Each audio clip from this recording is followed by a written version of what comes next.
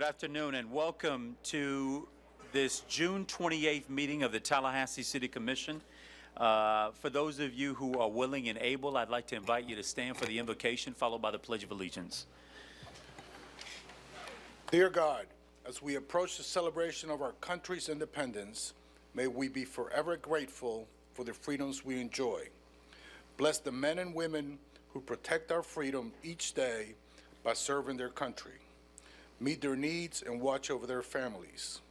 We ask for your wisdom in the business presented before us today. In your name we pray, amen. Amen.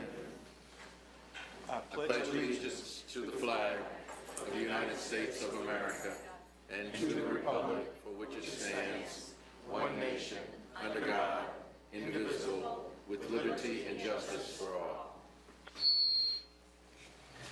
Awesome. Thank you. Mr. City Manager, welcome, Commissioner Miller. Yes. All right. Commissioner Miller is going to be joining us via phone for today's meeting. And Commissioner, just speak up. I know you won't be shy if you need me to call on you. Thank you. Mr. City Manager, are there any agenda modifications? Yes, sir. We provided additional material for items 5.01 and 13.03, and items number 15.02 and 15.04 were updated. Got it. Thank you, Mr. City Manager. I want to acknowledge former Speaker Gustafson, who is here with us. Just wave from middle center aisle, Speaker. Stand up, too. Welcome. Also want to, well, we're in the range of acknowledging former speakers. Former Speaker, current Mr. President of Florida State University. Welcome, Mr. Thrasher. I know you're here as part of our presentation of the keys to the city. And then I want to welcome some VVIPs. Those are very, very important people. And that is Boy Scout Troop number 105. Will you gentlemen stand up so we can acknowledge your presence as well? And now I would like to invite my colleague commissioners to join me down at the podium for the presentation of the keys to the city. Nancy, you come.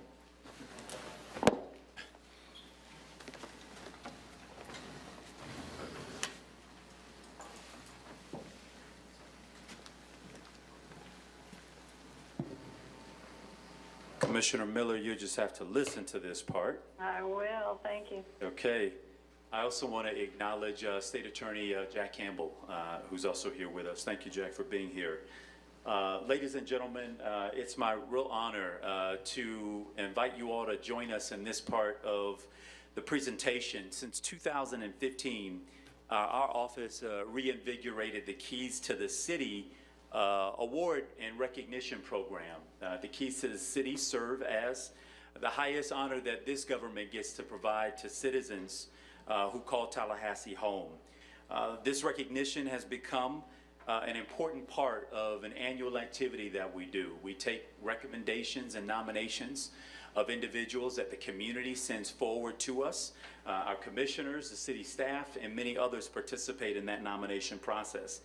The keys can be awarded to for any number of reasons, making tangible, positive impacts on the city as a whole and the citizens that live here, using innovative and successful approaches to address community issues or opportunities, immense bravery or resilience during a time of crisis or controversy, tremendous individual success or accomplishment that have added to the value of people's lives, or selfless acts of service, leadership, or fellowship in our community. And this year, our recipients across the whole really do embody the best and the spirit of this recognition. When I call on the name of each individual, if you, your special invited guest and family, if you all could just please join me here as we scroll through a couple of slides and I read a little bit about you and your contributions to our community. So without further ado, let's get started. I would like to first welcome to receive our first key this afternoon, Dr. Mary Coburn, Florida State University.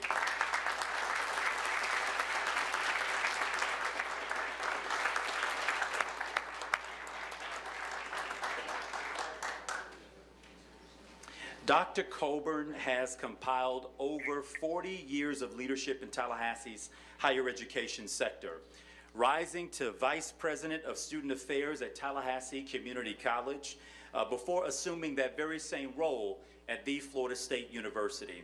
She has been guided she has guided her campus communities through times of great triumph and expansion, as well as turmoil and hardship, including when gunfire opened at Strozier Library in late 2014. During her tenure, she has focused on preparing our community to be a continuing leader in higher education, overseeing 17 construction projects that have equipped FSU with resources and facilities needed to complete and to compete for our nation's top scholars, and assuming many high-achieving graduates over those number of years. I'll just point out one who happens to work in my office, Dustin Daniels, but there's so many more throughout this community and across the country. It's the only compliment you'll get, brother. Dr. Coburn has celebrated leadership and civic engagement in student initiatives, which has encouraged students to embrace their role as citizens within the city of Tallahassee and kept our town and gown relationship thriving. On a personal note, I got to meet Dr. Coburn as a student at Florida A&M University when I was in student leadership at that time. Even then, she was a bridge builder, crossing the tracks, if you will, in order to bring students up, both at FAMU, at FSU, and thirdly, at Tallahassee Community College. She has steered the university, as well as TCC, through some difficult times, and we've been honored, and I mean honored, to have her leadership in our community for so many years. Will you all please give it up again for Dr. Mary Coburn.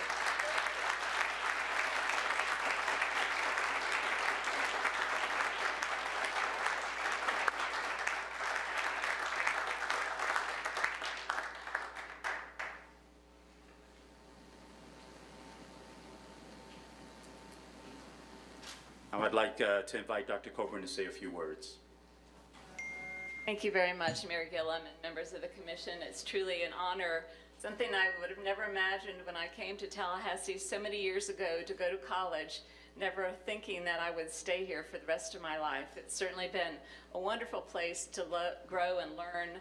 I've had the opportunity to work with wonderful students throughout the years who I've learned a lot from, believe me, more than I ever thought, in many surprising ways once in a while, and worked with phenomenal staff at TCC and at Florida State. So it's truly an honor. I hope that perhaps the small pebble that I threw into the pond made a positive impact on others as it rippled across the city and across the state. So thank you so much for this honor.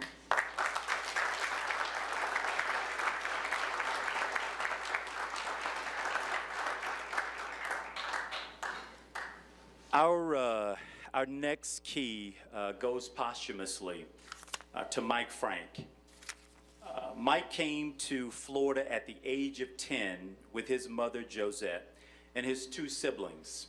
He worked his way through the FAMU and FSU College of Engineering and became a successful aerospace engineer with the Tech Corporation. Mike tragically lost his life when standing outside of a nightclub in Tampa on April 1st. He took a bullet in his chest while pushing others out of the line of gunfire during a random and senseless drive-by shooting. Mike's heroic actions and self-sacrifice ensured that many other innocent people and lives were spared. In his memory, his family and his friends have created, along with his fiancée Carrie, the Mike Frank Memorial Scholarship for first-generation immigrant and African-American engineering students.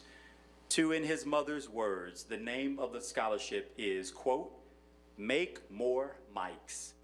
The website for the scholarship is on the sideshow, I believe, at the bottom of the image you see there. We are saddened, obviously, for this family and for the loss. Who knows the heights and the distances Mike's life would have traveled.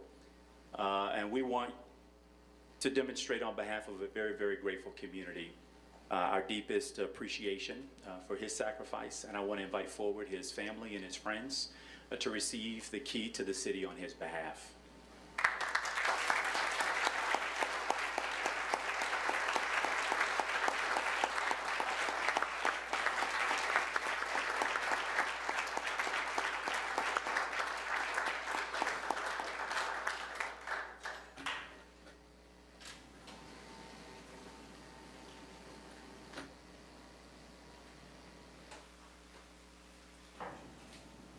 And I certainly don't want to impose on the family, but if there's anybody who would like to come forward and say a few words on Mike's behalf, we invite you to do so.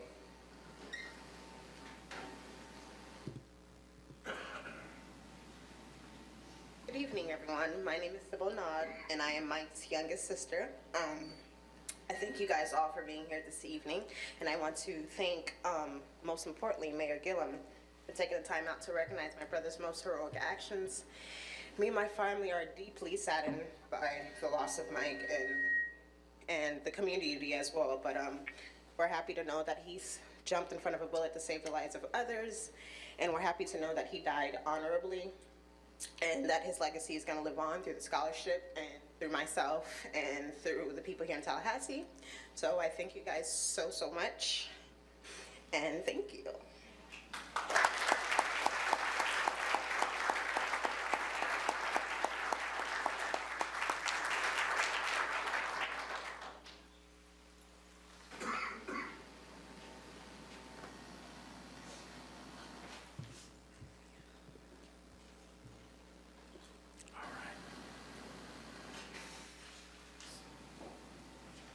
Well, moving on to, I think,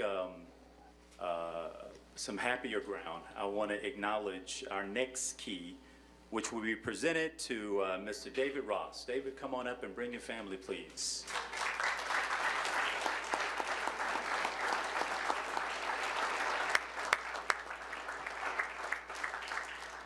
A Tallahassee resident and a graduate of Florida High, David Ross's nickname should be Curse Breaker, for his role on 2 World Series championship teams previously haunted by nearly century-old title droughts.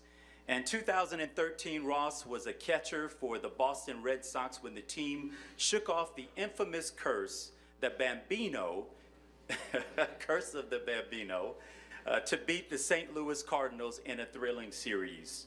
Then, just last season, which we're going to get to because you have to dance before you can get this key,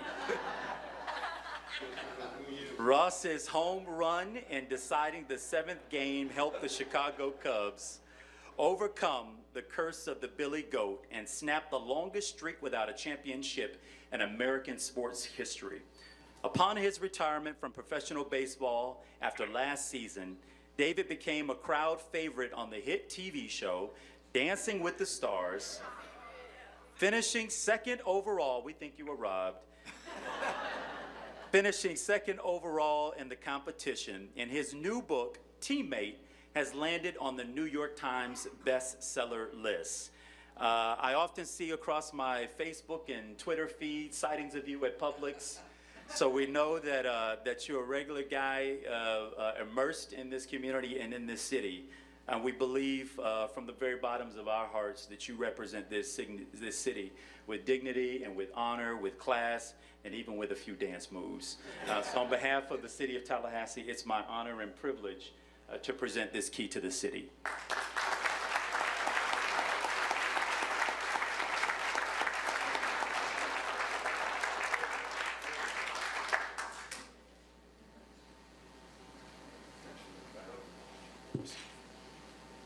Thank you, Mayor. Thanks, Council. The true heroes, I think prayers goes out to Mike's family. Those are the true heroes and the true blessings in this life we get to live, people that are willing to sacrifice themselves for others. So thank you to Tallahassee. This town raised me, my family. They treat us great. We love Tallahassee. They're trying to represent me and my family in the city of Tallahassee and Major League Baseball the best way I can when I step out on any stage. So thank everybody for having me. It's really cool. And again, prayers to Mike's family. Thank you.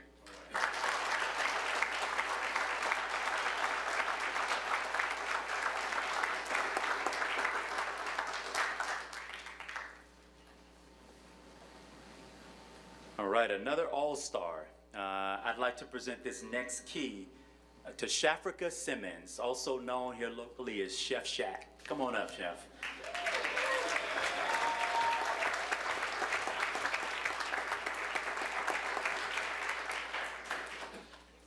Stand here. Lovingly known throughout Tallahassee as Chef Shaq, the former Florida A&M University executive chef has made a name for herself not only throughout our community, but for her delicious meals, also known as a sensory experience, which I got to experience myself, and at countless events like the Longest Table. But she's also made a name not just here in Tallahassee, but across the country. At one point, experiencing homelessness and catering food out of her hotel room, Chef Shaq worked extremely hard and recently appeared on the popular Food Network series Chopped, where she would compete against some of the best culinary artists in the country. Taking home first prize, give it up,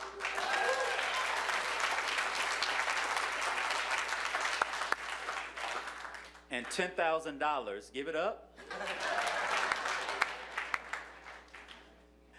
In this nationwide competition, Chef Shaq proved that talent lives here. Chef Shaq used locally sourced ingredients in her meals and touts Tallahassee as a food destination wherever she goes.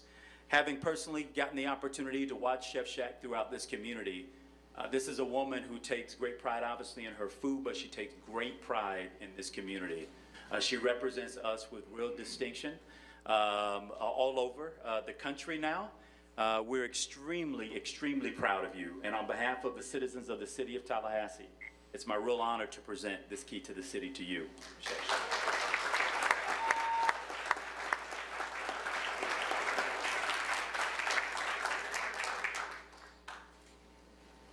I want to invite Chef Shaq forward for a few comments. Oh, wow. Thank you, Mayor Gillum, and to the council. Thank you, Tallahassee. Thank you for your support throughout everything that we go and find our hands to do. Tallahassee is there supporting. Y'all know that I'm a lover of Tallahassee, lover of Frenchtown, and some Frenchtown folks out there that repping today. It's really important to me that people get to see things like this, because knowing some of my story and knowing that actually I lived in Tallahassee off and on most of my life, and just having come from those humble beginnings to start to kind of come into what you know God had for you. And so, you know, my motto is empowering through food, but I also want to be able to impact my community so then I can impact the world. So thank you. I hope that the things that we have coming for Tallahassee, we're not leaving. I get that a lot. We're not leaving. We're going to have Tallahassee as our base. But we also want to continue your support, the support of the council as we move forward. Thank you.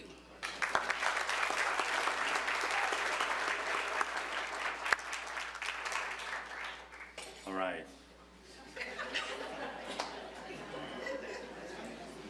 At this time, I also want to recognize our 5th Key to the City recipient, and this actually happens to be the first time that we extend this honor to an actual organization.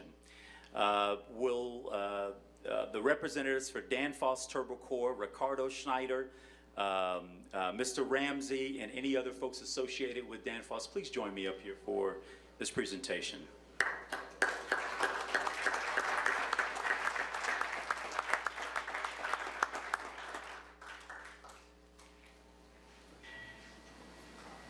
Yesterday, I made this presentation to Mr. Schneider and also the board members, international board members, international board chair, many of the family members and officers of Danfoss Corporation who happen to be here visiting in town for a very, very special announcement. And so today it's a real honor to be able to present it to you all here at this meeting.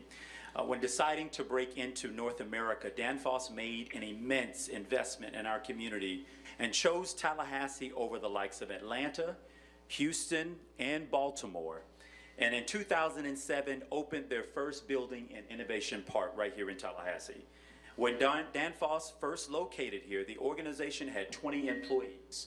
They were joined by 20 more employees through their relocation effort.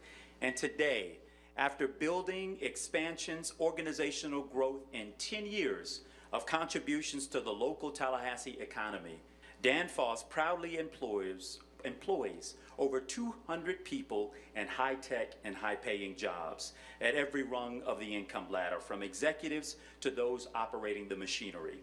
Let's have a round of applause for all of those folks who are represented here through Danfoss, and also the many hundreds of employees that are represented back at you all's headquarters. Will you all please join me in the contribution?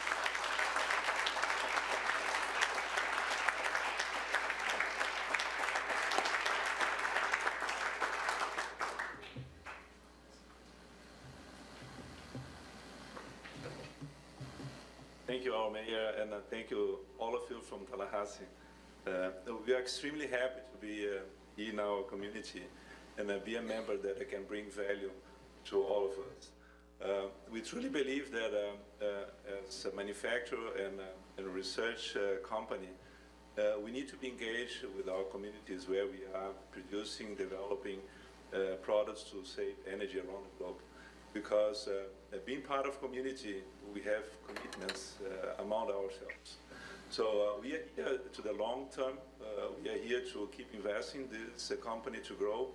And we appreciate all the support that we have from all of you, especially the support from the City of Tallahassee, from our collaboration with Florida State University, with FAMU, so TCC. So it's a great community. And a lot of us do not realize the potential that we have here. We have the largest magnetic lab in the world, right here in Tallahassee. That's why we are here. We have some research institutions in our universities that are the state of art around the globe. So we need to make sure that companies like us can come to Tallahassee and bring jobs like we are bringing, taking this potential of this ecosystem that is so unique, you cannot find in any other place around the globe. The largest magnetic lab is right here. So let's work together to bring more companies to our community that makes us more strong, more diverse, and a better company, a better community for our kids and our grandkids. Thank you.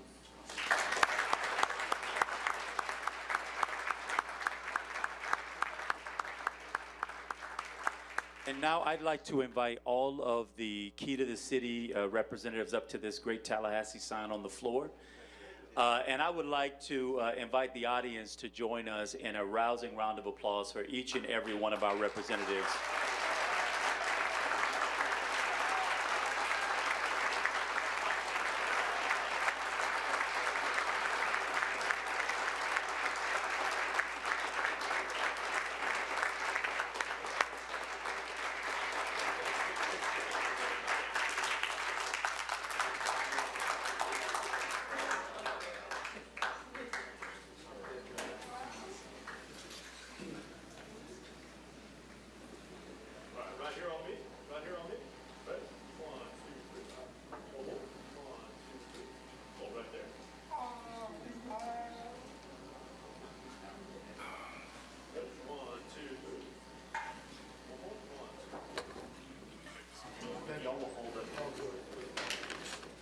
I now want to invite all of the invited guests this afternoon. Our staff have prepared a very, very nice spread for all of you just outside these doors. Commissioners will take about 10 minutes and keep on going. But everyone is invited to join us just outside the commission doors for a quick refreshment. Yes, absolutely.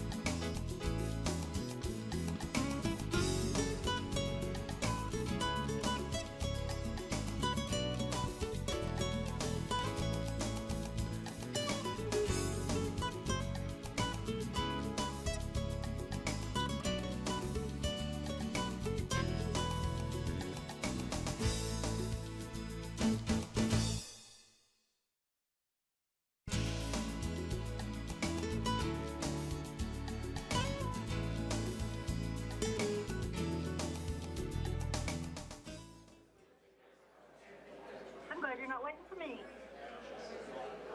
Oh, okay, yeah.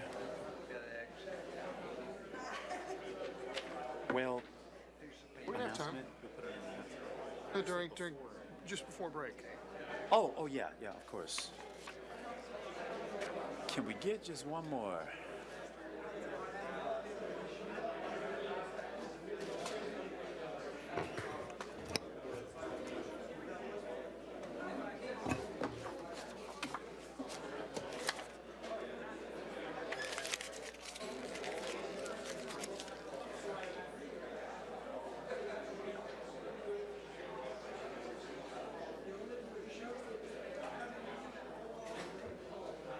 Great.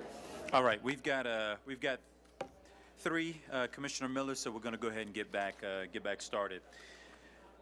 City Manager, we're now on the point in the agenda for citizens to be heard on agended items. Treasurer Clerk, are there any speakers? Yes, Mayor, we do have speakers. We have 30 minutes allotted at this portion of our meeting for speakers on agenda items. Each speaker will have 3 minutes, and I have about 10, so we ought to use our time about right. Most speakers are on item 1302, and I will start with our first speaker, who is Elizabeth Bowden. Following Elizabeth Bowden will be Sila Miller.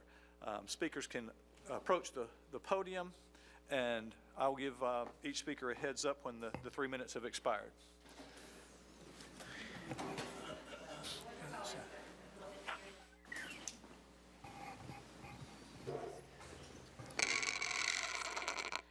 Okay. Yeah, we just don't want it to. There we go. Oops. All right. First of all, I need to let y'all know that I have laryngitis, so I'm going to try to make it so that it's not so bad. I thought about recording this, but everybody told me not to, so I didn't do it. My name is Elizabeth Bowden. I live at 1919 Leone Drive. I've lived in Tallahassee ever since I went to FSU here in 1982. Throughout my whole work life, I have used Dial-A-Ride to get to and from most of the places where I've been, especially work. I've also, enjoyed the service primarily for most of the time that I've been using it. I thought it was a really great service, and I usually felt very safe while traveling. However, due to recent events, there are some things that have happened that have caused, me to have some concern about safety and security while traveling, and concern for other people who are not able to speak up for themselves and advocate for better service. So I'm going to explain about some of those people. I'll give you some solutions to the situation that you might, could use, or you could not. Okay, so during my work life, I have 23 years in rehabilitation experience, dealing with many different types of people that have different types of disabilities. So I thought I would let you know a little bit more than you might know now about some of the people who use the system. Some people that use Dial-A-Ride have to do that because they do not have the cognitive ability to be able to understand where they need to go when they use the fixed route system. Other people may have behavioral issues which cause them to, not be safe by themselves, or where maybe they might, cause harm to other people on a fixed route system, and that's why they use it. They're also unable to advocate for themselves because sometimes they don't totally understand what's going on. Some people may not be very verbal and can't speak up for themselves, and that's why they do it. And then we have our older people that use the system because they're old and they don't drive anymore, or they might have a physical impairment that makes that necessary. So those are about all the different kinds of people that use the system. some people, you know, to me, there are a couple of reasons why a lot of the people don't advocate like we do. Some people think that their services will be threatened if they stand forward. And some people, you know, don't know that there's a possibility to get better services. Excuse me, I want to let you know that's 3 minutes. Oh, okay. If you want to wrap up, Please. that'd be I'm fine. going to wrap up by just saying that, because there are other people that have different solutions, but I'm going to leave you with one thought, okay? I went and got some statistics from the U.S. Census and other places, and it says that in 30 years, over, 18 or 20% of the people will have some kind of disabling condition that requires them to use alternate ways of doing things. We also know that every 10 seconds, someone gets disabled or injured through accident. Okay, so, sometimes we want to step away from this and say it'll never happen to me. But I just want you to remember, you're only an accident away. Thank you very much, Elizabeth. Next Elizabeth, speaker. thank you for coming. Our next speaker will be Sila Miller and then Linda Jones. Good afternoon, and thank you for the opportunity to address you. My name is Sila Miller, and I own property here in Tallahassee, located at 2201 Limerick Drive. I'm a 30-plus year state employee, and I'm employed with the Department of Revenue, and I've lived here in Tallahassee for almost 30 years. I'm also a utility consumer, and I said all that to say that, like you, I'm a taxpayer. I'm visually impaired since birth, and as such, I don't drive. I use the fixed route system and dial-a-ride, and I spend a lot of my time encouraging independence amongst other people who are disabled. And what I plan to say to you today is nothing new, but I hope it will strike a chord, and together we can improve our services, our public transportation services. I've spent a lot of time in encouraging people to use that public transportation, advocating with Star Metro for better transportation, and trying to dispel the long pervading notion that if you walk or if you don't drive or use public transportation, that something has got to be wrong with you. And in our case, in this town, sadly right now, that is true. So today I'm here to ask for your help towards improving that vital service. We need to find sensible and innovative ways to attract riders, and some of the things that come to mind are frequency of routes, wider coverage, and extended night and weekend service. Much of Tallahassee currently doesn't have night or weekend service. But of course, as we all know, it takes funding to make this happen and make the service user-friendly. Until we dedicate those funds to it, we'll continue to hear unfortunate terms like low ridership and empty vehicles, because I know people come to you and say, don't spend your money on Star Metro. Those vehicles travel around empty. There's a reason that they do. So the recent changes have actually been cuts in service. There's no airport access. There's 2 2-hour gaps at Southwood where a lot of state workers are employed, and there is very little night and weekend service. If I want to go to church by myself on Sunday, I'm stuck unless I can walk, and I can't from my house. That's shameful. And to sum it up, basic level of services for public transportation have gone down. And I'm not just speaking for the disabled community. I'm speaking for people who want to park their car and take alternative transportation. So in closing, I know that everybody's clamoring for a piece of the pie during this budget session and throughout the summer as you all debate the budget and you're making your decisions, and I know that that's a very difficult process. But I implore you all to find it some place in the budget to dedicate some serious funds to Star Metro and improve public transportation for people in the capital of Florida. and let's stop becoming, as I want to borrow from someone else, car-centric. Thank you, and I'd like to leave, if I may, hard copies with you all. Shall I bring them to you, or? Please, we'll come get them. We'll come get them from you. Our next speaker will be Linda Jones and then John Plesko. Thank you.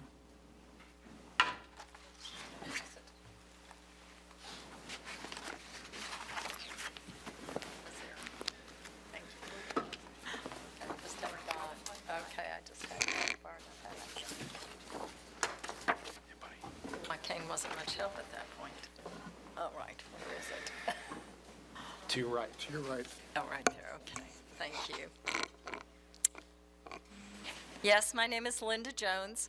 I live at 1640 Miccosukee Loop in Tallahassee. I am the former coordinator for the Vision Rehabilitation Therapy program at Florida State University, and currently I write curriculum for the American Foundation for the Blind. But I am here as an individual who has depended for her transportation on Dial-A-Ride for more than 20 years. Over those years, I have seen many changes with the system. Some of them have been good. For example, the decision not to privatize Dial-A-Ride and Mr. Douglas's tiring work to raise the ratios for pickup and drop-off times.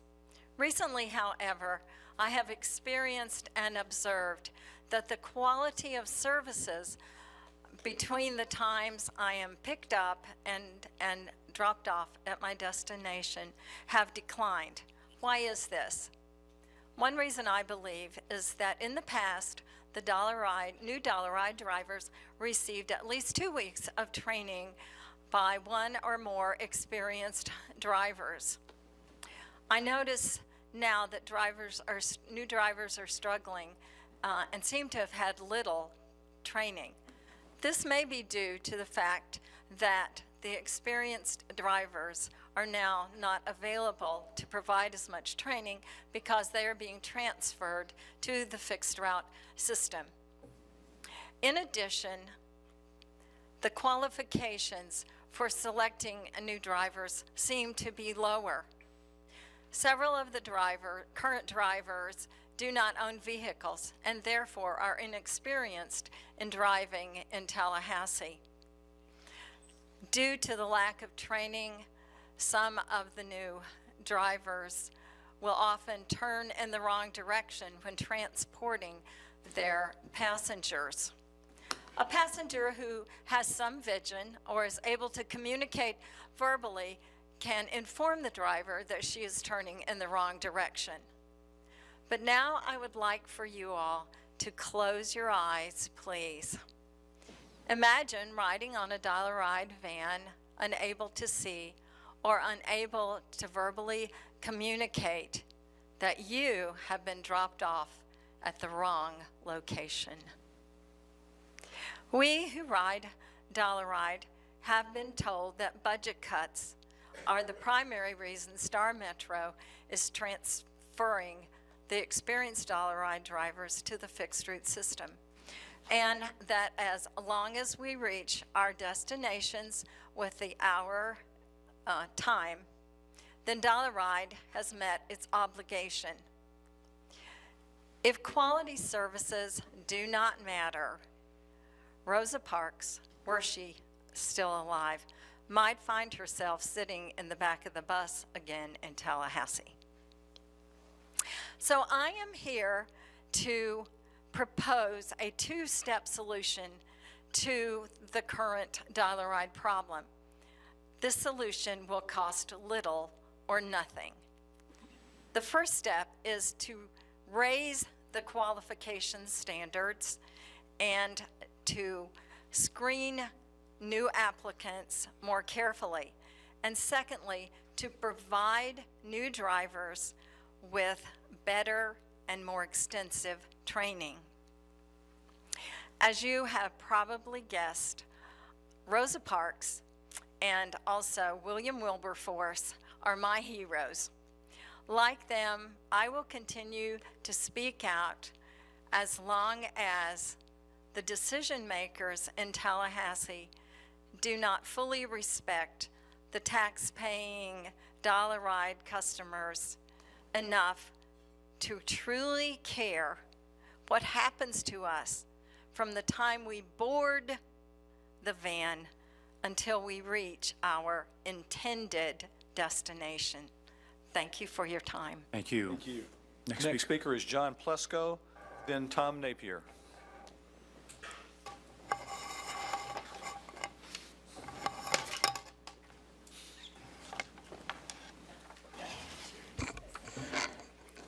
Thank you for giving me the opportunity to speak. My name is John Plesko, 1504 Belmont Trace. In last Sunday's paper, there were 4 articles in the opinion column that all discuss transportation as an important issue. And the bottom line is, again, you know, it all comes down to money. You're dealing with the budgetary process. I understand there are some hard choices to be made, but I think one decision that has to be made is what level of commitment is the city willing to make to transportation? What's the line in the sand that won't be crossed to lower the quality of service? And I think we're kind of there. I mean, ultimately, four articles all mention transportation issues as being a problem. And honestly, if you look at it, good transit is economic development. It's probably one of your better economic development programs. It gets people to work to make money. It gets people to locations to spend their money. It gets them to locations to get education so they can earn more money. It's a very good, successful economic development program, although that's not necessarily what it's intended to. It's get people where they need to go, but that affects economic development. Ultimately, yeah, I would hope any bloodletting as far as the budget goes for Star Metro stops. We can stabilize that and hopefully expand the budget to provide better service. And no one wants gold-plated service. Riding a bus isn't necessarily the gold standard, but they want good service, and it'll have positive effects on this community. Thank you. Thank you. Next speaker. Next speaker is Tom Napier, followed by William Benjamin. Good evening, Mayor Gillum, Sir. Mayor Pro Tem Mr. Zivert, Commissioner Richardson, and also Scott Maddox. I've come before you on your item for deletion of your $10,000 donation for Honor Flight. Honor Flight Tallahassee needs this donation. You've been furnishing $10,000 for the past 5 years, and we go every year, and the money we raise is strictly for donation. We fly a 168-seat jet to Washington, D.C. for the veterans of North Florida, North Korean veterans, and Vietnam veterans. The veterans fly free.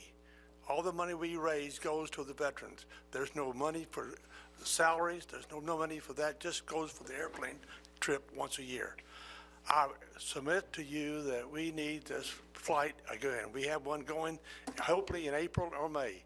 Getting $110,000 each year is hard to go ask for money each year, and that's what we have to do.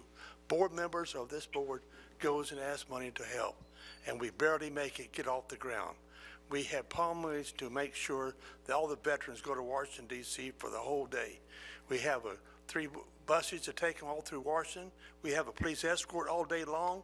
We feed them 3 meals a day, and by the time they get home, they are tired out. But I tell you, those who've gone with us all these 5 years really enjoy it. They never have gone to this. They see the World War II Memorial, the Korean War Memorial, the Vietnam Memorial, the Lincoln Memorial. We see it all in one day. That's a big job to take all 168 people up there and keep track of them. My job as a district director, I can keep track of all those 168 people. I ain't lost one yet. So I just want to make sure that I submit to you, do not approve the deletion also to have that money at $10,000 not go to Honor Flight. We need the money, and I hope to heck you go ahead and so the veterans can pay for this to go with us. Thank you for your time, and I hope you vote for me. I want to make sure that the veterans fly. Great. Thank you for the time. Thank you very much. Commissioner Richardson.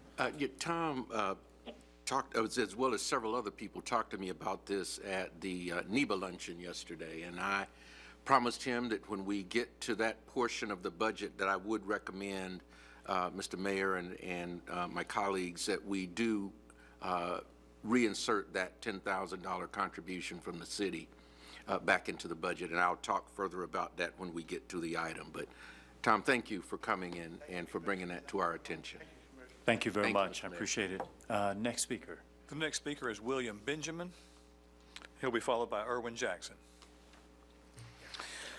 My name is William Benjamin. I live in Tallahassee at 1531 Dempsey Mayo, and I come to you bringing my City Hall voice, that it seems like whenever there's cuts, it's the ones that need it the most don't have it.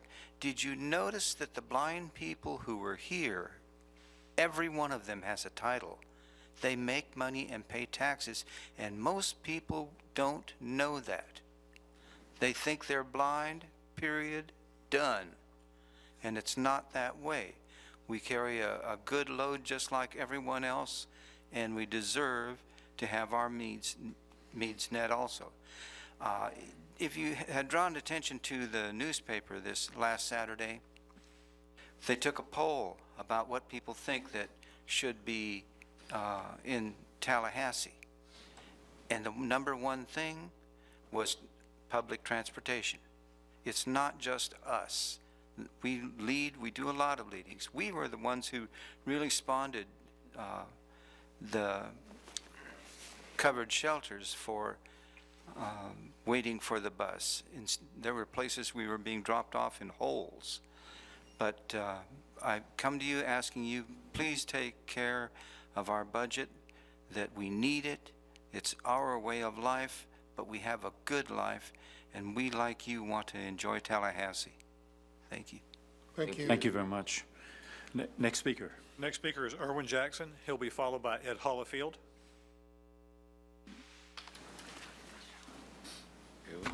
Dr. Irwin Jackson, 1341 Jackson Bluff.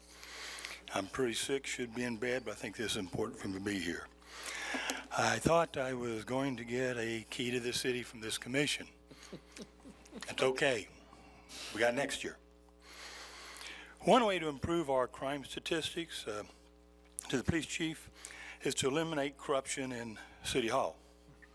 Approximately 7 years ago, I came before this city commission and I talked to you about the unethical, self-serving, and possibly criminal activities that are all too common.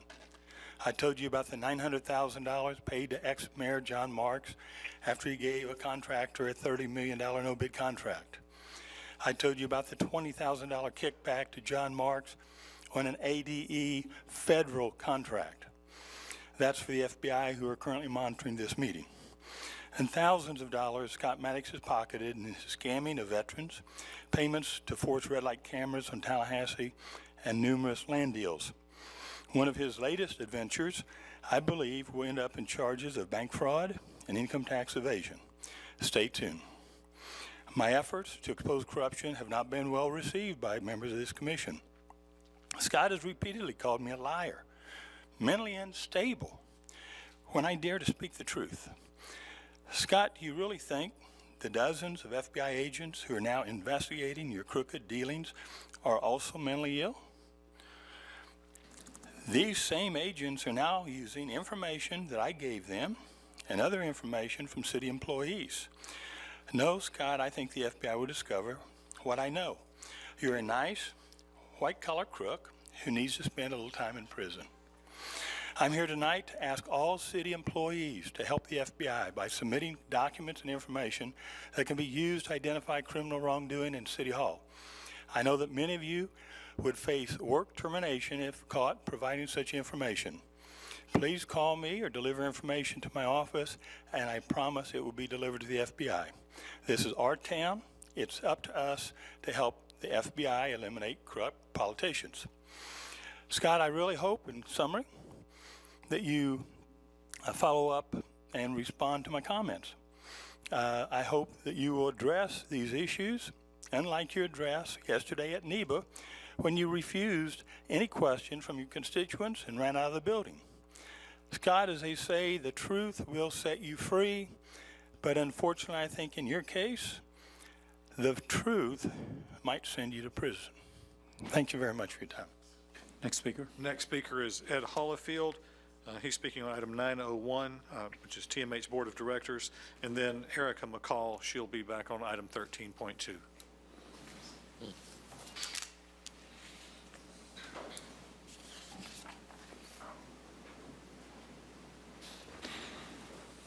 Hollifield, Longleaf Drive.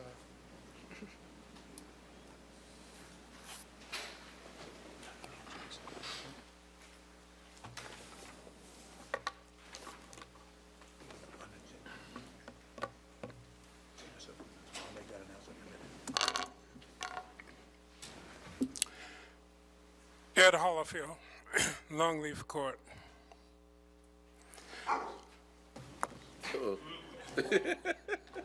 He's saying be quick. That should not come from my 3 minutes. That's pretty funny. I have paused your time momentarily. No, that's okay. I'm a dog lover too. I've lost my train of thought. I'd first like to acknowledge the heroic deed of Michael Frank. What he did is far more important than anything I have to say. I didn't know him, but fortunately, I think I do now.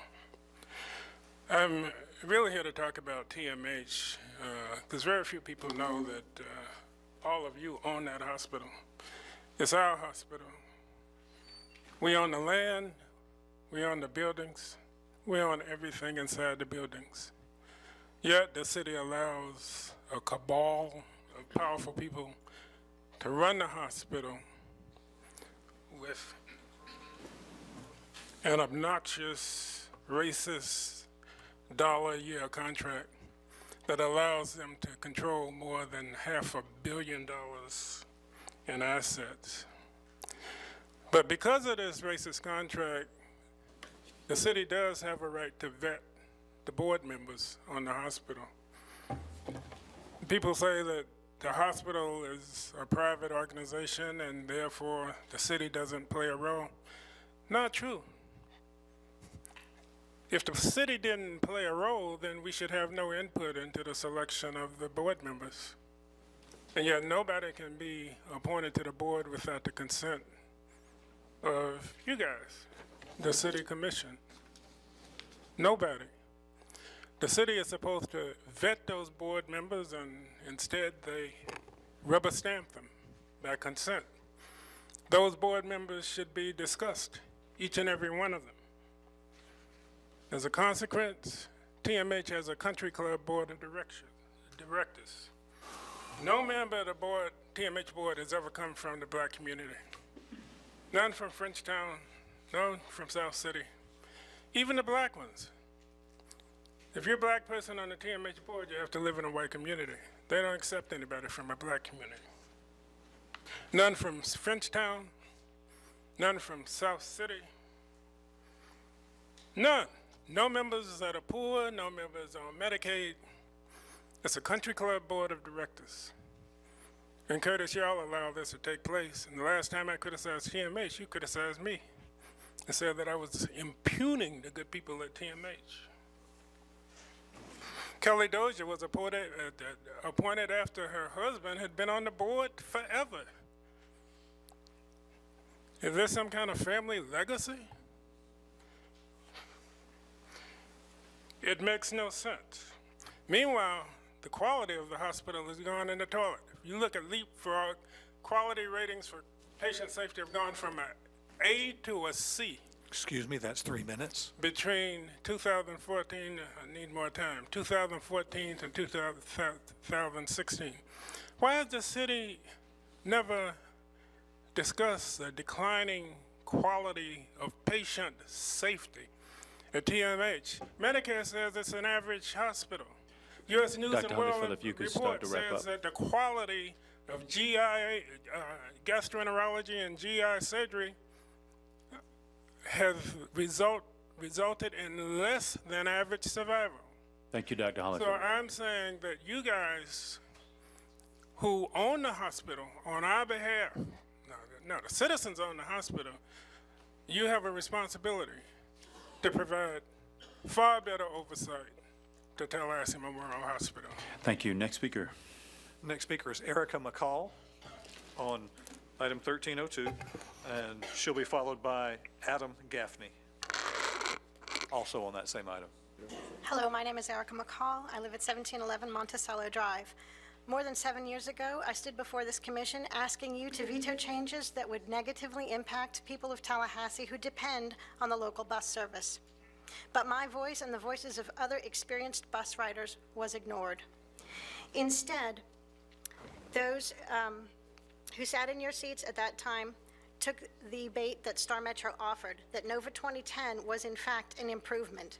Well, I guess it was, but for the budget only. And I will ask you, as I asked your colleagues then, didn't your mother tell you that you couldn't expect to get more for less?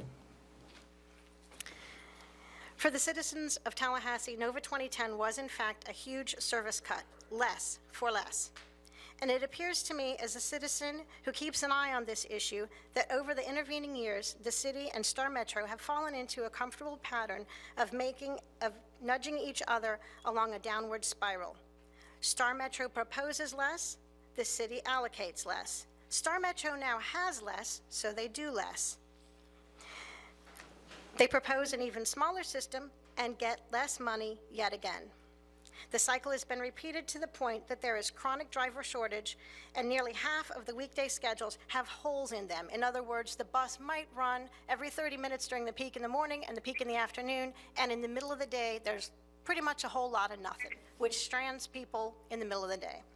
It may not affect people with cars. It has a huge impact on those of us who do not have cars.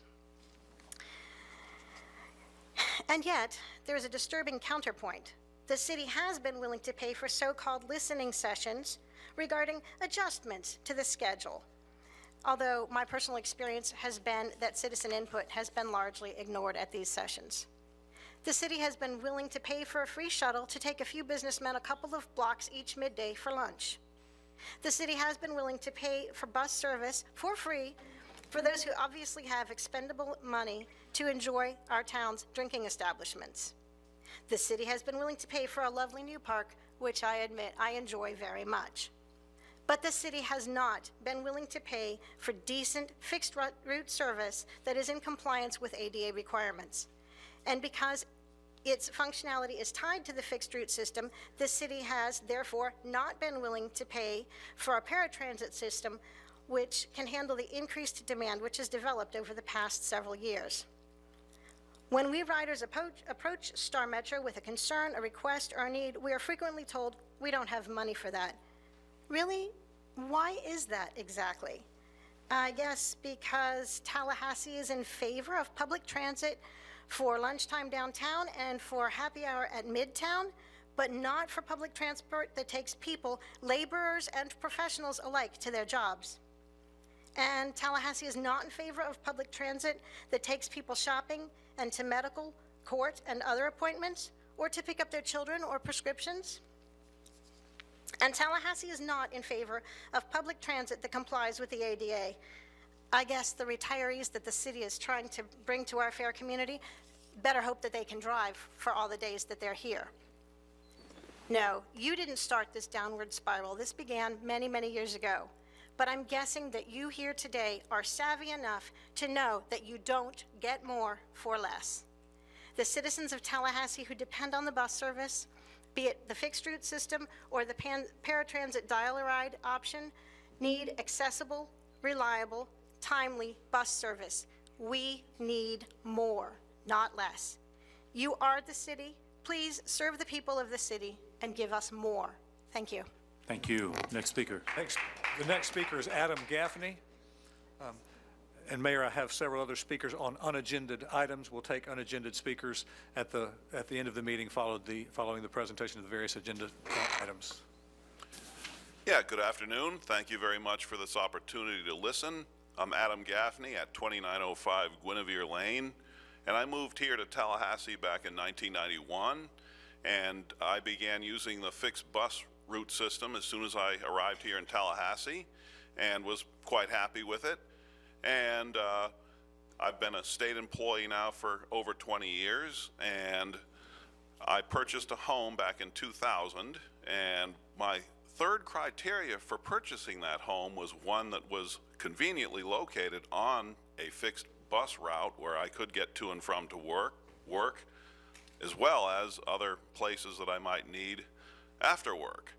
So when the lovely plan of Nova 2010 came to pass in 2010 there, that I think fits about as well as a square peg in a round hole, the bus system was moved so that that was not an option for me.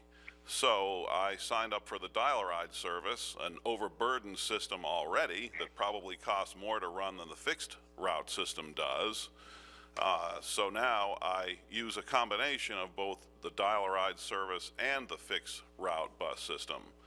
So I encourage you to consider transportation as an important issue for many of us who have spoken today, and many others who have not spoken today, who are not here. So I have been a supervisor before in some of my past employment, and I don't usually like to come to the table with just presenting a problem, but to at least give some consideration of a few possible solutions. So, you know, one solution I have is to increase the fixed route system so that it is more useful for us in this wonderful community we have.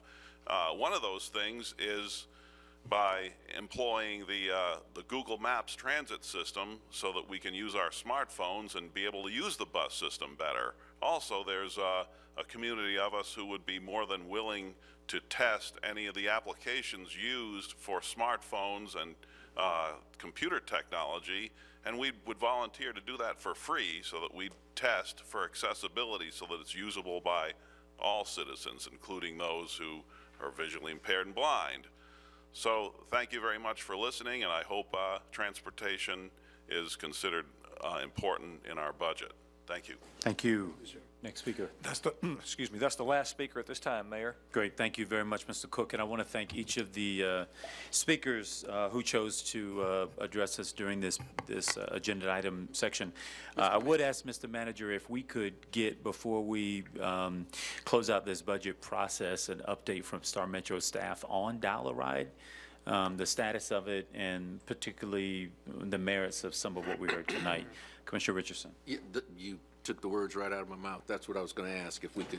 Great. While they're here, they can hear what we're going to do is follow up to the concerns that they've raised this evening. I think they're all very legitimate concerns, and they need to know, those that came to speak tonight need to know that we earnestly hear the concerns that they've brought before us, and we will take action following up on what they've recommended.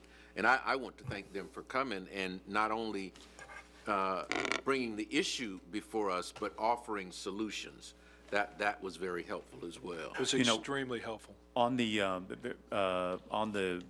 I met earlier several months ago with staff about dial-a-ride and the model that we're currently deploying, one that requires scheduling of trips 24 hours in advance, and in some cases more, and whether or not some of the new ride-sharing technology, if there's a way for guaranteed safety that might be more responsive to some of the shifts that happen in the course of anybody's regular day, whether that might actually make more sense for us, or at least be a compatible part of the system that we offer overall. So maybe we can hear a little bit back from the staff's analysis on that as well. Commissioner Maddox. Thank you, Mr. Mayor. What is amazing to me is I remember the battles in the 90s and the early 2000s to save dial-a-ride, and we're still having some of the same conversations, and remarkably we have the same advocates, and that means so much that you're here to fight for this in our community. I can tell you I have a firm commitment to ensuring that you have top transportation services, and I think the rest of the commission joins me in that. So we're going to take a very close look at this during the budget to ensure that we can do our job better and instead of cutbacks. Thank you. Commissioner Ziffer.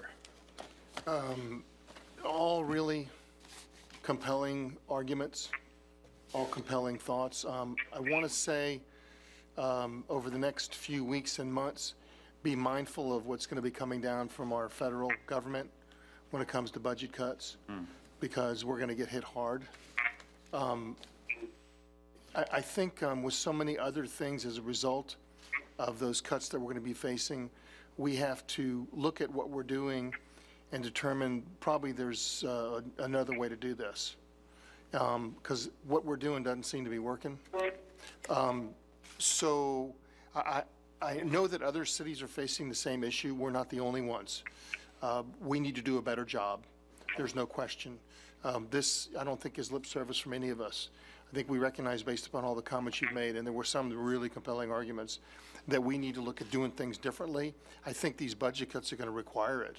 Mr. City Manager, the quicker we can start to have those conversations and also reach out to some of other municipalities our size that are going through the same thing, and what are they doing?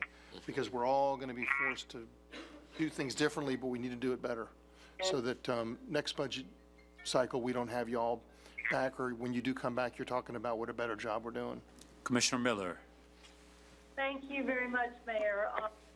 Is there a way that these speakers could be approached after the meeting for a possible sit-down with all of them together to work as sort of a focus group to support discussions with staff before we come back with our budget discussions the next meeting? Yes, the city manager is acknowledging. Yes, ma'am. Good. I thought they had some really terrific suggestions, and I think a roundtable discussion among them and also with staff might be, and in fact, including a representative from the budget office. I think that would be very helpful. Hopefully they could come out with good cohesive decisions and recommendations. Thank you. Thank you, Commissioner. Commissioners, if there are no further comments on this item, we're on to the consent agenda. Move consent, Consent. Mayor. There's a motion and a second to approve consent. All those in favor, let it be known by saying aye. Aye. Aye. Those opposed, no. Motion passes unanimously. We're now on to consent item, no items pulled. City Commission. Commissioner Ziffer, I think you had something you wanted to add during this section. I did, if I could, and I'll do this briefly, because I think probably in September we'll come back for a greater presentation from the folks that were engaged with this. As you may recall, Commissioners, we pulled the zoning change from the Myers Park area several months ago, and we've been going through a process to work with the neighborhoods that were involved, in addition to some individuals that were interested in perhaps doing something in the park, to try to come to some resolution of what might occur in the future. The first thing that we did was at least I did, I met with the neighborhoods, and we determined there was a process where we would have different representatives from various neighborhoods, in addition to our Parks and Recreation Department, Department of Transportation, because they were a neighbor, Kona, and others, to talk about what the opportunities were and what the obstacles were. Additionally, concurrently, the neighborhood went through a visioning process that engaged many folks, both in person through 3 different visioning events, in addition to online surveying. So the final analysis was there seems to be a significant opposition to doing any housing on the property.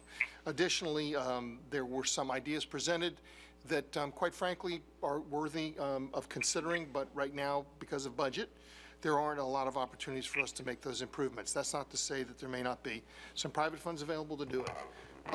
As a result, and as I said, I think we'll have an agenda item perhaps in September where we can actually hear the presentations by some of the folks that were involved. But my recommendation at this point, as I told this to the group also when we met, is until things are finalized with Firestone and until things come to a clearer picture of what's going to happen with all that state surplus land, we don't know what's going to happen in that area. And as a result, I don't think we should do anything. I think we should step back, let time take its course, and then with the neighbors and with other individuals, come back in whatever that is, a couple of years, and have another discussion. But right now, let's leave Myers Park alone. Our Parks and Recreation Department seems to be functioning there well. There were some good ideas that, once again, we'll have presented in September that we may be able to incorporate into the land. There's some needs that quite frankly, are worthy of discussion. But by and large, my recommendation to this commission is let's drop this and move forward. We have a lot of other things on our plate, and this is an area we just don't need to address at this point. Thank you, Commissioner, and thank you for your, I believe this was some of the Easter seal. Yeah, it was Progressive Pediatrics was someone I mentioned that was interested in putting some housing there. For some folks, quite frankly, there doesn't seem to be much of an appetite there for that to happen. And as a result, they withdrew their desire to be there. In addition, as I said, there are other opportunities. I see some folks here from the neighborhood that had come up with some good ideas. I think we'll have a conversation about those, but at this point, let's move on. We appreciate your thoughts and feedback on that. Commissioner Richardson.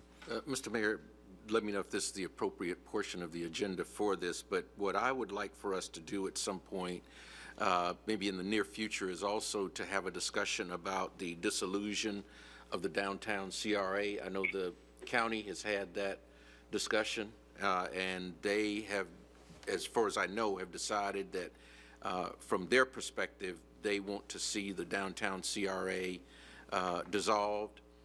And so I'd like for us to maybe have that discussion and couple that with looking at, as you all know, I have advocated for a South City, maybe South Side CRA, and couple that with some discussion of that effort as well. Got it. Thank you very much. And we could note having that item brought back for conversation. Commissioners, we're now on to policy formation, item 13.01. Downtown DIA tentative millage rate. Thank you, Mr. Mayor, Commissioners. Based on your action to establish the hard millage rate of 4.1 for the city, there are two additional steps to make tonight. The first is to advertise a tentative Downtown Improvement Authority millage rate of 1.00 mils. And second, to verify that September 13 and September 27 are to be advertised as public hearings for the purpose of finalizing the city and DIA millage rates and to take public comment and adopt a final FY18 budget. Robert Wiggin is here to answer any questions you may have. Commissioners, is there a motion on that? Commissioner Miller.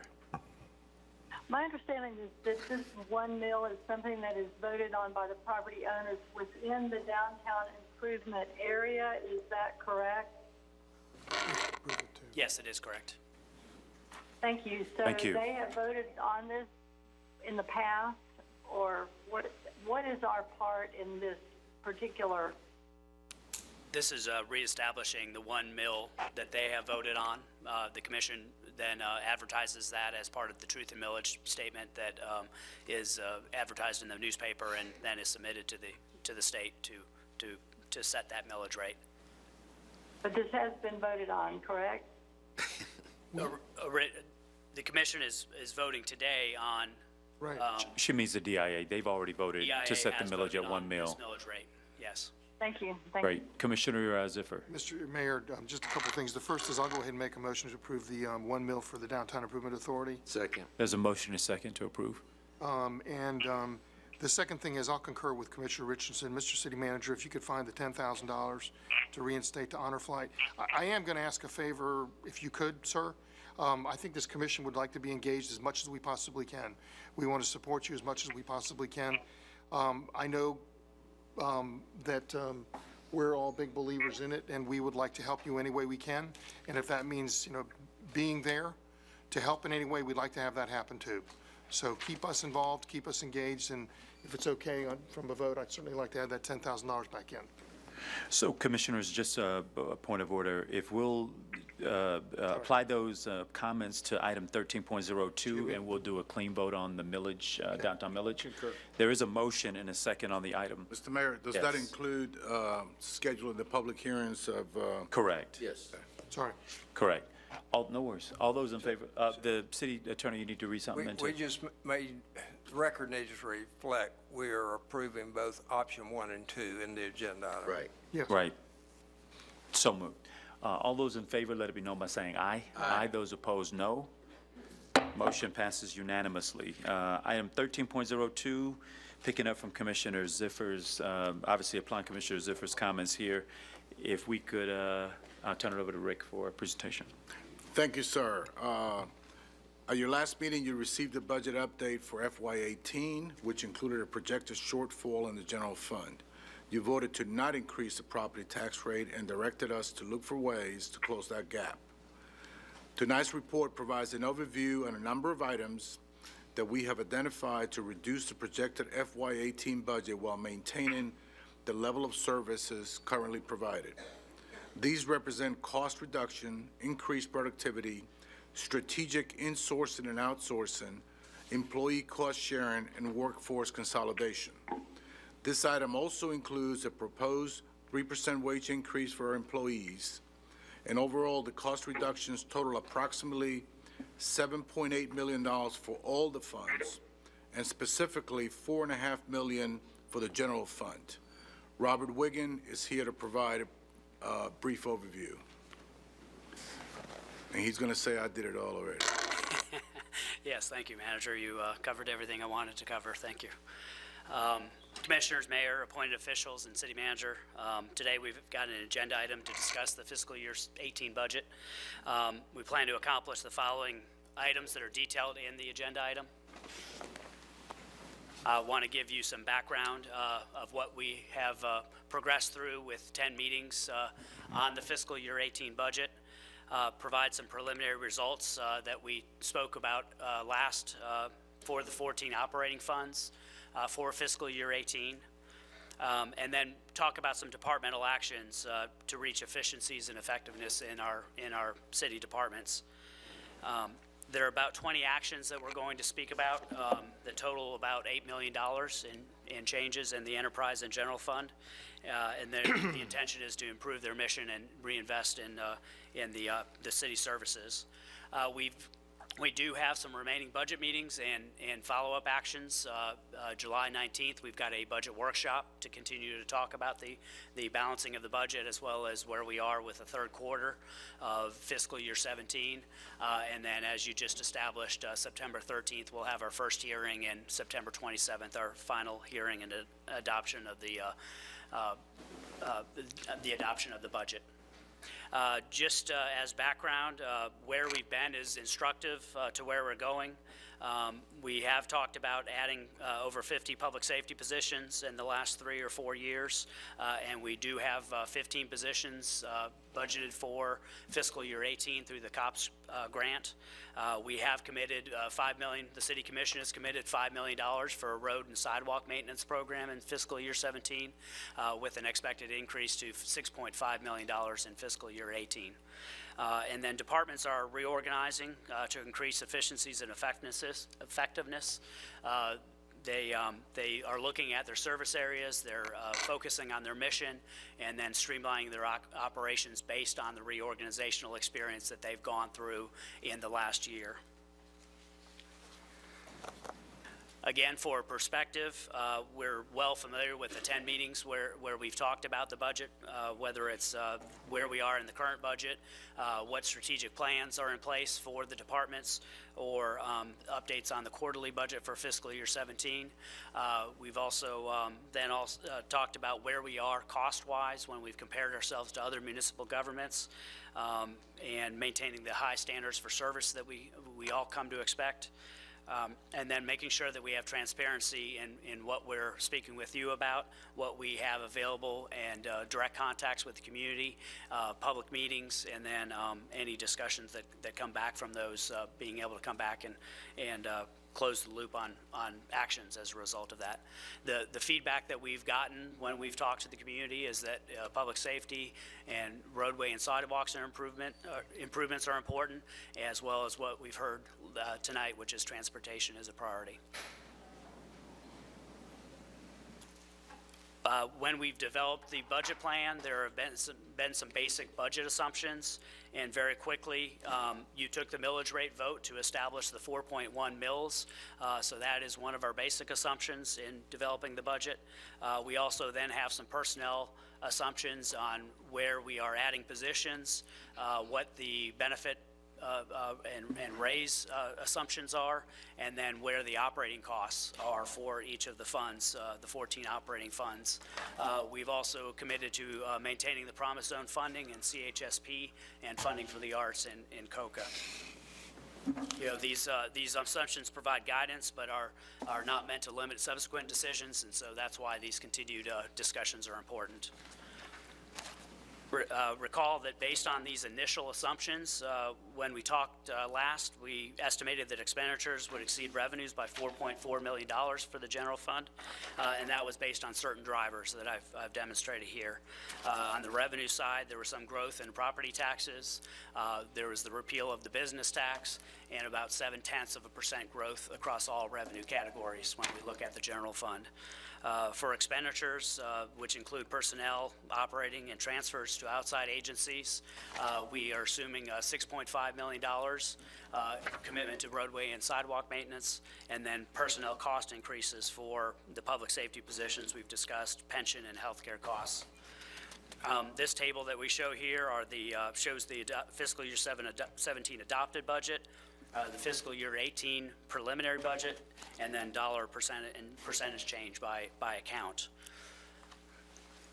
With that as background, and then consideration of the citywide reorganization, the set of assumptions that we've all worked towards in developing a budget, the time is right now to talk about the next phase of the reorganization. These changes that we're going to talk to you about should result in operational improvements that assist us in balancing the budget in 5 areas summarized in the chart before you. We're looking at consolidation and workforce reductions for the general fund and for the enterprise funds, totals of about $2.7 million. We are looking at employee cost sharing across the organization of about $2.3 million, insourcing and outsourcing of different services that lend themselves to either doing them internally or contracting with them for them at an amount of about $910,000, and then productivity improvements that the departments have identified at an amount of about $1 million. We've also identified some other general adjustments to the budget, assumptions in how we develop the budget, and then any rate study or user fee study reviews that are being recommended by audits that have been conducted.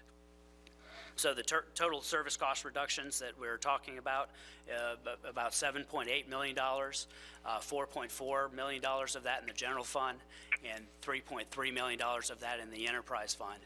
It was not envisioned that any of these changes would be, none of the categories that are shown or the dollars that are shown were envisioned to change any services in Star Metro, as we have heard from folks, but there definitely are some ways to address the service needs. You know, the other consideration is that we've made every effort for this not to be a budget exercise. When we set a target, when we set a goal for personnel, we end up with issues on the service level. These really have to be operational issues that the experience of the frontline managers and general managers of the departments are making these recommendations as feasible in maintaining the service level.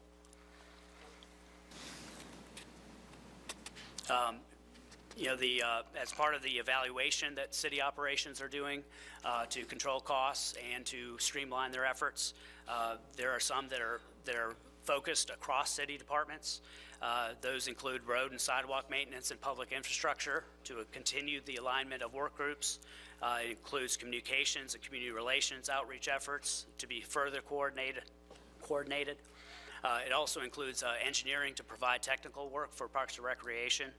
And then community policing is being expanded to the teen center. The one other area that's across city departments are the cemetery maintenance and community beautification efforts are being merged. Continued functional consolidations are also within city departments. Code enforcement is going to focus on safety and quality of life issues to improve their performance and where they focus their efforts. In electric, traffic operating and capital crews are proposed to be combined. And then there's streamlining of support functions in administration, professional services, and accounting and financial management, purchasing. Parks and Recreation is also going through realigning programming, evaluating where there are services that can be accomplished across the community centers in a better fashion. And then electric and customer service consolidations are being proposed, and that's the bringing together the REACH program along with the energy audit program. From an insourcing and outsourcing perspective, we have in the past contracted for heating, ventilation, and air conditioning services because of the change in technology, because of the change in energy prices, because of the change in experience that we have on staff. That is being proposed to be brought in-house. The same thing is being considered for fire prevention, fire extinguisher, and safety inspections. Those can be accomplished within existing staff members. If I could, Mr. Mayor. Please. I brought this to the commission, if you'll remember, and asked that staff look into it. Do we have any kind of dollar estimate as to what we think we can save per year based on the insourcing? We are looking at a contract that has been canceled, and then looking at staffing to respond to those changes. It was on the order of magnitude of about $1 million that we looked at the total contract cost, and then the staffing we are addressing with existing positions within the organization. So we're looking at savings of $1 million. It could be as high as $1 million, yes. Thank you. Mr. Mayor. Commissioner Richardson. I wanted to go back. I didn't know we were going to ask questions as we go along. I thought we'd... Sure. But, okay. I wanted to go back to the consolidation and streamlining in personnel. We, as I'm sure you all know, got a letter from our treasurer clerk indicating some concerns about the consolidation of revenue collection and customer service. And he indicates in his letter that he wasn't involved in that decision and would like to have that discussion before we move forward with that particular item. I'd like to suggest, Mr. Mayor, that the treasurer clerk and the manager have that discussion, and then they come back to us with a joint recommendation as we move forward. Okay, duly noted. Absolutely. That we'll engage in that. Yes, Commissioner Miller. Thank you. I wanted to comment on that myself. First of all, I want to know exactly how that's going to work. Mm-hmm. And it seems like to me that and when I say that, I mean staffing levels and logistics as far as location, on and on. There's a lot to that. So between now and our next meeting, I'd really like to be briefed on just exactly how, and this is after the treasurer clerk and the manager discuss this. And in general, I'd like to say we have basically 4 arms of government, 4 folks who work directly for us. They have their own departments that they manage, and when one's going, I'm not sure how I feel comfortable with moving with combining departments that are under 2 different appointed officials. Yeah. But we will have that discussion with the treasurer clerk's office and the other constitutional officer with the city manager's departments and bring back those details. Okay. Thank you, Commissioner Miller. Also identify for us if there are any charter restrictions in this regard. Okay, thank you.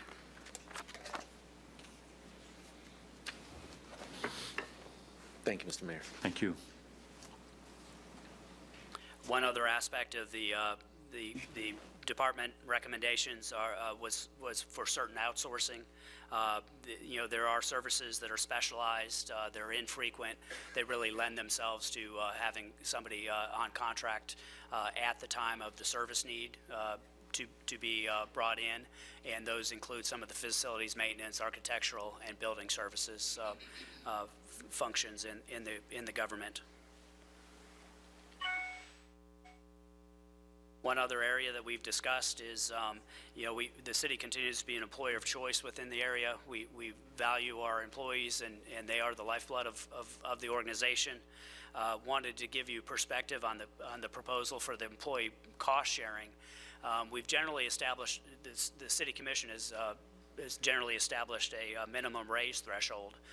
In this case, if we estimate a $1,500 raise based on the 3% that we're assuming in the budget, we then also look at the estimation of the healthcare cost.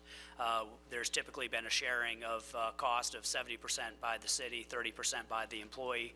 When you look at that, keeping that policy in place, we're looking at about $7,500 to $500 per employee, depending upon the health care plan they have, from a single to a family plan. Yep, Mr. Mayor? Yes, please. Yeah, I know I was the one that suggested looking at that, lowering it to 2%, but after I've been briefed on this, and I apologize because I wasn't aware of these changes, that it's appropriate to stay with the 3, for me at least. Okay, thank you. And then when consideration of a pension sharing plan of having employees that they've shared anywhere from 7 to 2% in the pension plan, depending upon where we are in the earnings. We're proposing moving them from 3.75% to 5% as a contribution, and that's about $400 of an impact on an annual basis. And then lastly, from the perspective of employee benefit sharing, you've asked us some questions about livable wages. We feel comfortable that we're at a livable wage for all of our employees, but 2 that we're being moved to that livable wage. It's also been proposed that we consider a $12 per hour level as a minimum wage and a livable wage for employees. The annual cost for establishing that is about $22,240, and it impacts about 21 employees. And so we'd ask for your feedback on that. Mayor, I would like to seriously consider that. I mean, $12 an hour does not really generate very much of a living wage, and the county just made that move, and I would suggest that we consider making that move too. Second, Commissioner Richardson. Mayor. Thank you, Madam Chair. Mr. Mayor, and thank you, Commissioner Miller. My question is the $12 per hour, Robert, considered a living wage for our area? Because I know statewide, they and some other municipalities and states have done a $15 living wage, but is that based on the cost of living in those particular areas? And is our $12 an hour living wage based on the cost of living for the, I guess, Tallahassee MSA maybe? I think the best reference we have is the MIT study, which was localized, and that recommended an $11.11 living wage. Now that was caveated with the observation that that's for basic needs, food, lodging, clothing. It doesn't consider necessarily savings and or educational expenses, that sort of thing. So I think if we move to the $12 an hour, that may assist in that regard. Okay.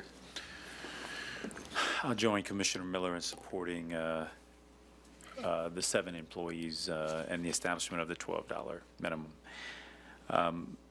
Commissioners, any other feedback on this item? Did you say that was your last, or is there another? I've got 2 more slides, and maybe we can package each of these recommendations together in a vote. From from a few additional items that we've made assumptions in the budget. We have added $30,000 to the civil litigation diversionary program and the outside agency funding. And then we did bring an update back to you about the special event co-sponsorship, because at times that's looked at when we are talking about budget. We are 1 year into the citizen recommendations on how we co-sponsor those events, and we feel like the commission policy is proceeding well, that we're supporting the 10 organizations that were highlighted in that citizens committee. Commissioner Ziffer. I just want to make sure that we're clear on the civil citation diversionary program funding, and that is if the county also commits to the $30,000 and that all local law enforcement are engaged in that. Isn't that what we discussed last time? That was. We'll put the budget there and work on the Thank you. the implementation with law enforcement. And then lastly, as follow-up, we did give you an update on the Promise Zone research that was being done. And there's a recommendation on doing some incremental rotating evaluation, making it a routine process, and then possibly doing that over a 3 to 5 year period to allow the workload to be balanced and then the increased cost to be balanced across time. And I saw that you were adding, you said you need to do an RFP for the research component. I'm assuming you'll begin that such that it can have impact on the 2018 funding cycle. With your direction, yes. Yep. Got it. Commissioners, anything else on any of these additional follow-up items? And that's really the Commissioner substance Ziffer? of what I have. Oh, Okay, I thought he had another page. That's fine. great. I think there's some next steps now. And really, it's a kind of a refresher of where we are going next. We've got 3 future budget meetings. We'll continue providing information and interaction in OpenGov. We've got continued meetings with stakeholders, and then the city's online budget is at telgov.com. And then any direction you give us will be brought back for the July 19th with balanced budgets. Got it. Great. Any action on this other than what we have? I want All to right. thank, if I could, staff. That was a tall order, and I think, all of us have been having conversations, I believe, with staff and with the city manager.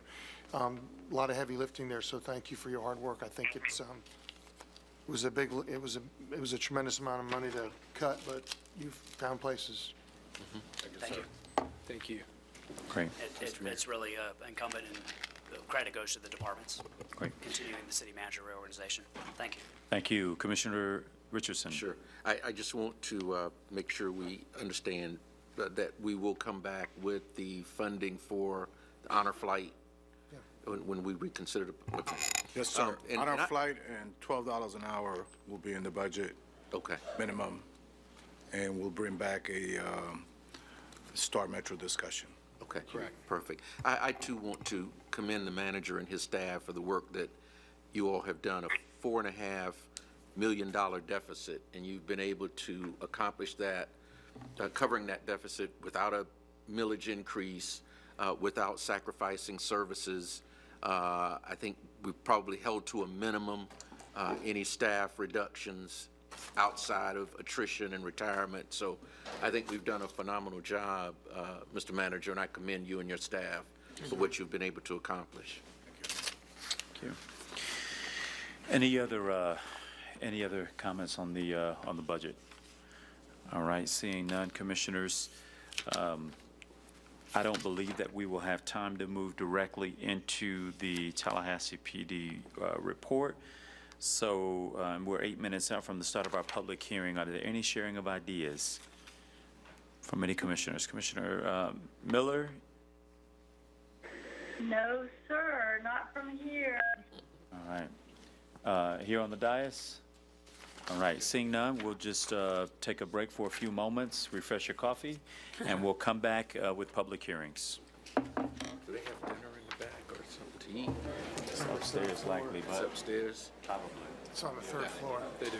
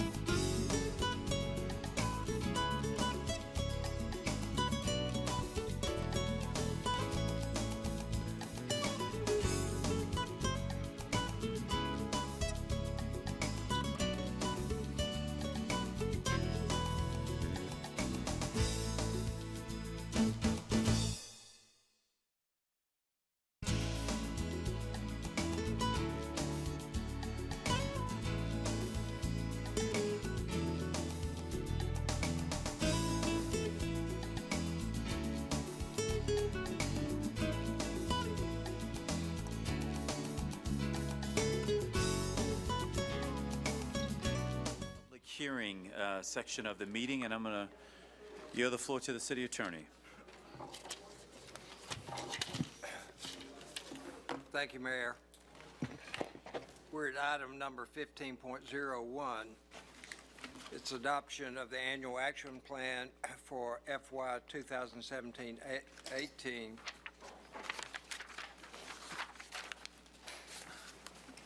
The annual action plan for submission to HUD, which deals with appropriation and funding to implement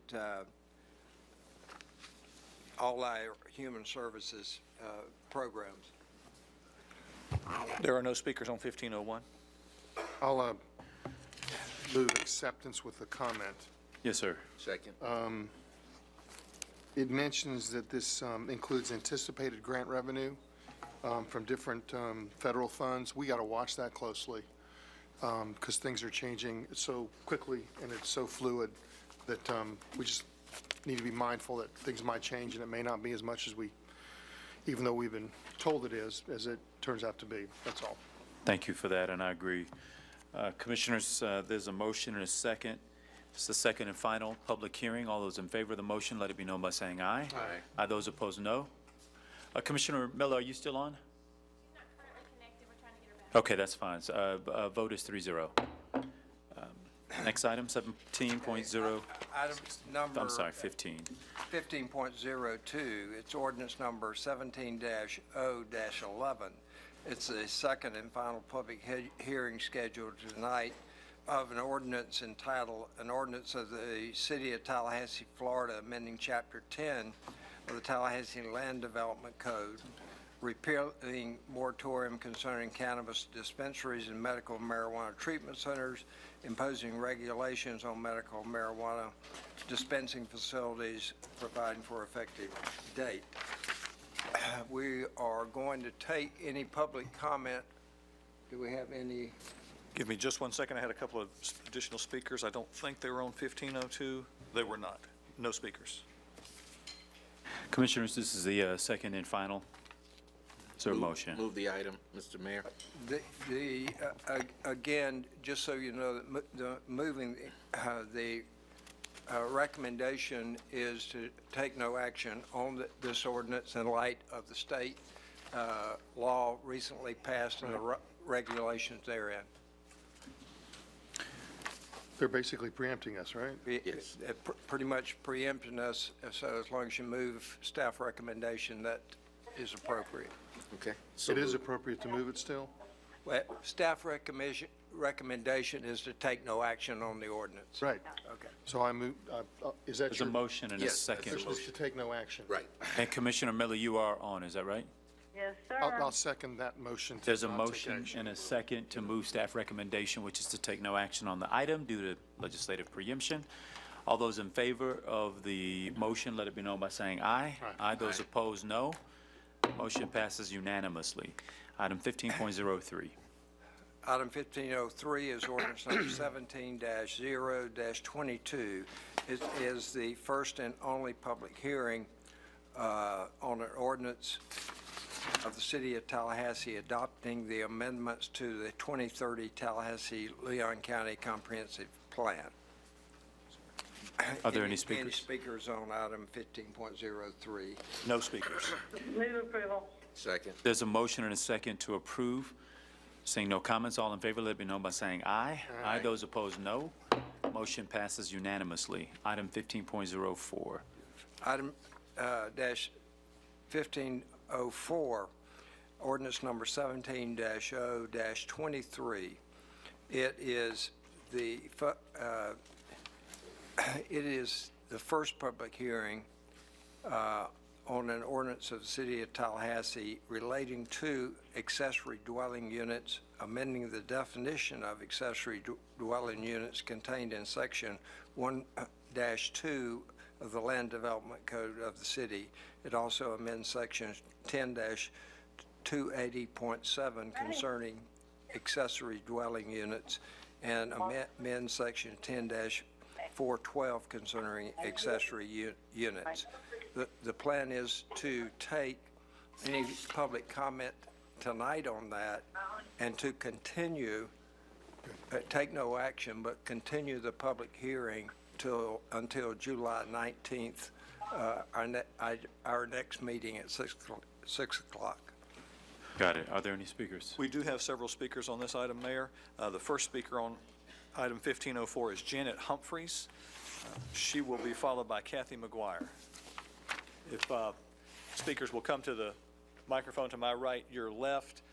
Each speaker will have 3 minutes for remarks, and there's a light to the left that you will see that is green and will ultimately turn red.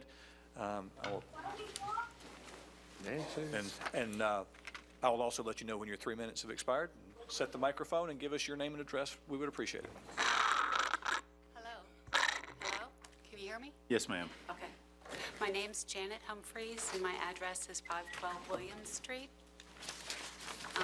Today, I request that the City Commission proceed cautiously when adopting the accessory dwelling unit ordinance to prevent any perception of a money grab at the cost to the city's neighborhoods. I have seen the commentary by staff, which states one of the reasons for the modifications to the ordinance is to allow for a potential increase in income for families. I myself own a mother-in-law suite in town, which I rent out through Airbnb during the legislative session and football games. My mother-in-law suite came with a house we bought and was planned for our aging parents. But with their passing, we got left with some excess space. So to make use of it, I rent it out on occasion to just fill the space. I am one of the very few hosts on Airbnb who actually reports and pays my transient sales taxes, surcharges, and local tourist development taxes, all which are required for short-term rentals. My understanding is that currently, less than 1% of Airbnb hosts pay their qualified sales taxes and surcharges, at least until next month, when arrangement has been made, which we're told by Airbnb, that now Airbnb is going to pay the taxes directly to the local government.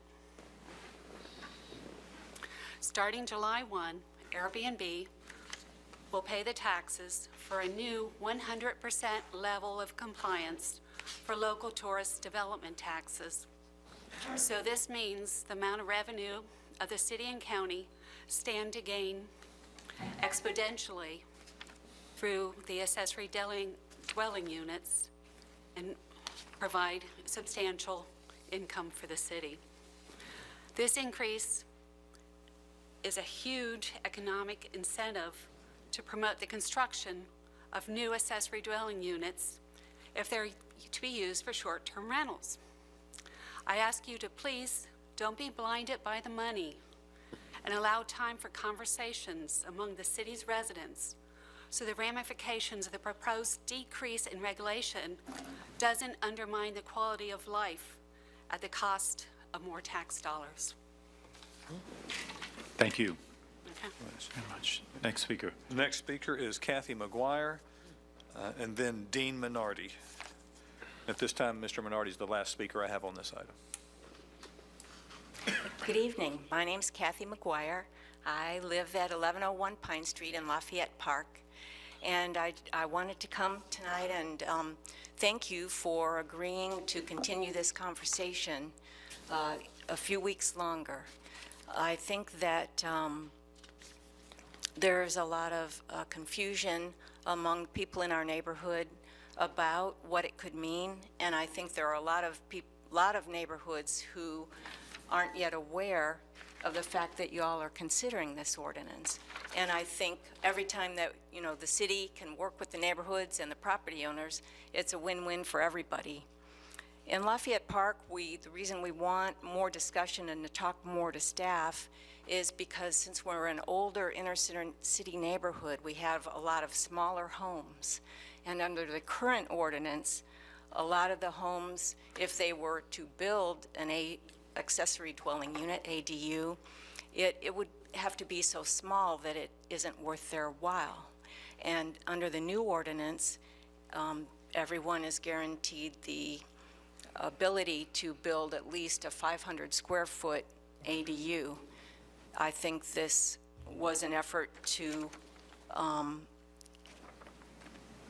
create more of these units, which has implications for our neighborhood, both in terms of parking, the fact that it's single family now, and also for our tree canopy, which we're thankful to have in Lafayette Park. So we look forward to this extended time to continue to talk with city staff and learn more about how this could affect us in the city. Thank you. Thank you very much. Next speaker is Dean Minardi.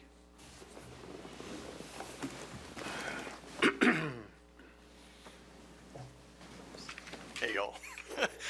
I'm Dean Minardi. I live at 550 East Georgia Street in the Lafayette Park neighborhood. I have a 2-bedroom, 2-bath, 1,200 square foot accessory dwelling unit within my 102-year-old home, which I rent out through Airbnb. I fully support this ordinance change and further support staff's upcoming recommendation to postpone adoption until the July 19th meeting. That's all I got. Thank you, Dean. If there are no more speakers on this item, the city attorney outlined the next steps. Are there any questions? If not, we'll move. Commissioner Ziffer. I just want to make a comment. Yes, sir. I live in Lafayette Park also, and I have an ADU, and it's about 300 square feet. So technically, I couldn't even build that now. I know. I have to go to the 400 square foot minimum. We let folks use it. We don't rent it, so I don't have to worry about the sales tax situation. I do, and I want to make sure this is clear when we have these meetings. I don't think we're going to see thousands of these units go up. They cost money. I mean, the amount of money you have to recover and the cost of building one of these, that's not the reason to build one. The reason to build one would be because you have a family member that at some point you probably want to have live near you. Or, quite frankly, my wife and I finished ours out because at some point we want to stay in our home, and we're going to want a caregiver probably living out there at some point. So I just want to make sure that when we have these conversations, scare tactics aren't used, that we focus on what probably the real reason for people doing these, and work towards that, because I don't think we're going to all of a sudden see thousands of these going up. That's it, Mr. Mayor. Great. Thank you. Commissioners, we're now on to item 15.05.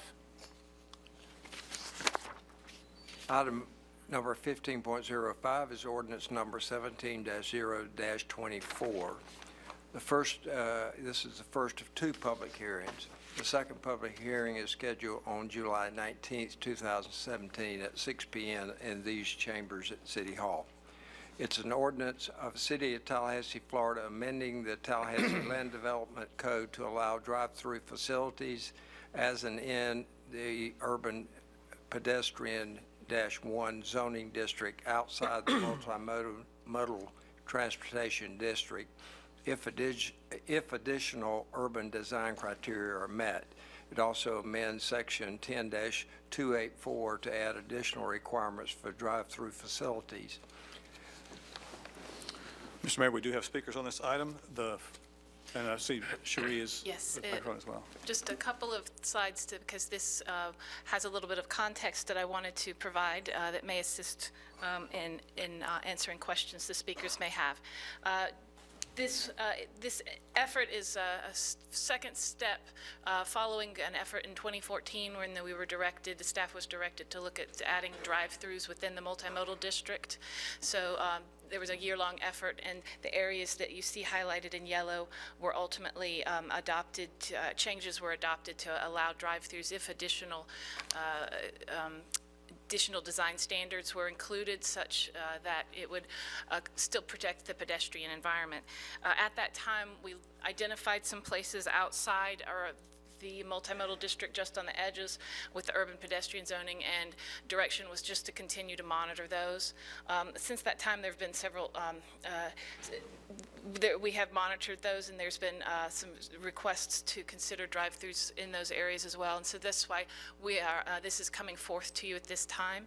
The areas in blue would be the ones affected by the proposed ordinance, and what it would do is add, in addition to the design standards that were already in place, would also require mixed-use building, multi-story building. So with that, that was the reasoning for the staff recommendation for approval. Planning Commission did recommend denial for this one. Tonight doesn't require a vote. It's the first of 2 public hearings. And with that, I'll just step aside and let the speakers come. Good idea. Great, thank you. Mr. Mayor, the first speaker is Tommy Warren, to be followed by Marcia Orr, but at the conclusion of Mr. Warren's comments, I'll call names. I think there are a number of people who want to waive in support, but I'll at least call their name to give them the chance to speak if they wish. Mayor Gillum, Commissioners Maddox, Richardson, Ziffer, and Commissioner Miller, wherever you are. She's up there. Cyberspace. My name's Tommy Warren. I live at 2057 Florida Avenue in Glendale. My wife, Kathy Villacorta, and I have lived there since 1980. In the mid-1980s, I was one of the originators of the Glendale Neighborhood Association and have been active in that association since that time.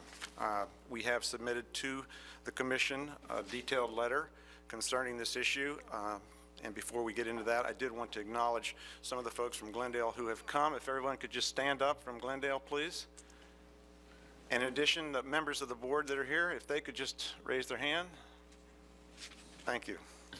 So we are actively concerned about this issue, as you can see, and I don't want to belabor the issues that we've raised in the letter, but I did want to also add a vote of thanks to the Benton Hills Neighborhood Association. It's also submitted a letter. I don't know if anybody from Benton Hills is here.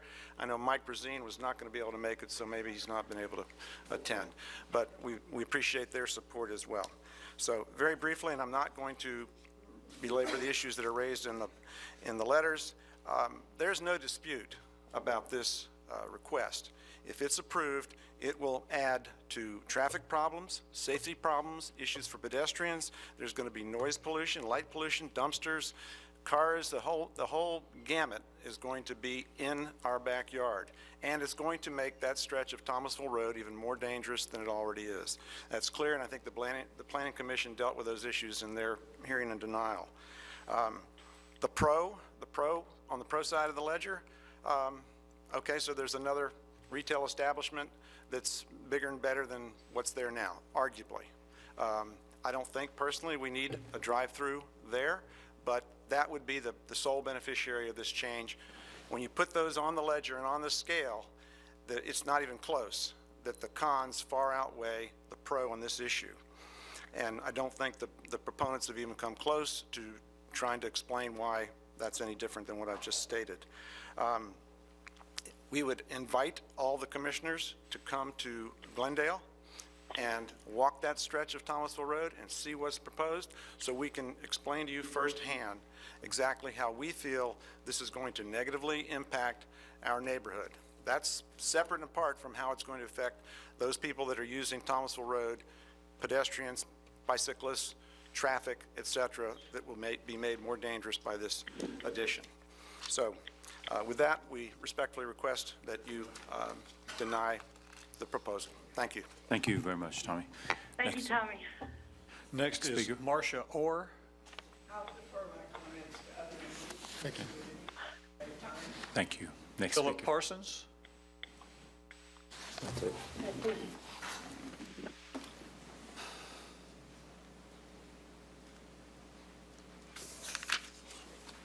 I'm Philip Parsons. My wife Jane and I live at 2086 West Forest Drive, which is in the Glendale neighborhood adjacent to this proposed change. I want to just emphasize a point made by Mike Brazine in a letter to you that's in your file, probably in your papers there, who represents the Benton Hills Neighborhood Association, also concerned about this change. And I'll just read a little bit from his letter. I won't read the whole thing. Thomasville Road is increasingly heavy traffic all day long. The area, including Thomasville Road and Benton Bradford intersection, already is one of the most dangerous in Tallahassee, as determined by crash rates. The proposed drive-through restaurant driving this ordinance change is located right where the drivers are switching lanes as the road increases from 2 to 3 lanes. I won't go through more. This is already a heavily congested, dangerous intersection. And to add a fast food enterprise at that location where typically cars back up trying to get in through the takeout window is exacerbating an already dangerous situation, and we hope that you will consider this unfavorably. Thank you. Thank you. Next speaker. Next speaker is Kathy Villacorta. She'll be followed by Ken Lux.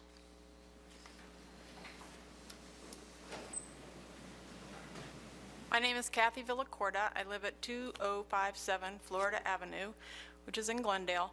And I wanted to just point out a couple of things that are in the letter that Tommy and I sent on behalf of the Neighborhood Association, but that I think bear repeating, obviously. And that is our section of the, that would be impacted by the proposed change to the UP1. Those are very small lots along that side of Thomasville. They back up to the homes directly. There is no buffer. Those lots are generally 165 feet deep. When you talk about a drive-through or some kind of bigger business going in there, if under the staff's proposal, that drive-through traffic has to be routed to the back. That's along the back property line of the homeowners.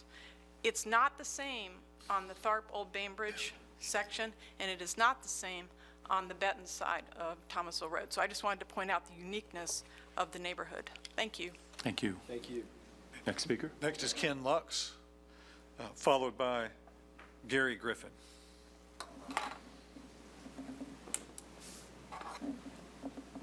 Evening. My name is Ken Lux. I live at 2076 West Forest Drive in the Glendale neighborhood.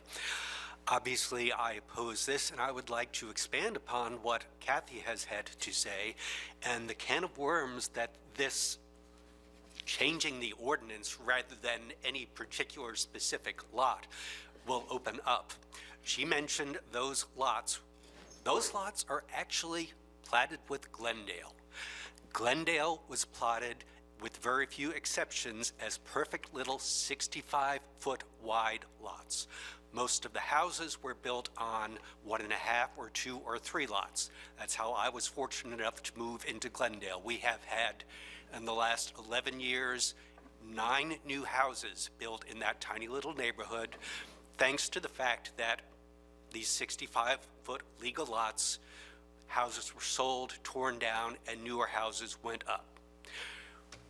Those lots on Thomasville Road, which are only 150 to 155 feet deep, there are 14 65-foot wide lots on Thomasville Road. We're not talking the 6 or 7 or 8 little businesses that are there right now. We have 14 legal platted lots, plus a little triangle up at the end that's 75 feet wide that there's nothing on it right now. Can you imagine not just one drive-through, but the possibility of 14 drive-throughs there? This is insane. I love Glendale. I was one of the fortunate people who acquired a 65-foot lot and built a wonderful new little house. And again, 150 feet on that side. The lots on the other side, on East Forest Drive, and there are several neighbors here who live on East Forest Drive. Those Excuse me, that's 3 minutes. Those are all 140 feet wide. Can you imagine the dumpster and the parking lot backed up to those poor people who love that neighborhood? Thank you. Thank you. Next speaker. Next speaker is Gary Griffin, to be followed. Okay. Mr. Griffin you. waved in support of the previous speakers. Margaret Griffin. Thank you. Okay. Nancy Van Vessem.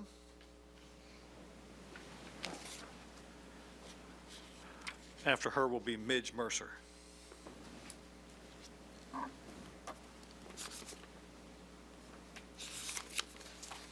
Good evening. Evening. I'm one of those poor people previously referenced that has the property that backs up right to the line of the property in question here. I've already been contacted by the owner of that property to ask me to waive the 30-foot buffer zone because they need it for the planned, or what, you know, there's been a number of things planning, I think, but they're trying to increase that. This would definitely, you know, decrease my quality of life, I have to say. I built one of those mother-in-law suites in my backyard for exactly the same reason you did, because I hope to age in place and have a place for a caregiver, et cetera. And I think having this type of business literally so close to my property would make that impossible. And so I do ask you to not allow this ordinance. I think there's plenty of restaurants and other things in the neighborhood already, and adding more to it I don't think would be beneficial. Thank you. Thank you. Next speaker is Midge Mercer. Thank you. Thank you. Dan Campbell.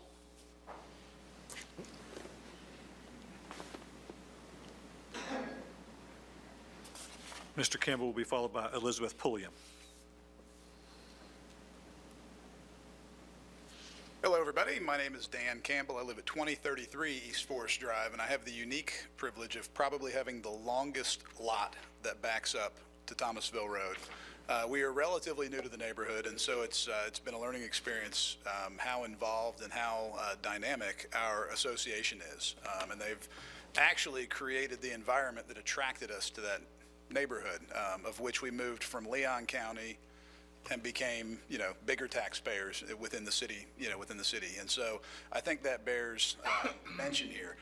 I agree with everything that they've said, but furthermore, planning is great, and I love that the staff has said, hey, we're going to do things that are going to create safer environments. But I really do encourage you guys to come into Glendale and see the dynamic in that neighborhood is changing. A lot of families, a lot of young children, constant traffic, foot traffic on Thomasville. There was another accident at Benton and Thomasville 2 hours ago, which delayed traffic. It is almost impossible, with the exception of a small window between maybe 10 and 11 and a small window between 2 and 3 to take a left-hand turn out of Florida Avenue onto Thomasville Road. It is, you almost have to go around and come up to Benton and take a left. It is just it's a really bad idea for a number of reasons. As someone that owns commercial businesses here in Tallahassee, with the dumpsters and the smell and the noise, I can't imagine inflicting what my business does to the back of a neighborhood. And so I just ask that you really consider the ramifications. Short-term gain for long-term pain, I don't think is in the best interest of the city of Tallahassee.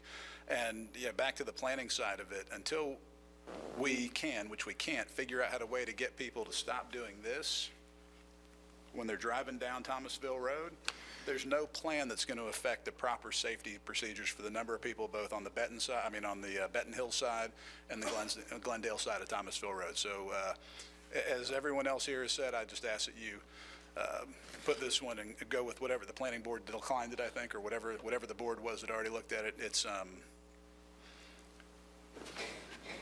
we've heard the way. So anyway, thank you for the time. Thank you. Next speaker. Next, Elizabeth Pulliam. I agree with the previous speakers and will defer more time. Thank you. Next speaker. Francis Rentz. Mr. Mayor, this is the last speaker I have on this item. Thank you. Good evening, Commission. Francis Rentz, 2065 Thomasville Road. I'm here to speak in favor of the ordinance tonight. Just by way of background, the UP zoning district was put in somewhere around 1998, and when it was put in, everybody it was kind of difficult to figure out what to do with it. It was relatively new. Subsequently to that, we've had the multimodal district, and you've seen a fair amount of projects move through with the multimodal district, primarily because of a density issue. I commend staff for pushing this ordinance through. It's not easy to build a two-story building, and any drive-through will be secondary to a larger development that encompasses multiple tenants. We, in our office building at 2065 Thomasville, were able to redevelop it from an old daycare center. Property taxes when we bought that property were $7,800 a year. The year after we finished the development of that property, they were $32,000. Certainly, if our department or our school board saw that, they would certainly appreciate more density. How do we fill in the city with higher uses that we have there? By way of example, in this district, there was a group that wanted to develop the old Exxon station that came on the market in 1992 or closed as an Exxon station or a gas station in 1992.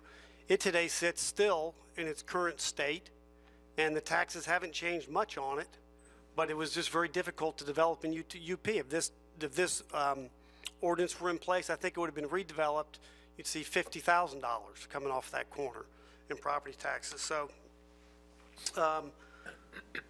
we have a lot of restaurants in town. We're going to have more. People at one time, the statistics tell us they were 40% going to restaurants, 60% of the grocery store. Now it's moving towards 60% restaurants, 40% grocery store. Thus, you see all the grocery stores moving into prepared foods. So it's a trend that's going to continue to happen. So it's a question of density before the commission tonight.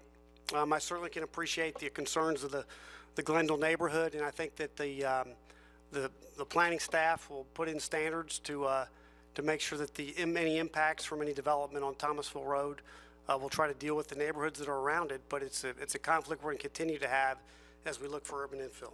Thank you. Thank you very much. Thank you to all the speakers who came and spoke on this item. Commissioners, this is the first of two public hearings, and I see Commissioner Ziffer. Yeah. You may want to weigh in here. Just a couple of comments. The first is, Mr. City Manager, if you could follow up with me, I think it's probably appropriate for us to try to reach back out to the Department of Transportation. We need to have a conversation about bringing that speed limit back down to 35 and have a conversation with them to try to find out how we can do that. The other thing is, and this is just me, because I can't speak for anybody else here, nor am I going to do that, but after having visited Nashville, I have come to the conclusion it's not just about density, because I saw density, and what I saw I didn't particularly think is appropriate for us. We have great quality of life here. That's not to say we're not going to have growth problems, because we are. I mean, every meeting now for the past couple of months, we've had to deal with these issues. But much like kind of Myers Park, this is not the place for me to draw the line in the sand. That little sliver right there, the damage that it would do to that neighborhood, for me, is not worth any density that we need to try to do, because I still think there are plenty of places in these cities to develop. So when this comes back, I'm going to vote no. And I don't think there's anything that is going to change that other than removing that sliver. Thank you. Commissioner Maddox. I'm hard pressed to think of where you put in a drive-through and you make something better. Maybe a bank? I mean, every time I think of adding a drive-through, I don't think of a land use, a responding land use change or business change that would be better and not worse. The Glenview neighborhood is really a Glendale and Glenview, by the way, because you can walk from one to the other and back, is a treasure, and it's dense. So it's not like they're holding on to half-acre lots in the middle of the city and asking for a non-urban quality of life. It is dense. It is mixed use.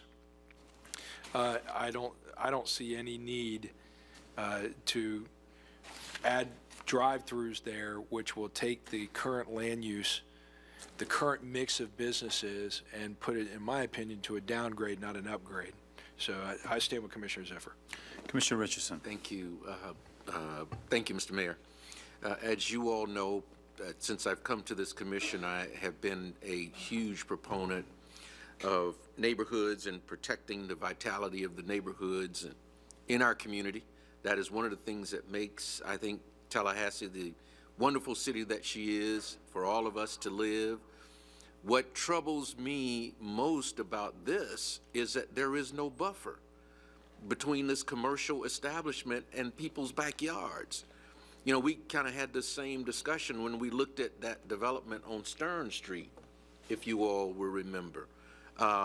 When I went to visit that neighborhood with former Commissioner Thale, I could stand on his balcony and literally look over at the survey marker, and that development was going to be right up on their backyards with literally no buffer. And that's what this reminds me of. And I just applaud the members of the association for what they've done to build that neighborhood and the neighborhood association. And I just can't see us approving something like this that would have that kind of detrimental impact on the neighborhood. So I agree with you, Commissioner Ziffer, that I will not support this if it comes back with that area recommended to be rezoned.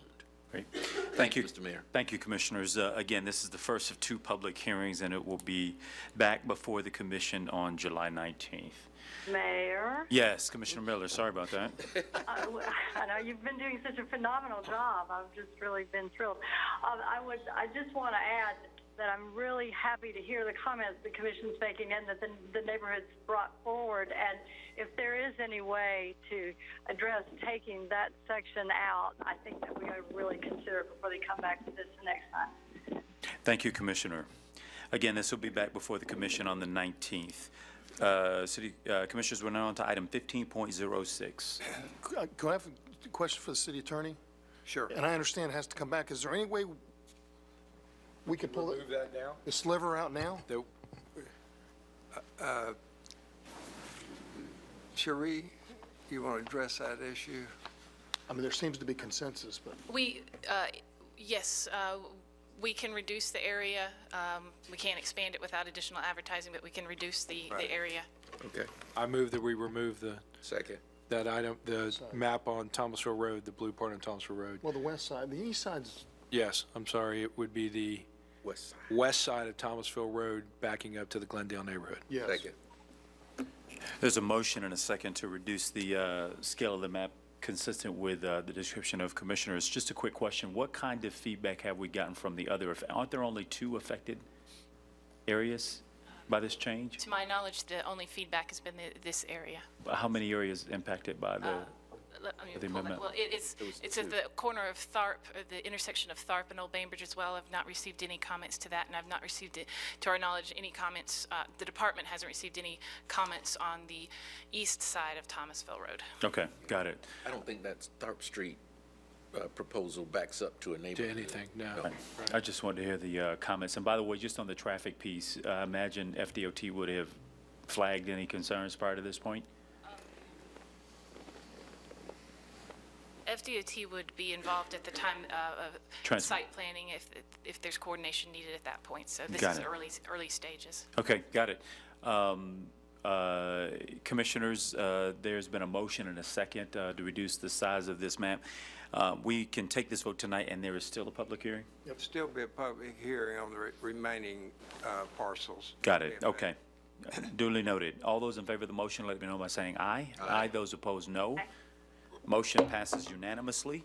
And the remainder, well, this section and the remainder will be on the agenda for final approval on the 19th. Thank you. Commissioners, we're now on to item 15.06. 15.06 is ordinance number 17-0-30AA. It's the first of 2 public hearings. The second public hearing is also scheduled on July 19th, 2017 at 6 p.m. and these changers. The title of the ordinance is an ordinance of the City of Tallahassee, Florida, amending Chapter 10 zoning of the Tallahassee Land Use Development Code, adding mortuaries in the Central Urban-26 zoning district if additional locational standards are met. People are dying for this, so let's get to it. No, there are no speakers on it. There are no speakers. Commissioners, this is the first of 2 public hearings. So some option 1, Mr. Mayor. It's a 2 public hearing, right? Yeah, there'll be another public hearing, Commissioner. Says people have to wait a little longer. Yes. We're on to item 15.07. 15.07 is ordinance number 17-Z-12. It's the first and only public hearing on this ordinance. The title of this ordinance is an ordinance of the City of Tallahassee, Florida, designating and including additional territory as an light industrial district on the official zoning map of the City of Tallahassee, adopted and established by this commission. We do have a number of speakers on this item, Mayor. The first is Nancy Calhoun. Following Ms. Calhoun will be James Egan. Good evening, Honorable Mayor Gillum, Commissioners. I am a resident of Yon Lakeside Estates, which is 2 blocks over and down on the edge of the lake from the sand pit. The sand pit was approved, I believe, in 1985 or the early 80s, and they just dredged sand. Now they've developed into crushing rocks. And I don't know where any of y'all live, but I don't think you'd like to wake up at 4 o'clock in the morning to hear a loud boom and your bed shaking and you feel like it's the end of the world. They have operated all this time under residential, this business. The reason why they're changing to light industrial is because the people have complained about the crushing of the rocks. So they have operated illegally on this property for many years with no fines, nobody paying attention. Also, this particular property around the lake is sand. We have a lot of sinkholes. We have sinkholes throughout our neighborhoods that have been there for years. 2 blocks over from my property, not on the lake, is a giant sinkhole. Going up 3 or 4 blocks up by Capitol Circle is another sinkhole. Back behind that property in the 1950s and I think in the 70s, there was a giant sinkhole that somebody filled in, and over the years, a beautiful oak tree has blossomed in the middle of it. But it is soil, it is sand. The trucks that come out from that property drive right out on Ruthina, which is a very short while, and drive straight on to Capitol Circle. They don't stop at the stop sign. When I go somewhere from my neighborhood, I have to go anywhere but down Ruthina and toward the airport because I don't know when the truck's going to pull out in front of me. They just seem like they just own the neighborhood. And I understand they're trying to make a living, and that's okay with me, but I do believe that most of the people that live in our neighborhood, I've lived there 28 years, they'll probably carry me out in a pine box. But I think that we should be afforded the rights that everybody else has in this county, in the city, to have a quality of life, to be able to sleep at night, to be able to take a nap in the afternoon, which I do now. And I know you're going to approve this ordinance, but I'd also like to know, what does it mean, light industrial, and what do they continue to get away with without paying a price? Thank you. Thank you very much. Next speaker is James Egan, then Jamie Moss.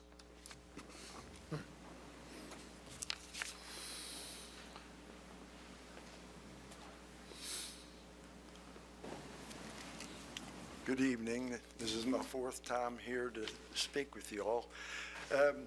Your county or city planner recommended twice already for you not to permit this. I'm the one that lives in the corner where you're going to re-permit now on both sides of me. I've lived there since 1978, okay? And if you think a drive-through restaurant makes noise, you should hear what rock crushing and sand pit operation. There is no sand pit operation back there anymore. It's a transfer station. It just has wrecked Ruthina Drive. Our neighborhood is, we already know this. You've seen James Payne, the inspector, come out there and stop them from what you're about to approve them to do when they cut down the woods next to the old landfill. And you're really going to regret this one, because that breach into Lake Munson, after all the work we did on Lake Munson, and it breached and went into it, and no fine, there was nothing in the paper. And I went to the inspector that reported it, and he said, I reported it, but nothing happened. So I don't know what's going on here, but it's a very large mistake you're about to make. And this inspector, we asked him to come tonight, but I guess he just can't do that because he found all these violations and they never come up here. And what's about to happen, they came and put the signs up, construction site in the future, which is right behind my home. The rock crushing plant was right at the end of my driveway. When I complained about it, they removed it inland further away, and they replaced it with a building that was taken down downtown at the end of my driveway. It's 40 feet high, and it's full of just rebarb and crushed building, and that's what you see. There's a tree in front of it right now that's bloomed. The TV station came out yesterday, and they were in shock when they saw it. and nobody seems to be considering it. And it's 40 feet above the lay of the land. It flooded in '94. As soon as they came out of that hole, when they were done sand mining, they filled it in, and now it's 40 feet above the lay of the land. So there's some really questionable things going on here, and I don't think you should be doing this. This can't possibly be right. He reported there were 500 gallons of lead-based paint in there. They fired one of their employees, and he dropped a dime on all of them, and nobody seems to know about all that either. James Payne wanted to come here and explain all this, but you have the county or the city planner's results, and twice I've watched him come up here and tell you not to permit this stuff. Excuse me, that's 3 minutes. Okay, thanks very much, guys. Thank you very much. Next speaker. Jamie Moss, then Alan Wise.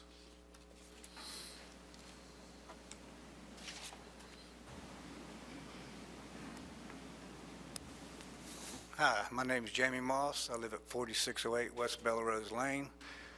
My property backs up to the property that they're in question about right now, about digging sand pits. They say they want to give us a 60-foot buffer. 60 foot is from here to the end of that wall down there. It's my back door. I have an 80-year-old mother-in-law. My wife is ill. We're all older. We can't move nowhere. It's affordable at the time. And now we're to the point where we can't move. This would just destroy it. These people that live in this neighborhood on this back road, which is probably 18 properties, are all living on limited income, minimal income, Social Security. They don't work. They're home all day. These noise that comes from this business is outrageous. Originally, when we bought this place, that was an expansion of our neighborhood. Going to be the same thing, just extended a little bit further back. However, we'd have known there would have been a mine pit back there, or actually it's like a dump. It's not even a mine pit, it's a dump, where all you hear is just rock all day long, diesel fuel smell. I mean, this would be at my back door within that distance right there.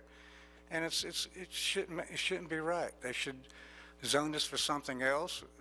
South side needs affordable housing. There is none on that side. And it's all we have left. And it was a fine neighborhood when we moved there, and it still is. But it's getting worse, and if this encroachment takes place, it's going to be unlivable. And there's not going to be able to resell anything. There's no resale value there once they get in there. And it's a sad thing for the people that live in that neighborhood. Thank you. Thank you very much. Alan Wise, then Dennis Prescott. Good evening, Commissioners. I would like to walk through a little bit of the history of this project. It is a legal non-conforming use. It's been operating as it does today for over 30 years. At the last meeting we discussed this, several of the commissioners had concerns and charged the applicant with working out a plan on providing buffers, limiting the work hours, and making sure the access locations were clearly defined as they were in the original permit. Since then, we've provided a map, a conceptual plan, notated work hours and vegetated buffers, berms, to the planning department to memorialize our intent to comply with those discussions. And without getting into permitting, without getting into growth management, there's nothing formal we can do besides memorialize our intent. We've done that. I just wanted to thank you for your consideration this evening, and I'm available as the applicant's agent if you have any questions after your public hearing.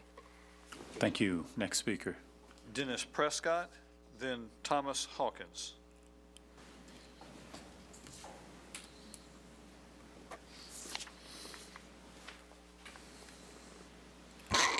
Dennis Prescott, Woodhaven Subdivision. Excuse me, I'm nearsighted. I have a sheet from the Planning Department which it shows an aerial photo of 2 streets on the second phase of Woodhaven Subdivision, which is now included, which is up for grabs. It has never been other than residential by the county or the city, and even staff has recommended that it stay residential. It has 2 streets here And in 2002, when Scott Maddox was mayor, he accepted Tamawood Court and Pearwood Court, and also accepted the zoning that went along with it, which was residential. Now, we're trying to make light industrial. I won't make light of it because it's serious business when you're talking about the destruction of people's lives. We have 3 people that are not on oxygen just in our little subdivision alone. Many people have respiratory problems. One young man at 36 has died. The recommendation by staff and that has been both county and city has been to deny any change in that zoning to keep it residential. It has sewer lines already there and has for 40 years. It has 2 streets clearly on the aerial map. That doesn't seem to me that that should be changed to light industrial or anything like it. The recommendation by the Planning Commission, which would have great standing if you took it to court, would be to deny. There's apparently no sand. It hasn't been sand there in the pit area for 17 years. If there's a lapse of 10 years, according to DEP, it should be closed down with no permit. That should have been done about 20 years ago. This is what I got from the Department of Environmental Protection. They talk about permits being issued in 2004 and 2005. And it says, with a review, it must undergo a detailed technical review and generally involve a coordinated opportunity for input from other federal, state, and local permitting agencies. That should take about 6 months. Such an expansion of this mine site under current regulatory requirements would specifically be subject to environmental resource permit requirements pursuant to Chapter 333 and 62-330 Florida Administrative Code. We have the right to appeal within 30 days if this should go through, and we do have other rights concerning DEP, and because of the violations, all permits could be pulled. Thank you. Thank you. Next speaker. Next speaker is Thomas Hawkins. This is the last speaker I have on this item. Thank you, Mr. Mayor and members of the City Commission. I wanted to address 2 formalities before I got into the substance of my comments. One was to make the mayor aware that I, like him, am a 1994 graduate of Westwood Middle School. It's good to see you. It's been a long time. Thank you for making the Whirlwinds proud. The second is I'm a policy and planning director at Thousand Friends of Florida. I have not previously registered as a lobbyist, and I know that's not required for speaking in public hearings like this, but wanted to let you know in the interest of transparency and for the public's benefit that we're going to file those forms as soon as I get in the office tomorrow. But I do work for Thousand Friends of Florida, and we do advocacy work on growth management issues throughout the state. We're here today because of interest from neighborhood residents who contacted us and wondered if we would look at the application and see if we had any thoughts or comments on it. What I noticed when I looked at the application for this rezoning and also the previous land use change, although we reviewed the application after the land use change already occurred, is that the sand mining operation and the debris recovery operation would be defined by your comprehensive plan as heavy industrial uses. So the comprehensive plan has a glossary in the back where it defines different categories of use, and it defines the heavy industrial category as uses that involve resource extraction, creating dust, uses that are noisy, uses that create vibration, and also uses that are served by big trucks. And that obviously describes the debris recovery and sand mining in that it's distinct from light industrial uses. And that's significant because light industrial uses are allowed in the suburban future land use category and are sometimes allowed next to residential uses, but heavy industrial uses are not. And this is obviously going to create a problem down the road if there is a process to permit the sand mining or debris recovery, either the current operation or expansion. And I think that needs to be brought to your attention sooner rather than later. This is probably a solution to the concerns that the neighbors have that doesn't involve the rezoning this evening. And I wanted to touch on one other point before I concluded, which is that there's been mention that the current uses are legal non-conforming uses and that they've been existing on the property for the last 30 years as they are now. And in my review of the record, it's pretty clear that the sand mining use is no longer occurring on the property and hasn't been for at least 12 months, which would suggest that it might not be a legal non-conforming use. And also that the debris recovery process was not happening on the property the last time it went through a land use permitting process, which was during the 1980s with the county. So I think that that's something that would need to be established before it was relied on, taken for granted in any proceeding. So thank you for your attention. I greatly appreciate it. And go Whirlwinds. All right. What year was that? 1994. Wow. It's a throwback, man. Thank you for that. I've lost my hair, but you still have yours. That's impressive. No other speakers. No additional speakers, commissioners. And I believe this is the first and only public hearing on this item. Is there a motion?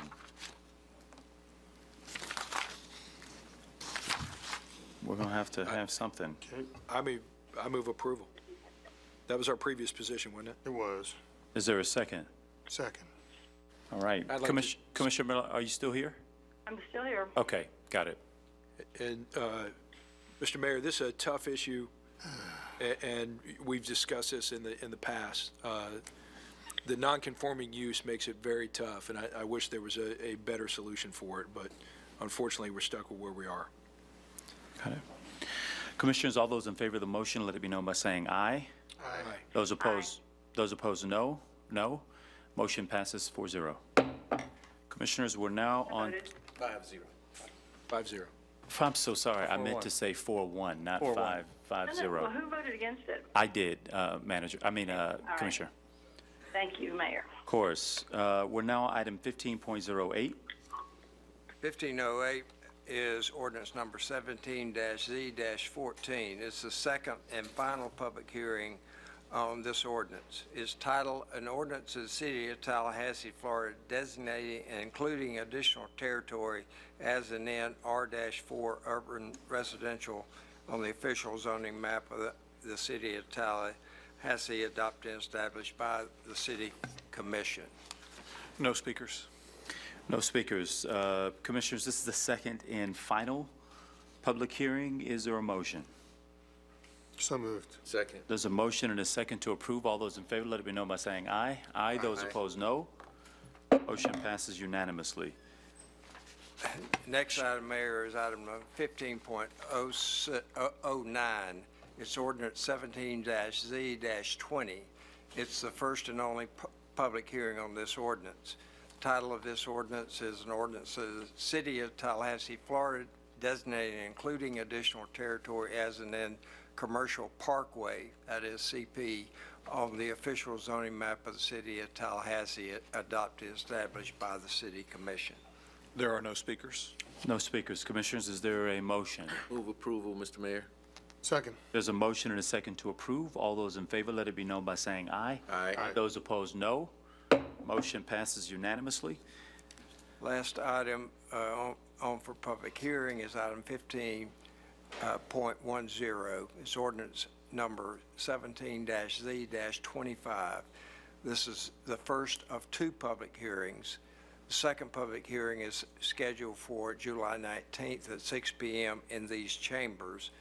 The title of the ordinance is an ordinance of the City of Tallahassee, Florida, designating and including additional territory as an office residential 2 and general commercial, that is C2, on the official zoning map of the City of Tallahassee.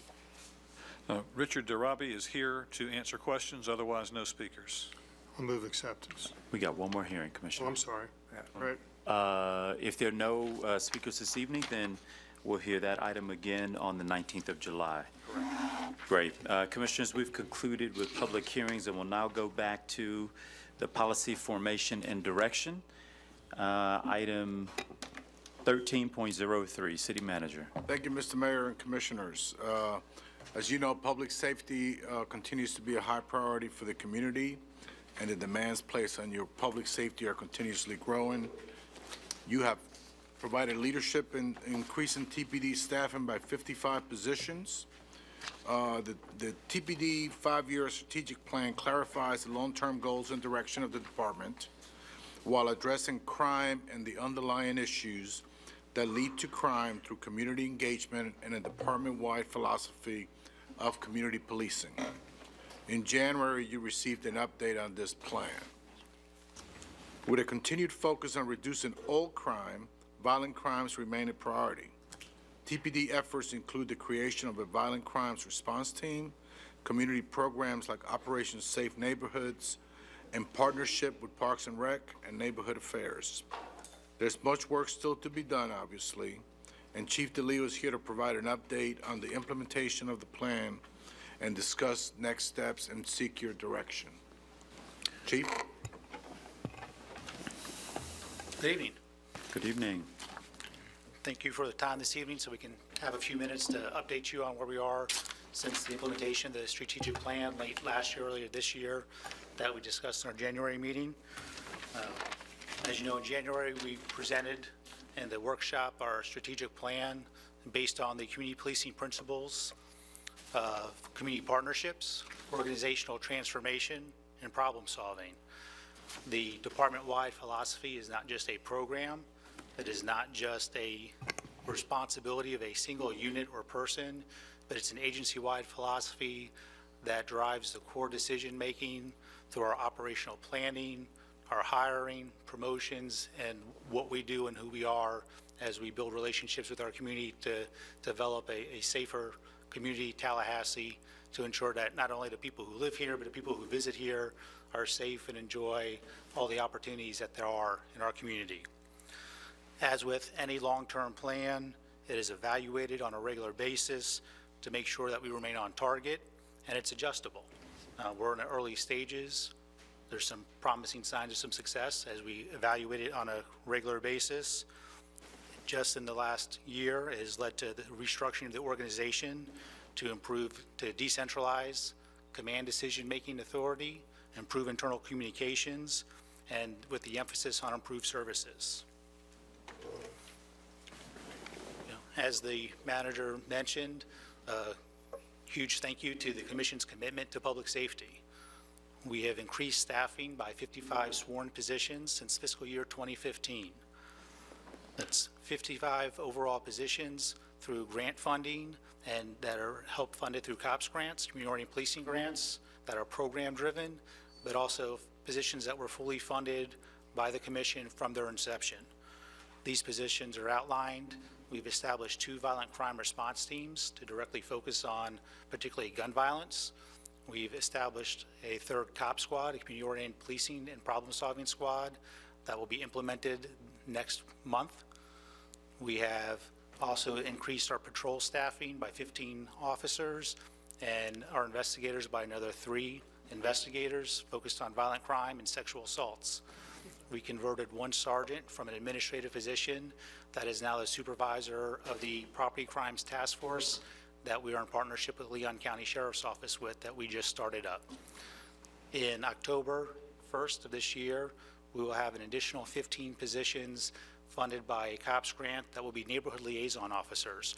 They're focused, there will be an officer assigned to each patrol squad, and they will be the primary point of contact for each neighborhood to ensure that there's consistent communication.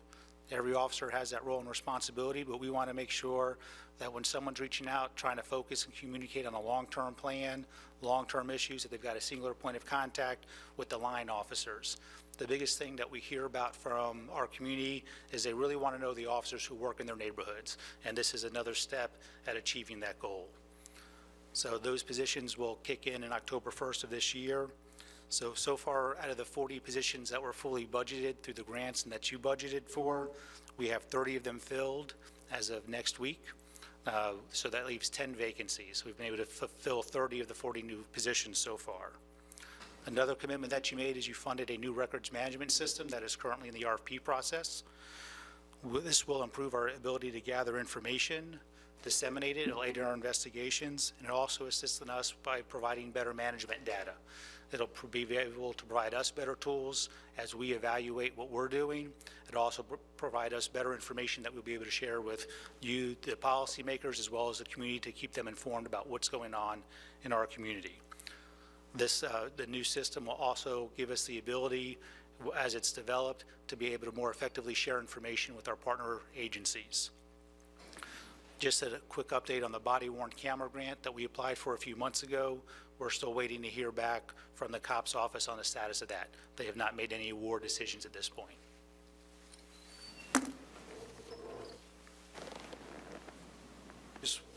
We included a list of over 40 different community programs that we have in your agenda packet. We could spend a long time talking about that. Many of these are historical programs that the Tallahassee Police Department's done for quite a while. Some of them are newer programs that we've implemented in the last 3 years. These programs are critical because they're aimed at developing relationships and building trust over the long term. We recognize that we have to make the ongoing effort to build relationships to successfully work with the community. These programs with the youth, with the elderly, and with everybody in between provide different resources, abilities, and opportunities for our officers and staff to communicate directly with people, not in crisis situations, not when something's wrong, but to provide resources to them, information, and sometimes just a laugh or two. Some of you that have attended some of our different fun events. We have everything from the traditional community programs like neighborhood crime watches to the Operation Safe Neighborhoods program that started a few years ago under the mayor's direction 2 summers ago, that's still going on to this day. We have youth programs like our Splash and Jam in partnership with Parks and Recreation, who we have a lot of summer programs and spring break programs with. We have our Youth Citizens Police Academy. We have our community partnerships that are critical. Our partnership with the Refuge House with domestic violence intervention and providing services. Our Second Harvest Summer Fill-A Truck that we just co-sponsored with the Tallahassee Democrat. Not only did we sponsor the event, but the TPD officers and employees donated over 2,400 pounds of food to that event. Those are things that provide that ripple effect in our community much further beyond what is a traditional law enforcement function. We also provide different services like our crime prevention through environmental design reviews, where we go out, we can evaluate somebody's home or their business and provide recommendations of what they can do to make their homes and businesses safer and harden targets. We do workplace violence seminars for different businesses. We also provide a variety of online services such as online police reports and customer surveys.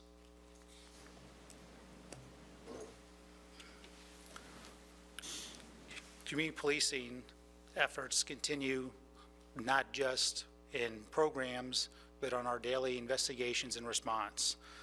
One of the units that we started through our reorganization and restructuring in the past years, our juvenile services unit. We used to have a very disparate system of working with juveniles. We had a gang response unit that was part of patrol. We had juvenile counselors that was part of our investigations bureau. So everything was all over the place. Over the last 6 months to a year, we have consolidated everything, and we now have a comprehensive juvenile services unit that works with at-risk youth and does gang investigations, and it's a combination of investigators that do long-term investigations, officers who go out and work the street and help do some legwork for the investigators, and we also have 2 full-time juvenile case managers that work with the youths and their families to make sure that they're getting services and opportunities. It's not just looking at making arrests, but it's also making sure that we can divert and deter people that before they get involved in the criminal justice system. As I mentioned earlier, we also have a property crimes task force with Leon County Sheriff's Office that we just started a few months ago.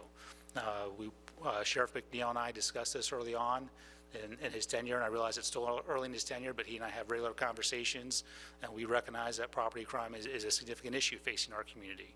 It's the highest crime issue that we have. Over 87% of our crime in this community is property crime. So we knew that we had to do something different than what was done in the past, and what we have done is we've pooled resources. We have investigators working together. They had a success story just the other day where there was a crime that occurred out in the county, a vehicle burglary, and one of our investigators assigned to the task force working with one of their detectives found some information on social media where someone was talking about their property for sale, and together they went out and did the investigation, recovered some of the property, and was able to obtain arrest warrants. Unfortunately, it was a juvenile that was involved in it, and hopefully it'll be a limited exposure to him and his experience in the criminal justice system. But we're seeing some very early successes to this partnership that we've done. I do want to mention too that State Attorney Jack Campbell has been instrumental in working with us on the Property Crimes Task Force. He was here a little bit earlier but had to step out, but he's also had an integral role in this process. We have revamped the way we do auto theft investigations. We've changed the case management and changed the way we track information as far as providing updated information. We have intelligence information that goes out on auto thefts, and that information is updated every 3 minutes. And that information goes out not just to our investigators, but out to our patrol officers that are out on the streets. We've done this to improve the information sharing and also the way we track and collect evidence. So far, we've seen some promising results. It's early on, but year to date, we have 100 less auto thefts than we had last year. So again, we're not where we want to be, but we see signs of success that we continue to build on and continue to improve. One other thing I think it's important for people to realize is in this day of data and information sharing and intelligence is that we hold what we call a weekly PROACT meeting. PROACT is an acronym that stands for Police Response Operations and Crime Trends. And you'll see it's kind of hiding in the back corner, most of my command staff. And what the majors from each bureau do is on Tuesdays, our intelligence unit publishes a report based on historical crime trends, which means anything over a year old that long term would happen basically in a 3 to 5 year period. Where do we see historical crime trends? They look at current crime trends, anything that's happened basically within the last month or so, and they look at what special events we have planned. So is it football season? Is it spring break? Is it springtime Tallahassee? Are there different things that are going on, events that we're hosting? And based on all those factors, they put this information out to the majors on Tuesday. The majors in the different divisions and bureaus have the opportunity to review the information. On Thursday, they meet and all bring to the table what they're going to do to share and strategize on how we're going to address the current crime trends, project the historical crime trends, and make sure that we're allocating the right resources to the right place. Quick question, is that internal to TPD or is that across law enforcement agencies in this area? That is internal to TPD process. Thank you. Yes, sir. We also have our high-risk offenders bureau that we created as part of our reorganization. This focuses on long-term offenders. We have our career criminal unit in that. That's where we also have our 2 violent crime response teams housed. One of the things I think it's important that's noted in the presentation is the SPEAR program. Part of what the violent crime response teams does is go out and they do proactive investigations on people that we identify may be involved in gun crimes, violent crimes. What we also do is called custom notification process. And we actually go out and based on intelligence, criminal histories, and information that we have, we make contact with people on a list that we create based on a set criteria, and we go and we literally knock on their door. And we go talk to them, say, basically, we know who you are, we know what you've been involved in the past, but you do have options. And we outline the options that they have to them as far as changing their lifestyle. If they need education, there's education resources through the SPEAR program. There's drug prevention, there's substance abuse programs, there's job training, there's traditional training, whether it's GED and adult education and vocational training. The SPEAR program, SPEAR stands for Suppression, Prevention, Interventions, Referral, Intelligence Tool. And we do this on a regular basis with adults that are identified. So what we do is we let them know that on one hand, from a traditional standpoint, we know who we are and we are monitoring their activities and we are actively investigating them. We also do make them aware that there's options to them. We enter the names into a database, and what's unique about the SPEAR program is the service providers proactively contact them. They're not waiting for the person to show up.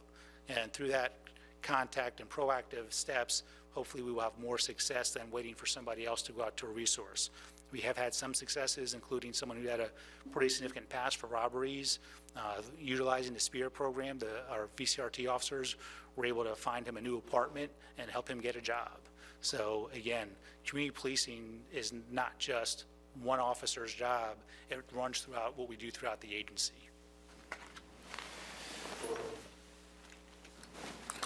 Communication obviously is critical for any organization, especially a police organization. And we've made a lot of efforts to improve our communication with the public, to increase our transparency and keep them better informed. You see, we have a very active Facebook account. Officer Northway's back there, he does that, and we have a temporary PIO now too that's assisting to try to take a more active role, proactive, Officer Denmark, who's very in tune with social media, much more than I am. But we've grown leaps and bounds in the last few years. We average over 12,000 likes a month. We are the third most active Facebook account in our region for government services. The only two agencies that are more active than we are is the Florida Department of Law Enforcement and Florida Highway Patrol, and that's because those are their statewide Facebook pages. But as far as local government, we are far and above the most active page going in our region. We are utilizing Nextdoor, which is an online kind of a Facebook social media tool for neighborhoods to directly interact with neighborhood watches and neighborhood associations. This helps us with proactive communication, help keep neighborhoods vigilant, let them know what's going on. For instance, today we contacted one neighborhood, we got word, I know we've put out different information about the different utility scams and things like that that repeatedly occur, and we had gotten information that one neighborhood was starting to get phone calls again, so we posted it on Nextdoor. So not just taking the chance that they may not see a press release that goes out in our traditional media or on Facebook, but also provides information directly to those people that want to join that. So again, it just increases our ability to interact and communicate with people. One of the things, I know Mr. Kilpatrick's not here tonight, but his crew and Jim Van Riper with Technology Innovation has done an outstanding job really beefing up our Tallahassee online police statistics. It's known as TOPS. And what it does is, we've actually had it for about 10 years now, but it's been a very static information, and it's online mapping, and it would show historical where certain calls for service had occurred. And what we've done is we've beefed it up, and now it does not just show certain calls, it shows all calls for service that we respond to. And what it also does now is it shows active calls for service. So anybody that wants to know what's going on at a given time in our community, where our officers are, what kind of calls for service they are on, if you go on to the City of Tallahassee's website and you go to the police area to the online police statistics and you click on that, the first thing that pops up in that map, it shows active calls for service. And it shows an icon of what type of call it is, and it's got a flashing circle around it. If you click on that icon, it will give you the incident number, the approximate location, and a little synopsis of what the call for service is. And that is updated on a repeated basis. Now, for safety reasons and to give us time to get there, the active call for service shows up 15 minutes after an officer arrives on scene. And that's just done for safety reasons to make sure we have the opportunity to get there and make sure things are under control before maybe you may get some onlookers who go, oh, that's interesting, I want to go see what's going on. So it gives us some time to get there. So there's a safety buffer in there, but it now shows active calls. If you go to the next tab, it shows all calls for service within the last 24 hours with the same information, and it still has the same search capabilities it had in the past, where you can search by a specific address, neighborhood association, development, and you can search for 6 months worth of data and see in that area what has occurred. So that's a great tool for people that want to know what's going on right now, what happened in the last 24 hours and over a significant time frame. So if you're a parent who lives out of the area looking for an apartment for your new college student, you can see what's going on in a given area. Now, if you're looking at buying a house, if you're a business, and again, what's showing the active calls too, it also increases our transparency of keeping people informed of what type of activities we're involved in.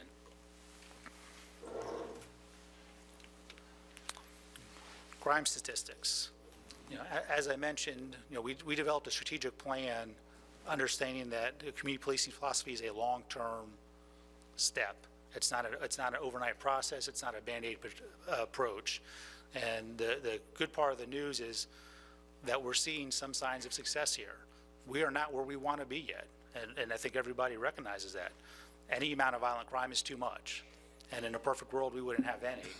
But in the early returns, we're starting to see some signs of success where in 2016, we saw a 14% reduction of violent crime in the city of Tallahassee. Now, we're not going to rest on our laurels, and we want to do better. And we know that there's been an increase in some violent crime over last year, so far year to date. It's a small sample size, but it's still not going in the direction we want it to go. But what we do is we evaluate what's working, where we can do better, and we try to look for those patterns so we can continue to hone on it, knowing that we're in this for the long term, that we don't have an easy overnight solution. It's also important to realize, too, that we can't measure success just on statistics. One of the documents that I provided for you in the agenda packet is guidelines from the FBI, who published the Uniform Crime Reports on the limitations of their statistics. And it actually strongly discourages people from trying to rate and compare communities based on UCR because communities are so different and unique, and they provide a list of 10 to 15 different factors of why you shouldn't do this and try to rate communities against each other based on UCR. They are, however, a good management tool for measuring yourself, because there can be inconsistencies between agencies and communities on what gets reported or how it gets reported, but as long as we're consistent on how we report the activities and the crimes that occur in our community, we can measure our own progress year to year, 6-month period to 6-month period, and month to month, and see, are we on the right track, or are we chipping away at what we want to do? Chief, just Yes, sir. of the exceptions that the FBI cautions around, which ones would you lift up for this community specifically? I think there's a number of them. One, it talks about the transient population. So we know that we are the largest city for 150 miles in one direction, 180 miles in another direction. We know we have a nighttime population of approximately 186,000 people, but how many people come here to work every day that don't live in our city? How many of our students aren't registered to live here, don't get counted in the census? Now, by the same token, we also have students that go away to school that don't change their address, so there's some give and take with that. We also have we have I-10 that cuts almost, through 2/3 of our city on the northern end. Not quite through the heart of the city, but it cuts through. So we're a major thoroughfare. We're a border state. So there's a number of factors in there that count that really impact and can make our community unique, as far as, especially when you talk about the transient population who comes in day to day, as far as working. People come here for entertainment. You look around, where's the next movie theaters after you start getting out of Tallahassee? If you live outside the area, where do you go to the movies if you want to go to the movies?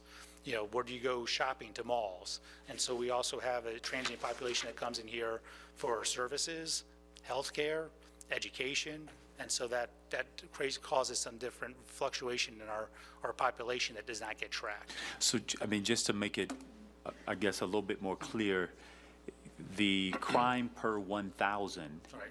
if that number swells to, say, 250,000, and we're looking at a static of 180, there's some incomparability in those, and measuring that way. Yes, sir. Our population is based on our nighttime population that registers through the Census Bureau. So any of our transient population, our daytime, right, January through May with our legislative session, we swell by how many thousands of people between legislators, lobbyists, special interest groups, and everybody else. None of that counts towards our population. Do they add to our crime population and the impact on services we provide? Absolutely they do, but that does not get measured. I'll hand over to Commissioner Ziffer, but when you compare, we're clearly not the only city that deals with transient populations. Yes, there are some cities that are the centers of attraction for however many miles around. When you look at those comparable places, and if you don't have those, it's fine, but it would be helpful to us to understand for similarly situated communities that meet some of the special identifiers that you called out, what does it look like? Commissioner? We can provide that information for you, sir. We'll do some more research. It seems to me what you're saying, and you already said it, but I'll repeat it. And I understand what you're trying to get at, Mayor, but the very concept of comparing with other markets is problematic. Yes, sir. Simply because every market's different. Orlando, for example, has I don't know how many hundreds of thousands of tourists they have there in any given day. So theirs is affected by that. But then you go to other markets where they have a vast number of people that leave there. Like Wakulla County, probably during the day, a lot of those folks that work up here aren't there during the, so everything's different, but it seems to me what you said is accurate, and that is the best way for us to judge whether we're having these successes is how do we do from year to year compared to ourselves. Yes, sir. As to whether we're improving. The other thing is all markets, I shouldn't say markets, but police departments. I mean, like Broward County's got, what, 32 or 34 municipalities? 35. 35 municipalities. they probably all do things differently. Yes. They report things differently, their crimes are different, and so to compare with others, and I'm not trying to defend where we are because our numbers are not good, but it seems like what we really need to focus on is how do we do from year to year? Are we making improvements? And if we're not, then we're failing. We're not doing a good job. But if we're improving, eventually our numbers as compared to others should be better. So for me, that focus from year to year on how we're doing is probably a better gauge for us to make decisions on whether you're doing a good job. Mayor. Yes, Commissioner. Thank you. I was interested in what Commissioner Zipper was just saying because I had a discussion with the manager about keeping a little bit of a record about the residences of the people who are arrested. And just out of curiosity, I'd like to know how we can possibly, if we do find people coming in from other counties or even other parts of the state or whatever, what kind of communication do we have with other policing jurisdictions to exchange information about people that might be arrested in Tallahassee? We belong to an information sharing database. It's changed its name several times over the last 10 years. It's called RLEX. Basically, it's a joint records management system that's voluntary for different agencies, and we've been a part of it since its inception. And basically, most of our reports and investigations and arrest information go in that, and that database is available to any other agency that's a member of it. So that's one way that it's done automatically. So like if we're investigating something and we have a name and nothing's showing up locally, our officers, investigators have the ability to go into that system, run that name through that database, and see if they've been involved in criminal activities somewhere else in another partner agency. Good, thank you. But I mean, basically, crime is crime, and if it's on our people, even if somebody's coming from Timbuktu, it doesn't really matter. It still affects our folks. I'm just interested in how we address that influx. Commissioner, one of you had a Maddox. I think, so this isn't new, this problem. No, sir. We had, in the 90s, we had a crime increase. We looked bad based on statewide statistics, partly because we arrested for things that other communities didn't arrest for. Prostitution, truancy, petty theft, where other communities did not arrest for those, and it affected our overall crime rate. In the mid-90s, we saw a 241% increase in juvenile crime, mostly car thefts. We traced it back at the time to young people that had come from Miami and taught other folks how to use a screwdriver and a steering column on certain make and model of cars to steal cars. And we took a targeted approach to affect that. And it was, Commissioner Richardson will remember, it was everything from the Juvenile Assessment Center to the boot camp to the boys choir. And we saw that increase die off, and we returned to normalcy. What strikes me on, we get very good updates now from the city manager as to what crime is occurring on a daily basis. What strikes me is we're seeing patterns of, especially in violent crime, that is related to other crimes.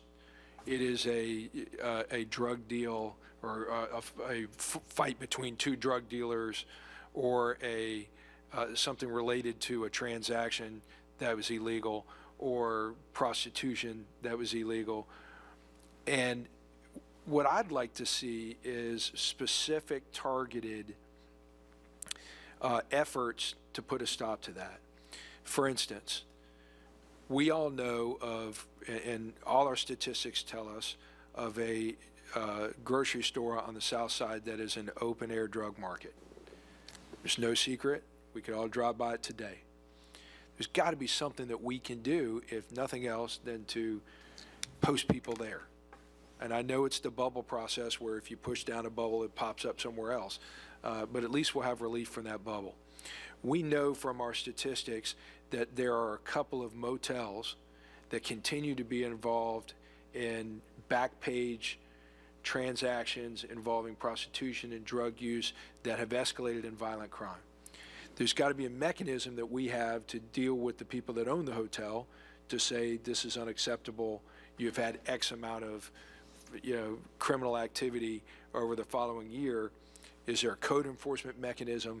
Is there an ability for us to step forward from a civil side to try to shut down that behavior? But to deal with the overall statistics is daunting, and I understand that's what you're tasked with. I'd like to see a focus on the violent crime, and I can, just because I'm privy to, I've been watching in 2017, those numbers are going to be higher, in my opinion, if the trend continues, than 2016. So I'd like to see us focus on that. Commissioner Richardson, followed by Commissioner Ziffer. Thank you, Mr. Mayor. And all of our conversation is good, and Chief, what you have presented, looks good here at City Hall, and, we can sit here in suits and ties and nice outfits, and all of this sounds good to us in this secure building with all these police officers here. But what's important is what's happening out on the street and the perception on the street. I think this community hit an all-time low when we had to hear about an infant being shot in a car, a bullet-riddled car, and an infant alone in that car with a gunshot wound. That to me is an all-time low. And what's so interesting about that is, Major Young, we were just in that area 2 days prior to that. Operation Safe Neighborhoods, we walked through the Texas Street apartments and knocked on doors and talked to those residents. And so, it's not perception. It's what's happening on the street. And I'm talking from personal experience. Within the last 2 years, when my wife was in the hospital during Hurricane Hermine, our home was burglarized. Fortunately, they didn't get in, but they attempted to burglarize. Both of our cars have been burglarized sitting in our front yard. Many of these incidents, the shooting against the police officer in the Bond neighborhood was within a half mile of where I live. About 6 of these incidents, violent crimes, have happened within a 2-mile radius of where I live. So I'm talking about what's happening on the street and what is impacting people's lives on a day-to-day basis. And that's what I want us to get at and talk about. And I'm not putting it all on the police department because, Chief, I believe you all, the question I'm going to get to is, do you feel like you have all the resources that you need? Is there anything else from a policy perspective, a budget perspective, that we can provide for you to do the job that you do? That's a question that I have. But we've got to redouble our efforts, whatever they are, because there are neighborhoods that are under siege in this community. It's happening everywhere, but there are neighborhoods that are literally under siege. And, I don't care what's happening in Gainesville or what's happening in Orlando or Fort Lauderdale. I care about what's happening right here in the city of Tallahassee. And if our numbers are what they are for 3 years in a row, then we've got to redouble our efforts to address this issue right here in Tallahassee. And as we tell people, and Leon County, and as we tell people when we're out with Operation Safe Neighborhoods, listen, we can't police our way out of this. We could hire 1 million police officers and we could still see the same numbers year after year. We've got to get this community involved in this. For that baby to sit there in that car with a gunshot wound and nobody see anything or hear anything or report anything, there's something going wrong in the neighborhood that we've got to address. And so, I don't think any of us have the answer, but we've still got to continue to work on this thing. We've got to coordinate our law enforcement efforts. We've got to get our neighborhoods involved. We've got to assure people that when things like this happen, that we're going to respond, because so much depends on it. And we know what it is. Parents aren't going to send their children. I'm not going to send my child to a community where it's labeled as having one of the highest crime rates in the country. I mean, I would certainly have second thoughts about it. You know, in just a couple of years from now, our sales tax money is going to start coming in. We've got 12% dedicated to economic development. I mean, you know, who's going to want to come here if we aren't doing something drastically to address these numbers that we see from year to year? And again, I'm not putting it just on the police department, because we can't police our way out of it, but this entire community has to be involved in this. And so that's what the strategic plan has to be. How can our business community be involved? How can our neighborhoods, how can individuals in their individual homes be involved in this? We've got to get down even to the family level as a community to address this issue. Our universities, of course, have to be involved in the college, because, you know, so much of the crime that's happening happens to these students when they come to town. So I don't know. It's just, it's frustrating. I told Rick, I hate to pick up my city phone now, because it seems like every time I do, Rick is sending me an email, you all are sending us an email, or Rick is sending us a text saying somebody else has been shot. You know, or somebody walked into the hospital with a gunshot wound. And it's so discouraging. And but that's where we've got to get to. We've got to get beyond these presentations, and we've got to get out on the street and make sure that people where they live and work and play feel safe. And until we do that, these numbers are just not going to mean a whole lot to the person on the street. But Chief, I do applaud you for what you and your staff are doing. I see them out there. I've been to 2 of the 3 Operation Safe Neighborhoods. When the neighbors aren't there, your staff is there.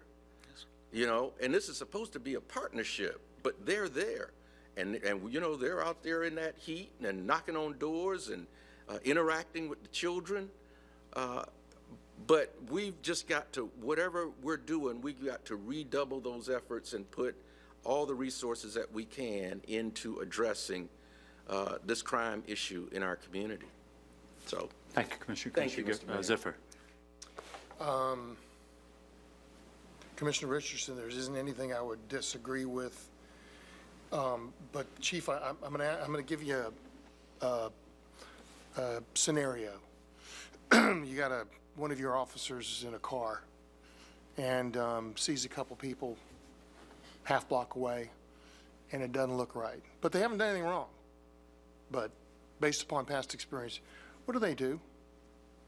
If they develop enough, they have a couple of options. If they have enough to develop reasonable suspicion, they can go out and they can conduct an investigative stop where they have some authority, find out who they are, what they're doing, where they're from, where they live, and conduct a basic investigation.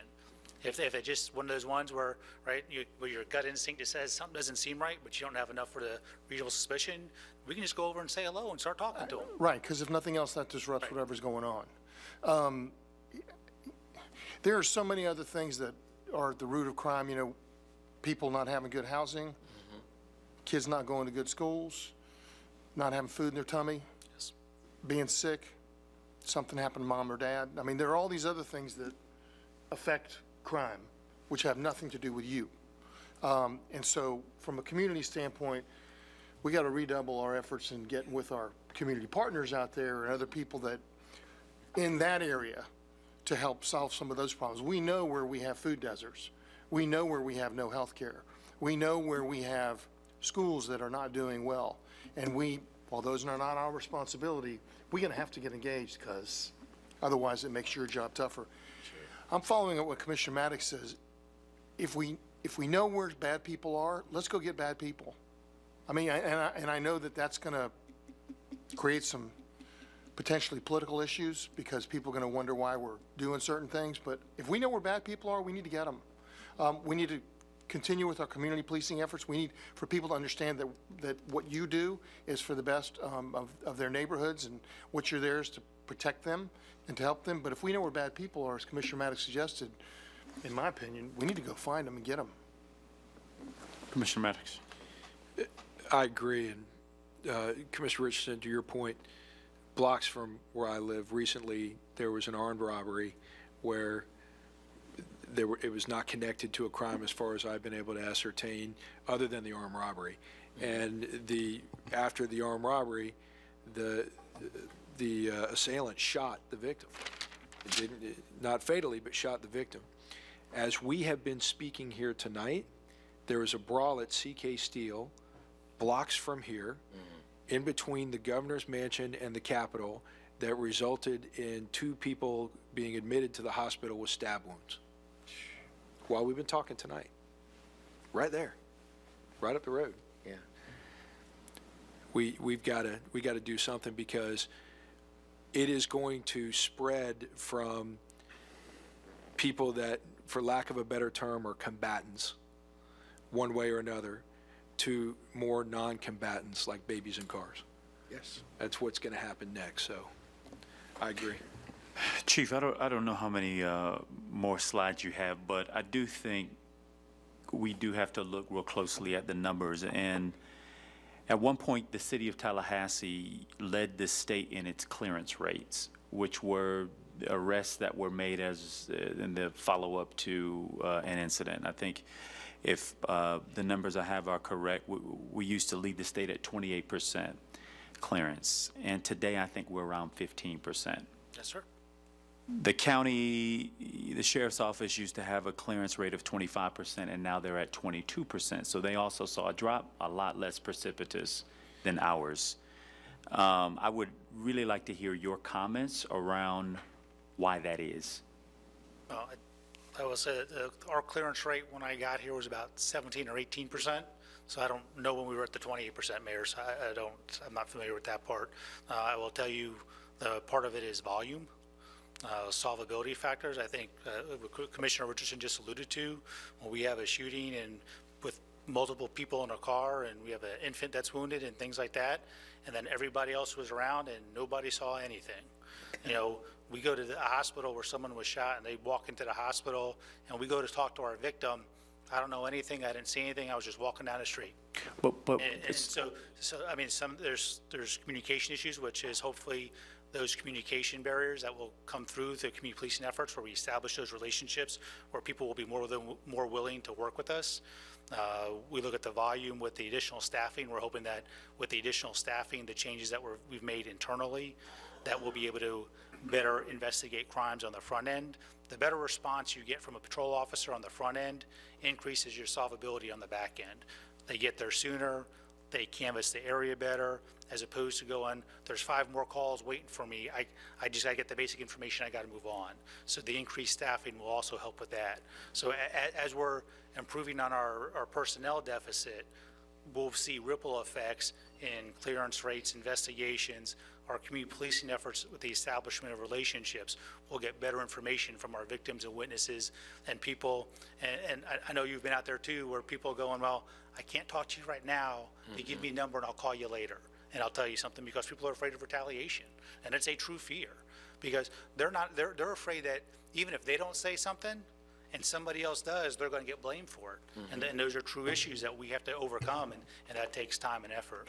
I mean, but that attitude is built up over, that's layered over some scar tissue. I mean, we saw in one of the instances during Operation Safe Neighborhood where the neighbor told us, and then she was literally terrorized. Yeah, absolutely. Right? Yes. By the which then gets to the question, how do we allow someone to be terrorized? I mean, what conditions exist in a place that folks are so terrified to say what it is they need to say, which to me suggests an element that is much deeper and more insidious in a place. And that's really what I'm overall concerned about. You're familiar with the Ferguson effect, which is a post-Ferguson sort of a style in policing change that occurred. Have you observed? Actually, if you look at our information, our statistics, we've made more arrests, not less arrests since Ferguson. We've done more investigations. We've increased our proactivity. So I know Director Comey coined that phrase at the time to kind of address what he felt was the rising crime and basically saying police weren't doing their job anymore. I'll be honest, I think he did our profession a great disservice when he did that. We have to look, and I think, and we've all talked about it for years. What Commissioner Richards said, we are the police officers are the paramedics of society's ills, right? We triage the issues after they occur, right? So we deal with the robberies, we deal with the aggravated assaults, we deal with the domestic violence because of the other social issues that have gone unmet. And until we can get a better grip on the front end, and the things that we can do as far as education, employment, addressing poverty, homelessness, and those different, substance abuse, and we can address those different factors better on the front end and make those, the same things, Mayor, we talk about the Children's Summit, right? Of course. The more we can do for the children to break that cycle, that's where we have the biggest impact long term. I could not agree with you more. I think the flag that I have to raise, and I think you would raise the same one, is it's a long distance between, for instance, the 3 folks that your folks arrested with assault rifles, between like not being able to read and get a job to going to assault rifles and ski masks and literally about to probably rob someone, or a home, a bank, or whatever, who knows. Now, I understand that I think all 3 assailants were from, what, Duval County? They're from Jacksonville, yes, sir. Were from Jacksonville. And so I guess what we haven't heard is the alarm bells rang on whether we have an accessibility issue to illegal guns, whether or not we have an issue with regard to some of the hallucinogen drugs that I think have been seen in other places. I mean, I don't know the situation around the man running around naked and whatnot, and that may not be the only one, right? There are probably others, and we've seen and heard some of this. There's obviously mental illness and the way in which we are addressing that in the community. And then you raised earlier this evening the whole issue of transients. But there are some, beyond what I think we all know and have adopted as part of our theory of change, which are what are these very base level kinds of things that have to happen, which, in addition to doing the officers, we also do the summer jobs. We also did the $1 million in for human services. We're not being one-dimensional about this. We're being multidimensional about it. But even in spite of, which is why I'm looking forward to your answer to Commissioner Richardson's question, in spite of, we still are looking at the kind of race that we are on clearance. I know you have a meeting tomorrow with a number of agency heads. I understood that to be an action step a year ago, sort of after we got out of this. You identified the issue of crime statistics and analytics as being an issue. I know you still got 2 vacancies that your analyst positions that you're trying to hire there. But we approved that software a year ago, almost a year ago to July 1. And I think you said earlier on in your comments that you were just beginning, or the city is just beginning the RFP process. Well, we went through one RFP process that was unsuccessful, so we had to redo it. So you weren't able to find a vendor? Is that what happened? No, we only got one response. And the initial RFP process. And the laws require you get multiple? Well, we have a discussion with the committee as opposed to tying us to one RFP, one respondent, to reevaluate the process and what we could do to generate a better response. When there's hundreds of companies that provide that type of software, what was done, how was the RFP drafted, that may have discouraged people from responding. So in consultation with procurement, our technology folks, and my staff, we decided the best course of action to make sure that we got the best product available as opposed to the one person that responded was to redraft the RFP after we got feedback from different vendors on why they didn't respond from major vendors to see what their concerns were. It was redrafted, re-released, and that's what the process we're in now. I mean, I know how eminently important it is to have good data. You have spoken at length about the need for us to focus on predictive policing. I don't know how you do predictive policing, other than the old way, which is y'all used to put a map up and you put pin needles in it, and you determine at what time and what hour certain things were happening. You could build some sort of. So I guess there is that fallback, which is that process. But clearly, we're in the 21st century. This shouldn't be difficult to get to. You mentioned in your comments as well that right now you all have the ability to share, or you were one of the early adopters to sharing data across agencies. Is Leon County, FSU, TCC, FAMU, police right now accessing that data? I don't know offhand if they're, I believe the sheriff's office is a partner and has been for a long time. I don't know as far as the university agencies. I think what I'd love to see is a really across-the-board concerted effort across agencies to use that joint dispatch center out there and the emergency operations, which we only activate every now and again, to bring a higher level of intensity to this issue across a collaboration of agencies. And I know that there's lots of turf and terrain, and I know at one point I read somewhere that the sheriff was looking at deputizing your officers well, maybe that's not true yet. Right now, they still don't patrol in the county. So we don't patrol in the county. Right. What we do is we have modified the mutual aid agreement where our officers, if they see something, can act on it and don't have to ask for permission first. And is that already cemented? That was done 2 or 3 months ago, yes. Got it. So now at least that hurdle even doesn't doesn't exist. But the kind of focused intensity across agencies, I think, is really, really important. And like I said, I know y'all are meeting tomorrow. Good to see it. I know that was an action step from a year ago, or maybe even beyond, that was discussed. But it's folks are right to be anxious. We're all right to be anxious. And I know if we're anxious, your officers who are doing the line duty, every single day have got to share in that level of anxiety, and even greater because it's their lives are on the line. And please don't mistake this to be an underappreciation for the difficulty of that task. It's extremely difficult, and we have immense appreciation for it. That being said, we also got to make sure that everything that is being done is done with an eye toward results. And I certainly would appreciate, and I know you've got more of the presentation to do, and I'm looking forward to hearing it, but this issue coming back to this commission on a pretty regular basis, if not every other week, at least once a month. And I'm frankly happy with every other commission meeting for us to put a highlight and a spotlight on this, so that we can ensure that the steps that are being taken, the things that we're being told are happening between time, in the meantime, between budgets and so on and so forth, are in fact happening. And Mr. Manager, I would also implore that we look real intensely at what are the really practical steps that can be taken between these agencies to get into a single space. We've got it. We certainly don't, we got the space. To figure out how it is we can come together. And frankly, that may be an outgrowth of tomorrow's meeting, who knows, in one space, and approach this as if we are on I sort of would analogize it to like a war room, but there may be a better terminology for how it is that you describe, those actions and those activities. Commissioner Richardson.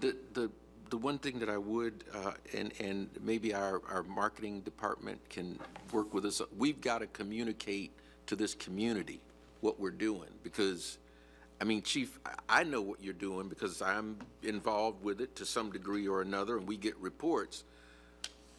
But the community at large probably has no idea of what we're doing to address these issues that they keep hearing about and reading about in the media. And so, we need to communicate. I mean, I liken it to what we've done with the aftermath of Hurricane Hermine. I mean, we just had a huge community meeting at Walker Ford the other night, where neighborhoods from across this country came together so that they could learn about how they could prepare in the event of a natural disaster or emergency happening again in this community. But we aren't doing the same thing for solving this crime issue.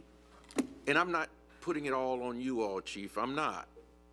But that's what we've got to get to. And if it takes us as a city coordinating that, or bringing those agencies together that can do that, I think, Mr. Mayor, that's maybe one of the evaluative items we ought to put in these in the evaluation of the agencies that are working in our promise zone, because maybe there's some things that they can be doing, working with the individuals and families that they work with in those areas. But we've got to communicate to the public in this community what we're doing to address these issues, because people don't know, and they're starting to get anxious now. Not starting, they are anxious, as the mayor said, about what's going on in these neighborhoods and throughout our city. Chief, the other item I wanted to add to the sort of the bright line on drugs and guns and mental illness and this transient thing is the fact that, if I'm not mistaken, I think the numbers are around 205 former felons released back into Leon County a month, is the projection for, I think, the rest of this year. Now, I know that the Department of Corrections has that data. They probably know the names, where they're going back to, so on and so forth. I'm interested, at least up to this point, has there been any correlation done either for those individuals or some of the folks we used to gang certify folks? There may be some other lists that are held, and whether or not there's any level of repetitiveness, if you will, between some of those individuals, or is everyone you're coming into contact, frankly, a new offender? Just getting ahead of me a little bit, we have currently almost 4,000 people on probation in Tallahassee, Leon County area, within our county and city limits, that we are aware of and that we monitor, and we work with Department of Corrections as far as doing probation checks, curfew checks, making sure that they're working and staying within the conditions of their probation, whether it's contraband, alcohol, drugs, weapons, in their living quarters.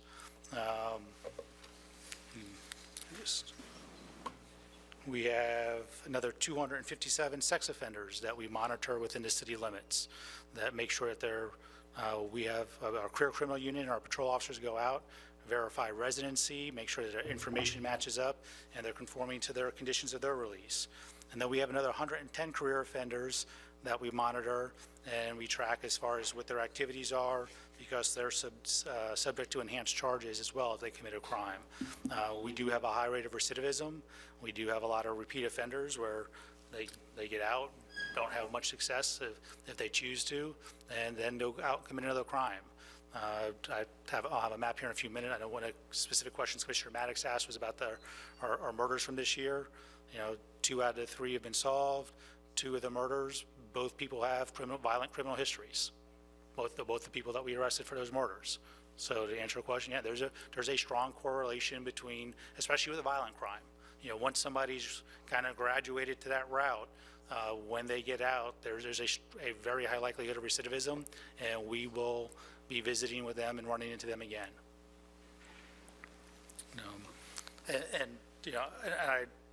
Listen, you know me well enough by now. There's nothing that you're saying that I disagree with as far as where we are, where we want to go. But I think it's important too to look at the signs of progress. Is our violent crime where we want it to be? No. But we did see a 14% reduction between 2015 and 2016. Yeah. That's a step in the right direction. It's not where we want to be. I'll be the first one to say that.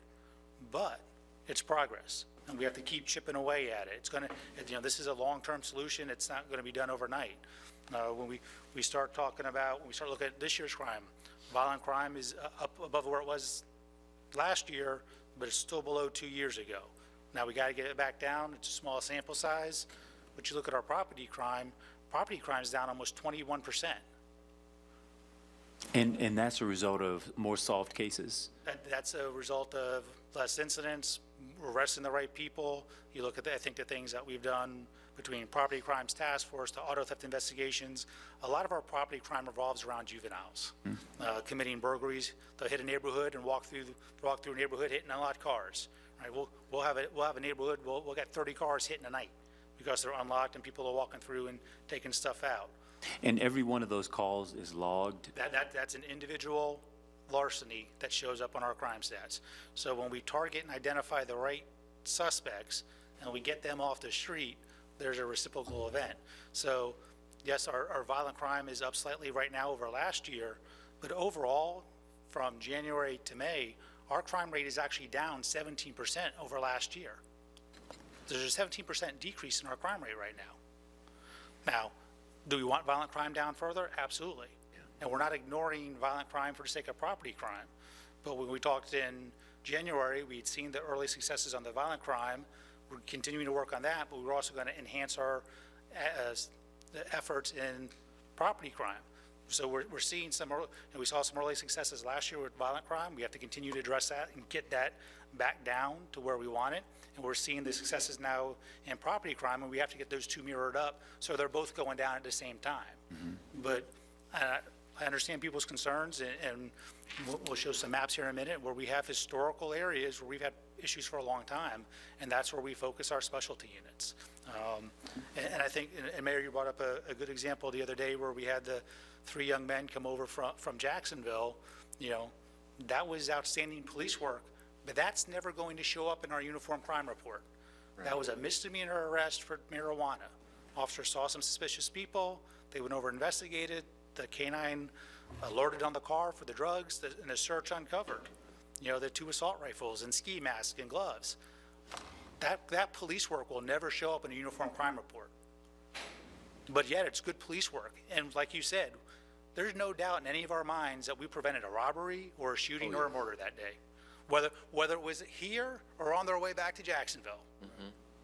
So those untold stories will never get reflected in the stats because that marijuana arrest never reflects into Part 1 crimes. So that's where I kind of said we have to be careful where statistics don't tell the whole story about what's going on. And we have to look at the overall comprehensive efforts and the things that we're doing with the funding that you've provided for social services and enhance that. You know, those things take time and ripple effects to really take a hold. And we have to be careful. And when we get towards the end, one of the things that ACM Barber and I have discussed with the manager is developing a community report card. And we're not just, yes, crime statistics are part of it, but what are we doing with these other social services and collectively addressing these underlying crimes of social issues? Where are we getting it? Are we addressing all the different components that we need to get and looking at it holistically, and as opposed to focusing just on the statistics of a few things that get reported as opposed to the overall picture. Chief, of the violent crimes that involved guns, are you able to say how many of them were legally sort of had legal ownership versus illegal weapons? We can check and see as far as the only way, we can look and see which ones were stolen, which is actually very minimal. Most of our guns were legally held at the time. It's like the 2 assault rifles the other day. There's no gun charges with that case. They were legally stored in that vehicle. Now, we have them for safekeeping right now until they come back and get them back, if they choose to do that. And we work with ATF and we run traces to try to track their origin and things like that as far as where they came from, you know, where were they bought, where were they obtained, but they weren't reported stolen. But we can track, you know, if a weapon's been stolen or if it's in the possession of a convicted felon. And we do have a large number of charges for, you know, firearms in possession of a convicted felon that we charge people with. And then there are times that, based on that charge, we work with the U.S. Attorney's Office and charge them federally because there's stiffer penalties for that in the federal system. This is, you know, one of the crime maps on the murders that I know Commissioner Maddox had asked, and he was interested in the nexus. We've had 5 homicides this year. 2 of them were deemed justifiable self-defense acts by the State Attorney's Office. There's a separate section in the Uniform Crime Report where justifiable homicides are reported. They do not show up in our murder rate, though. So we have 3 CR murders at this point that would show up. The Joe Louis Street, which is still unsolved at this point. So, obviously, we're still actively working on that. The other 2 cases, both had drug nexuses. The suspects knew the victims, and both suspects had pretty significant criminal histories for previous violent crimes. Lived here? Yes. Now, we talked briefly about the predictive policing. We do have some capability of crime mapping and looking at trends, but it's not to where it should be. And what we're looking to do is take it to that next level. We're not to where we should be. And you and I have talked about that several times, and that's with that right record system and the ability to extract data better, our capabilities will be greatly enhanced. This map is for this year's and last year's violent crime categories for uniform crime reports. The 2016 are the bluish purples, and 2017 are the reddish and oranges. And you can see there's a lot of commonalities in the areas. And that's how we focus our efforts. We have 2 violent crime response teams. They work in those, they're assigned to work those 2 areas based on the violent crimes. We look at those, that PROACT meeting I was telling you about, that strategy, that weekly strategy meeting that my majors do. They look at our historical trends, not just what's occurring right now, but what's happened in the past and our current trends, and that's how we determine where those officers are going to be working, combined with whatever ongoing intelligence that we have. That's also where our community-oriented policing squads work, the bicycle squads. We have 2, the third one will be out here in the next few weeks. We've got with the officers that just graduated the academy and that we hired, we got 15 brand new officers that just started this week. We'll have another squad of 8 bicycle officers out. And when we between this map and the next map that focuses on property crime, there's a reason why we have a north squad for violent crimes response team and a south squad. Why we'll have, right now we have a north squad and a south squad for cops. In another 2 weeks, we're gonna have a north side and 2 south sides. One will be on the east side of Monroe, one will be on the west side of Monroe, because they're dealing with longer term historical issues where they're dedicated to that area, where a patrol officer tries to do that in between calls for service. They're there to focus on those long-term issues, and that's that targeted efforts that we're talking about. Would there be a harm in having the sheriff's office also see how you're deploying assets, and for you all to also hear how they're deploying assets? We do that. We talk to them all the time about that kind of stuff. And at the major level and our watch commanders level, they coordinate efforts and investigations. So it would be your answer that that level of coordination on a weekly or regular, more frequent than weekly basis is already happening? I don't know about more. I mean, they talk to each other day to day, depending on what the investigations are or what they're working on.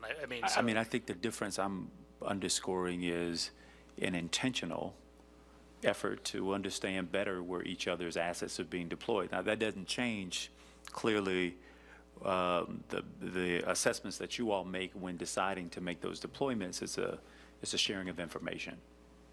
I won't plague you on that. I just want to throw that out there because I understand routine, and I hear it, myself, and if I hear it, then God knows it must be happening.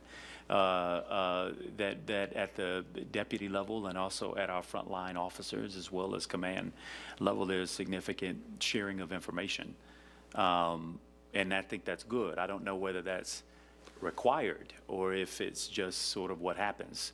And part of maximizing, I think, the effort is sometimes having each other in the same space. Okay. You don't have to comment. Let me see. Talked about that. We've skipped over a little bit.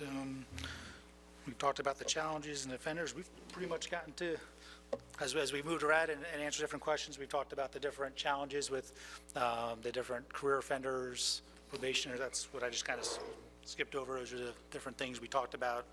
You can see the mapping, like I said, how we allocate our resources. You can see between the violent crime response teams and property crimes, and you can see where our historical challenges are. And that's where we focus our efforts, and those are our uniformed efforts. We also have our narcotics units that do investigations, and I know exactly what story you're talking about, Commissioner Maddox, and we've served multiple search warrants there over the last 2 years. And we make our arrests for what we can and misdemeanor arrests and whatever else. And, you know, we do have a little bit of a revolving door court system too sometimes. I know what hotels we're talking about, and we routinely run prostitution stings and back page stings and that we address and we make our arrests for both the provider of the services and the procurer of the services. And we run those operations at the hotels. And I think as we get here to some of the things that we're talking about, specifically, like I said, we have the 3rd cop squad being implemented here next month. We have 3 Operation Safe Neighborhood left, July 6th, July 20th, August 3rd. Commissioner Richardson, like you said, I invite the community to come out. It doesn't work when it's just the police department, some people from the city, the fire department comes out. Utilities was one of our sponsors this year. They help provide light bulbs, and we're handing out light bulbs as we go through to help make the theme this year is light up the neighborhood, and that theme was developed by one of our officers, Officer Alan Morris. He came up with that and worked with utilities, get light bulbs to help scare away crime and light up the neighborhood. And and utilities provide the light bulbs for us when we go out and we hand them out. And we're sitting out there replacing people's front light porches as we're doing this. But it doesn't just work, as you said, when it's just the city doing it. Right. We need the neighborhood showing up. We need the community groups to show up. I've talked to Pastor Dow. I know he's been a big supporter. He plans on coming out here the next couple of weeks with some members from his church and continuing to grow that. Those things only work. We can't talk about the youth outreach. We have 3 youth citizens police academies running at the same time right now in partnership with the Parks and Recreation, because we recognize that transportation is a challenge and an issue. We're doing 2 with Parks and Rec during the daytime as part of their summer camp programs, 1 at Walker Ford, 1 at Dade Street, and we're also doing a traditional one in the evening time at the police department. So again, we look at what we're doing and we're changing and adapting to make sure that we're reaching the broadest audience possible. And those are different efforts that we're making. Mayor, as you said, we have the multi-agency meeting scheduled for tomorrow to meet with the different department heads or their representatives. Can you tell me what do you expect to get from that, and then what does cooperation going forward look like? I think it's a conversation of what resources people are willing to put in. Part of the challenge in the 3.5 years I've been here is, I'm on my 4th sheriff in 3.5 years. It's hard to build continuity and cohesiveness with a joint strategy when you've got that kind of turnover with the other major law enforcement agency in town. Now, each preceding sheriff was willing to work, but as each one took over and they had a different philosophy or different priorities, things change. And Sheriff McNeil and I talk on a regular basis. We've met with each other. We've got a joint meeting set up in a couple of weeks with just our command staffs for them to get to know each other, even as he brought in some people from outside the area to get the better, so that face-to-face recognition and name and that informal conversation and picking up a cell phone sometimes. So, establishing those relationships and moving on, seeing what information the universities can provide. Their jurisdictions are fairly limited. They're within 1,000 feet of the campus that they have any lawful jurisdiction within the state of Florida. So what can they do working with us for events on campus, providing information of what may occur on campus that a student may have on campus that we didn't know about off campus. Or because they don't live on campus, maybe something occurred on campus. So again, what information are they, because I know sometimes they look at, well, that's a Family Education Rights and Privacy Act issue because it's a student. So how can we overcome some of those barriers? So I realize they won't be able to do that all in one day tomorrow. No. What the success? I mean, what do you all want to see happen by way of coordination between these agencies after tomorrow? Well, I think tomorrow is the launching point of better coordination, and what are the different agencies willing to commit to? Like I said, the sheriff and I talk regularly, and I think when you look at what we've done with the mutual aid agreement, the property crimes task force, and the steps that we're taking together as the 2 major agencies in the region, that we've already started that ball rolling. And now as we've got that momentum going, also working with the state attorney's office, is what can we now get from our partner agencies, and what resources can they provide from their respective jurisdictions and their responsibilities to enhance what we've started. Got it. Maybe Chief Perry and Chief Calloway can give us an investigator part-time for the Property Crimes Task Force, because there's burglaries that happen on campus that we may never know about. So maybe they can lend their agencies are much smaller. Maybe they can't give us somebody full-time, maybe they can give us somebody part-time. So what are they willing, what skin are they willing to put in the game to help out the bigger picture? Is there a reason there isn't a violent crimes task force as well? Well, because we did, the sheriff and I, because at the time, the sheriff and I talked about our property crime events far outweigh the violent crime. So we wanted to start on, and it's also a new process. So we wanted to start with something very targeted, very specific, right? It's baby steps. And as opposed to just throwing everything together, let's start here, see how it works, and then grow out from there. So that was step one. It's relatively new, 2 to 3 months in its inception. Over the next few months, we'll evaluate how it goes, what we can do better, and then we can look at expanding. Do we target robberies next and do a robbery task force, and then go from there? But we got to have a starting point, and that was our agreed upon starting point about, okay, when we looked at last year's UCR, where was the biggest hit? And it's the larcenies, and that's our vehicle burglaries and things like that. So let's start with our vehicle burglaries and our auto thefts. We know that those are typically, those groups are tied together. Let's focus there, start with that. Let's build on some early successes, because that's how you build momentum. And then let's decide what the next launching point is. But we got to start somewhere. And fortunately, I've got Sheriff McNeil now for the next 3.5 years for a consistent partner. Like I said, Sheriff Campbell and I talked and worked together, Sheriff Wood, Sheriff Swearingen, but when you think about the uniqueness of having 4 sheriffs in 3.5 years, it's difficult to build consistency of what you're trying to accomplish together. Yeah. So, Chief, is there coordination, 2 questions. Is there coordination with our Neighborhood Affairs Division? And I know with your officers that are the neighborhood liaisons, is there coordination that happens there as well? right now, the Neighborhood Affairs work specifically through the patrol majors, Major Dillon and Major Outlaw, and their administrative lieutenants. And then once we have those new positions in October, those 15 officers, when we get those positions filled, they will be the day-to-day contact of the Neighborhood Affairs. But right now, we have those they work through our patrol majors, and they coordinate between our cop squads if those in those areas, or they work with the administrative lieutenants, and they assign their respective sergeant and officers to coordinate any efforts with them. But yes, we do. Okay. And before you're done with your presentation, I'd like for you to answer the question I asked earlier about, are there additional resources that you feel you need, either physical resources or policy changes from this commission? Is there anything additionally that you need from us in that regard? I think that's a couple things we're going to talk about. One of the things that we're going to do is look at having an independent review of our uniform crime reports. Okay. Like even in the FBI document, there's a lot of different ways to report things, or and have someone come in and do an independent audit. Are we doing it the best way, most accurate way? We're providing training for our records section, who's responsible, and our records manager for validating that. But we want to have somebody else come in independently, look at it, and look at it comprehensively, and help us develop that comprehensive community report card overall, where statistics are part of it, but it's not the only thing. And right now, because all we have is that uniform crime report, everybody just looks at that number. And we want to provide a more informed picture for everybody to make decisions on, and including the commission. That way we make sure we're allocating resources in the right place. Commissioner Richardson, you talked about, going out and getting the bad guys, and, we can certainly go ahead and approach and be more aggressive and assertive with enforcement efforts. Putting officers out in those traditional hotspot areas and those historical areas where we've had long-term problems, and we can crack down with the understanding that, there's some give and take with that.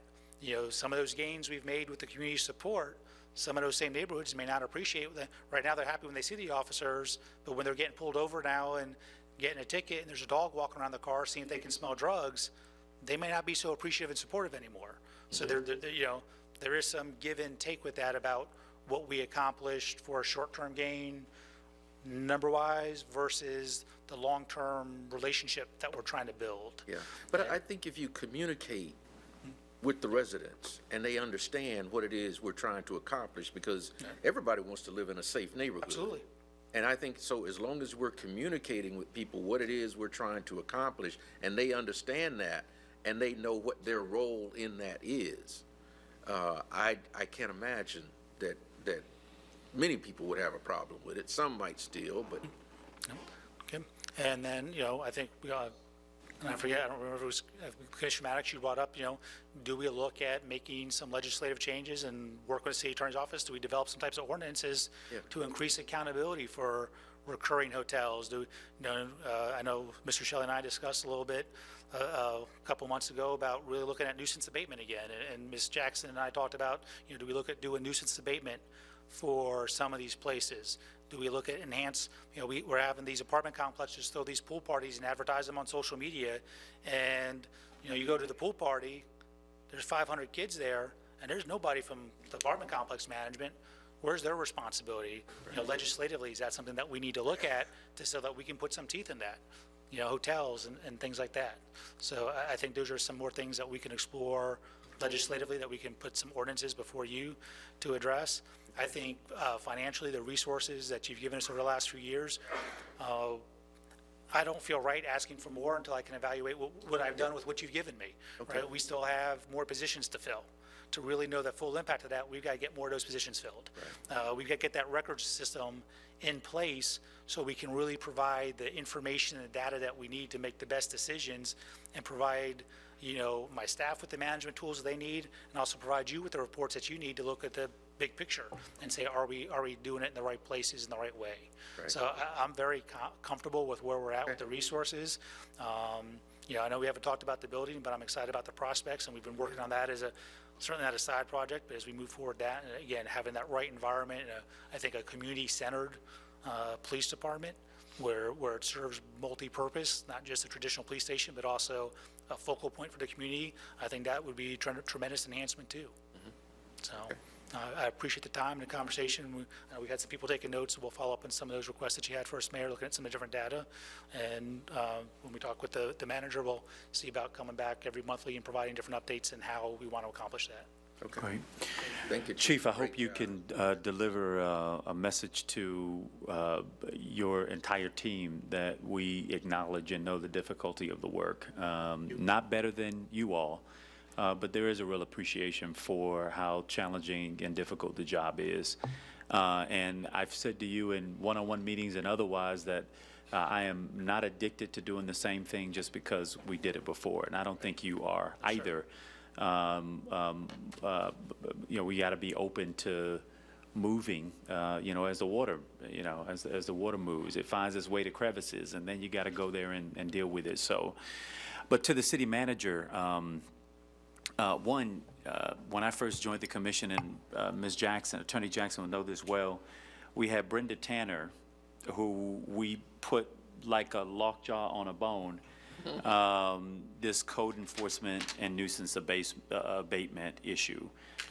We were seriously going after some of these areas where you had homes that were unoccupied, they were used for criminal purposes, and we just didn't exercise the instruments, the full instruments of the law to bring those uses, those operations to heel. If you've got, I know what the property laws are in the state and all that good stuff, but I think we've really got to look at how we use nuisance abatement and code enforcement to back up the work of law enforcement. A lot of our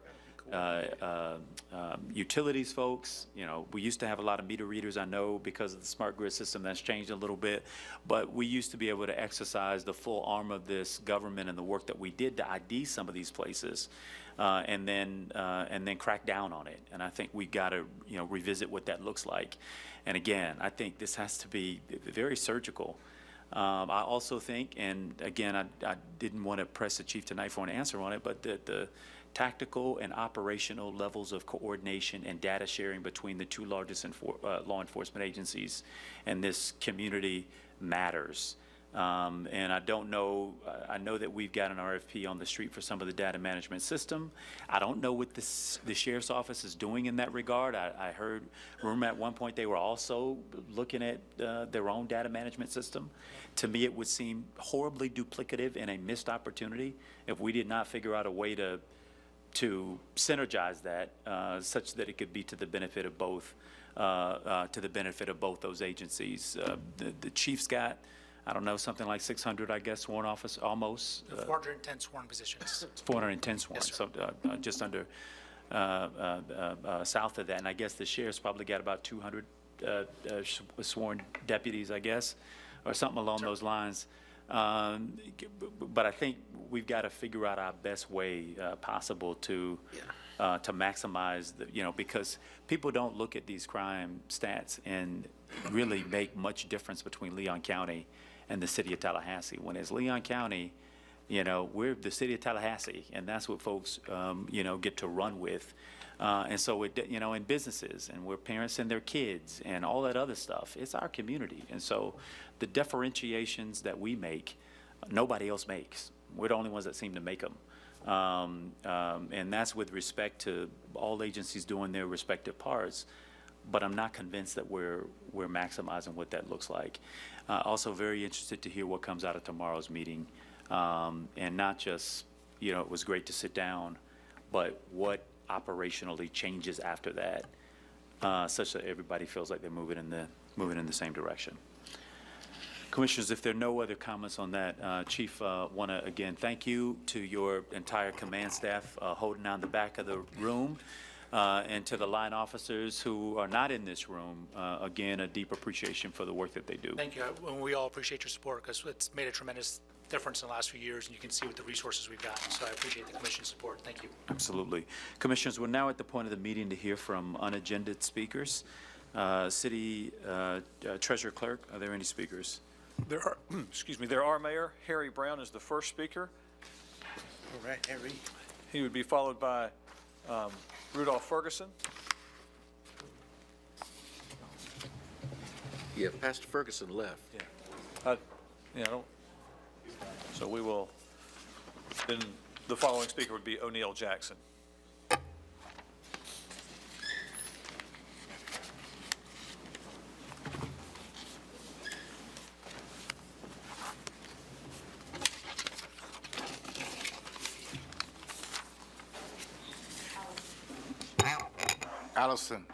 Allison, can you help out?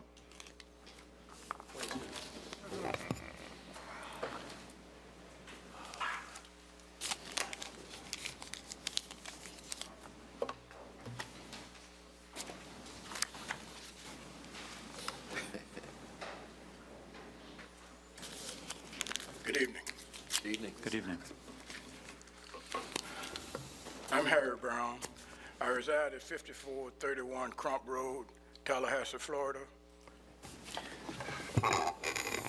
I am back again to inform any potential employer to please reconsider employment with the city of Tallahassee unless you want to work in a culture of liars. I have been lied to and lied on by everyone on the dais except James Cook. God tells us in his word that he hates a liar.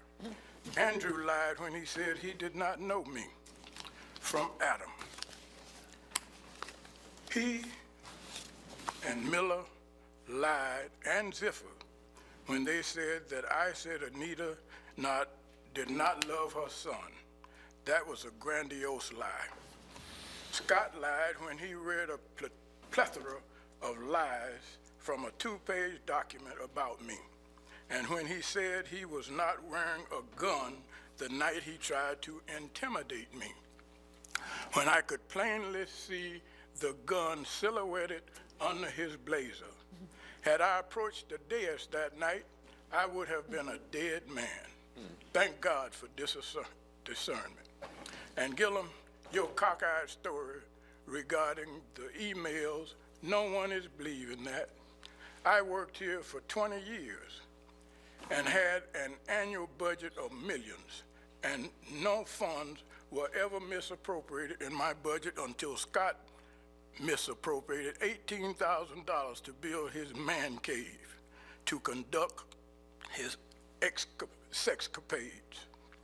This city needs a group of public officials and administrators with character and integrity who can put this city back on the right path. Now the city finds itself embroiled in budget woes after a recent tax increase, after large raises given to selective employees of $50,000, $40,000, $30,000, and now the city's experiencing budget problems after a year. That sounds like gross mismanagement to me. Somebody needs to be fired, yet the city takes $31,000 from me in severance pay and did not pay my attorney's fees. I say to the voters, please replace every commissioner here so the city can get back, can be run with integrity and stay out of legal foolishness. Thank you. Gillum, this right here, you see, you said you didn't know me, but myself and several other people worked hard in the Springfield area and the South Side to get you here, and you have embarrassed us. You are truly a disgrace. Thank you. Thank you so much. Next speaker. Next speaker is O'Neill Jackson, followed by Robert Blow. I escaped. That's so called me a liar. Yeah. Look at that. Mr. Jackson. It was silhouetted under it. There we go.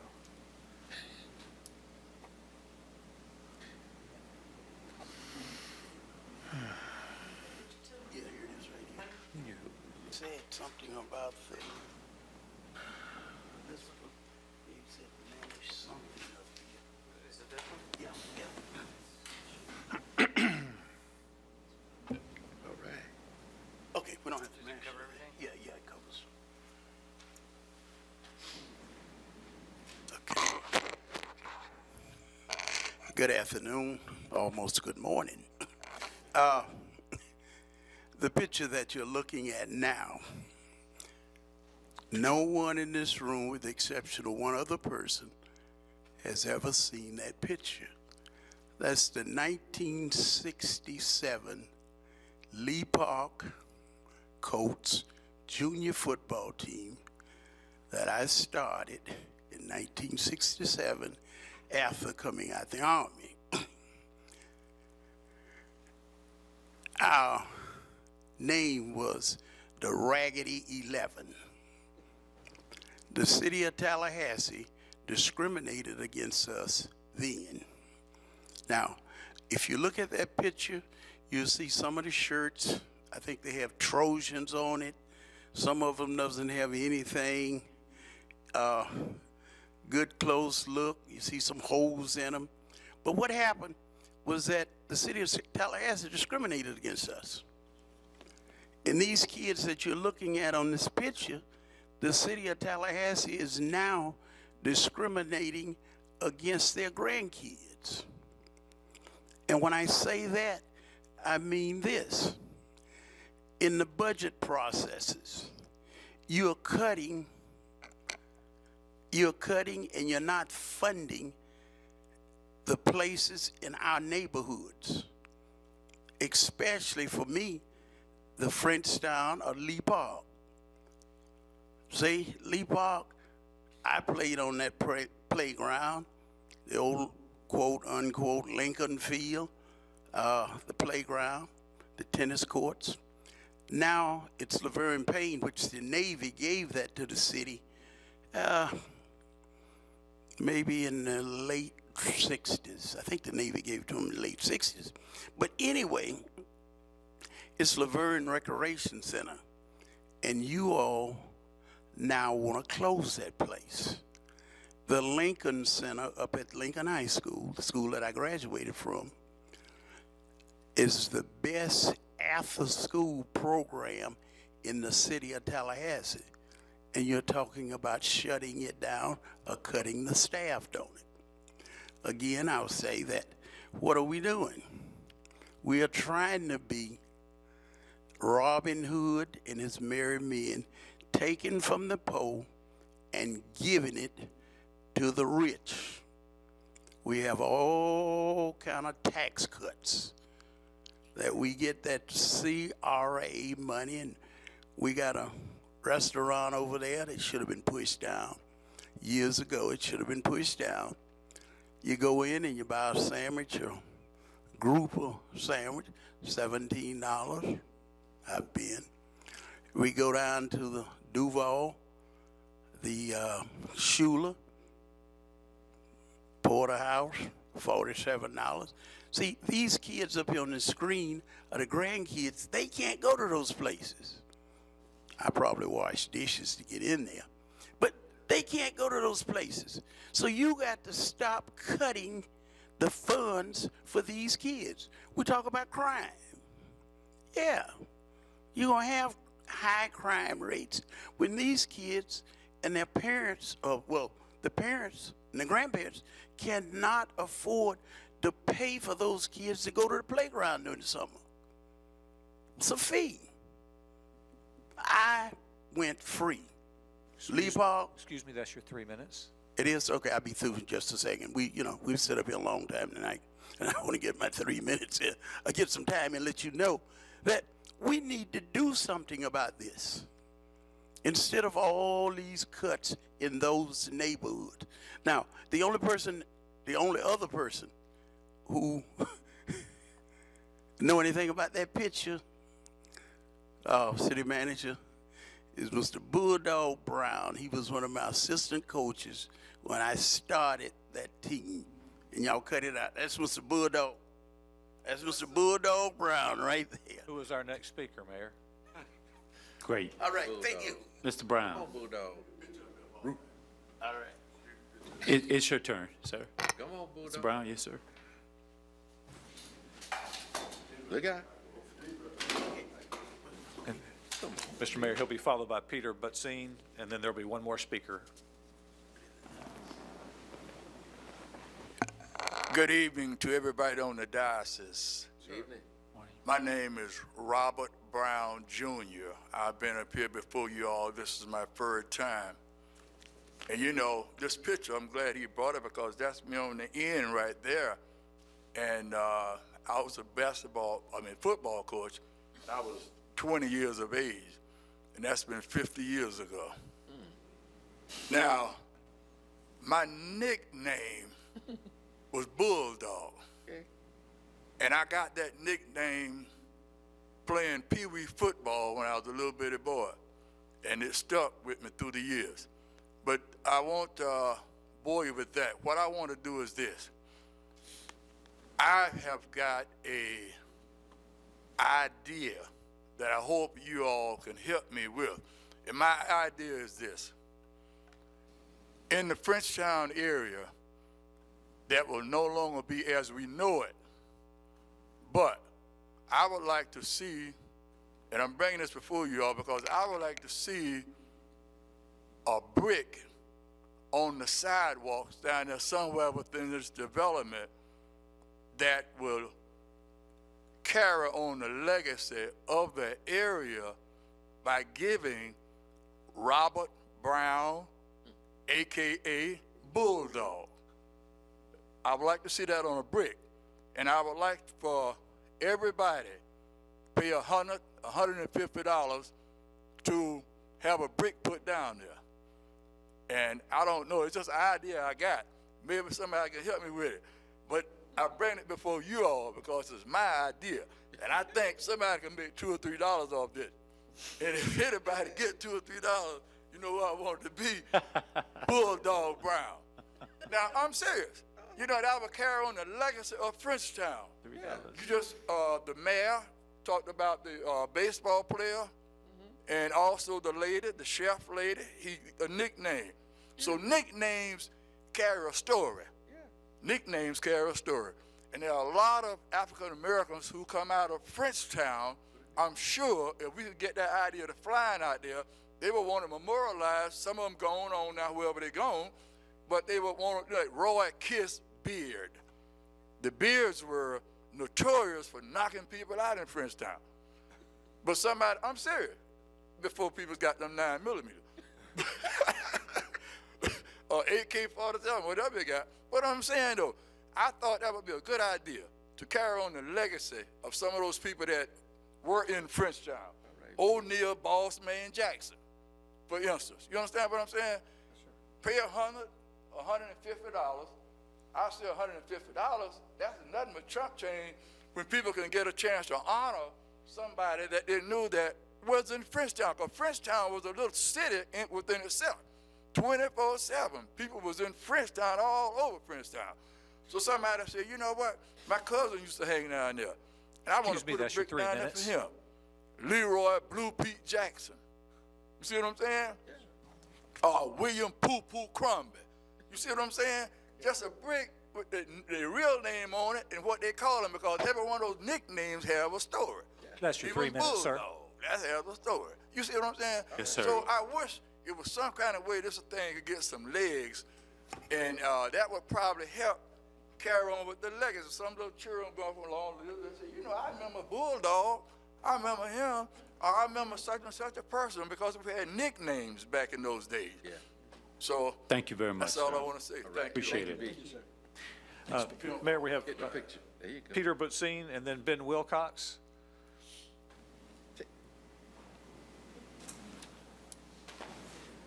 Thank you, Mr. Mayor.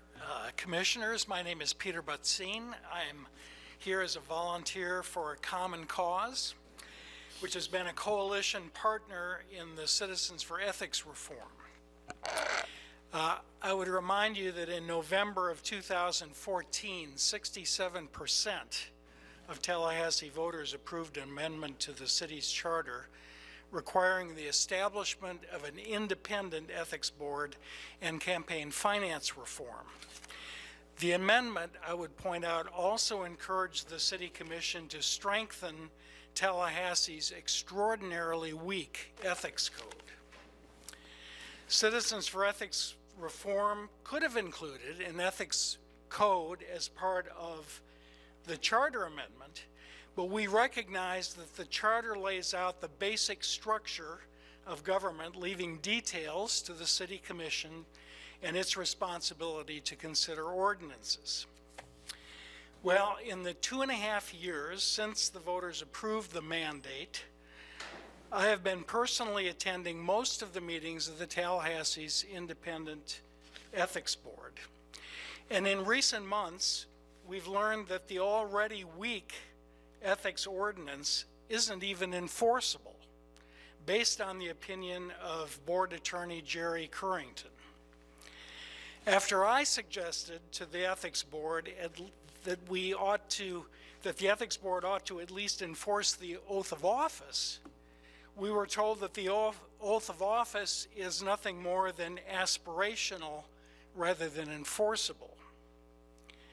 So I come before you this evening with a very simple message. Please adopt the recommendations to improve the city's ethics code that the Independent Ethics Board has submitted to this commission back in March. That's over 3 months of inaction. Please, please give the board the tools that it needs to do its job. Thank you. Thank you. Next speaker. The next speaker is Ben Wilcox. And that's the final speaker I have, Mayor. Thank you, Mr. Mayor and members of the Commission. I'm Ben Wilcox with Citizens for Ethics Reform, and we are the group that brought the Charter Amendment in 2014 to Tallahassee voters. As Mr. Butzine said, I hope I don't fall under the category of everything's been said, but not everybody said it, but I'll try to be as brief as possible. As Mr. Butzine said, the attorney for the board has said the board only has jurisdiction over the city's ethics code. It doesn't have jurisdiction over Chapter 112 of Florida statutes, which is the state ethics code. Also, as Mr. Butzine said, the city's ethics code is aspirational and unenforceable. It doesn't address basic ethics issues like conflicts of interest and misuse of office. The Ethics Board has proposed a reasonable ordinance that would strengthen the city's code, and that's entirely appropriate. As the charter amendment reads, the Ethics Board shall recommend proposed ordinances, resolutions, or charter amendments to the City Commission in all areas of ethics and corruption. Such legislative proposals shall be filed with and considered by the City Commission. We would respectfully ask you to consider adopting the Ethics Board's proposed ordinance. Doing so would send a strong message to the community that the city is committed to the highest ethical standards. Thank you. Thank you, Ben. Thank you very much. That was the final speaker? That was the last speaker. All right, great. Any other business to come before this commission at this time? Mayor, Commissioners. Yes, sir. If I could take a couple of minutes to bring you all up to date on the two subpoenas that were served by the FBI on June 14th. We have until July 11th to provide the materials. We have a number of folks in various areas working to collect all those materials, and I've been in conversations with the Deputy U.S. Attorney, who is the attorney on this case, and assuring that the city will be fully complying and devoting adequate manpower to that. At this point in time, that is about all the information that the agents and/or the Deputy U.S. Attorney here will provide. We have no idea what's the genesis of this investigation. We don't know if there's a particular person or company that is a target of this investigation. We do know that there is no elected or appointed official or any employee of the city of Tallahassee that is identified in the subpoenas with respect to the documents. There's certainly none of the staff of the CRA that has been in any way mentioned or in any by reference indicted. It is typical and not unusual for federal investigations to be very confidential and even secretive. It is not unusual that we don't know these things, and it is not unusual that we will continue for some period of time to not know the status of this investigation, if at all. We need to focus, and this is my opinion and my suggestion, on the matters that this body and the matters that the CRA board has before it, and not be distracted and not be afraid of going forward and doing the things that we need to do. It is not helpful to the managers and the directors that you employ for them to feel like they're under any kind of cloud, because there is absolutely none in actuality over them. So again, my suggestion is to not speculate, to not gossip, if you will, about the investigation or the matters that are being requested. Know full well that the city and the city attorney's office will fully cooperate with the federal investigators, just like we always fully cooperate with state investigators. And to the extent that we can move forward with our budget and our other projects, both here and as CRA board, without further comment, without further speculation, in my opinion, we will all be served well. And in fact, we will probably help speed up the investigation that the FBI is now undertaking. Thank you for that, City Attorney. Commissioners, any other items to go before the commission? Seeing none, we stand in adjournment. Thank you. Thank you, sir. Thank you, sir.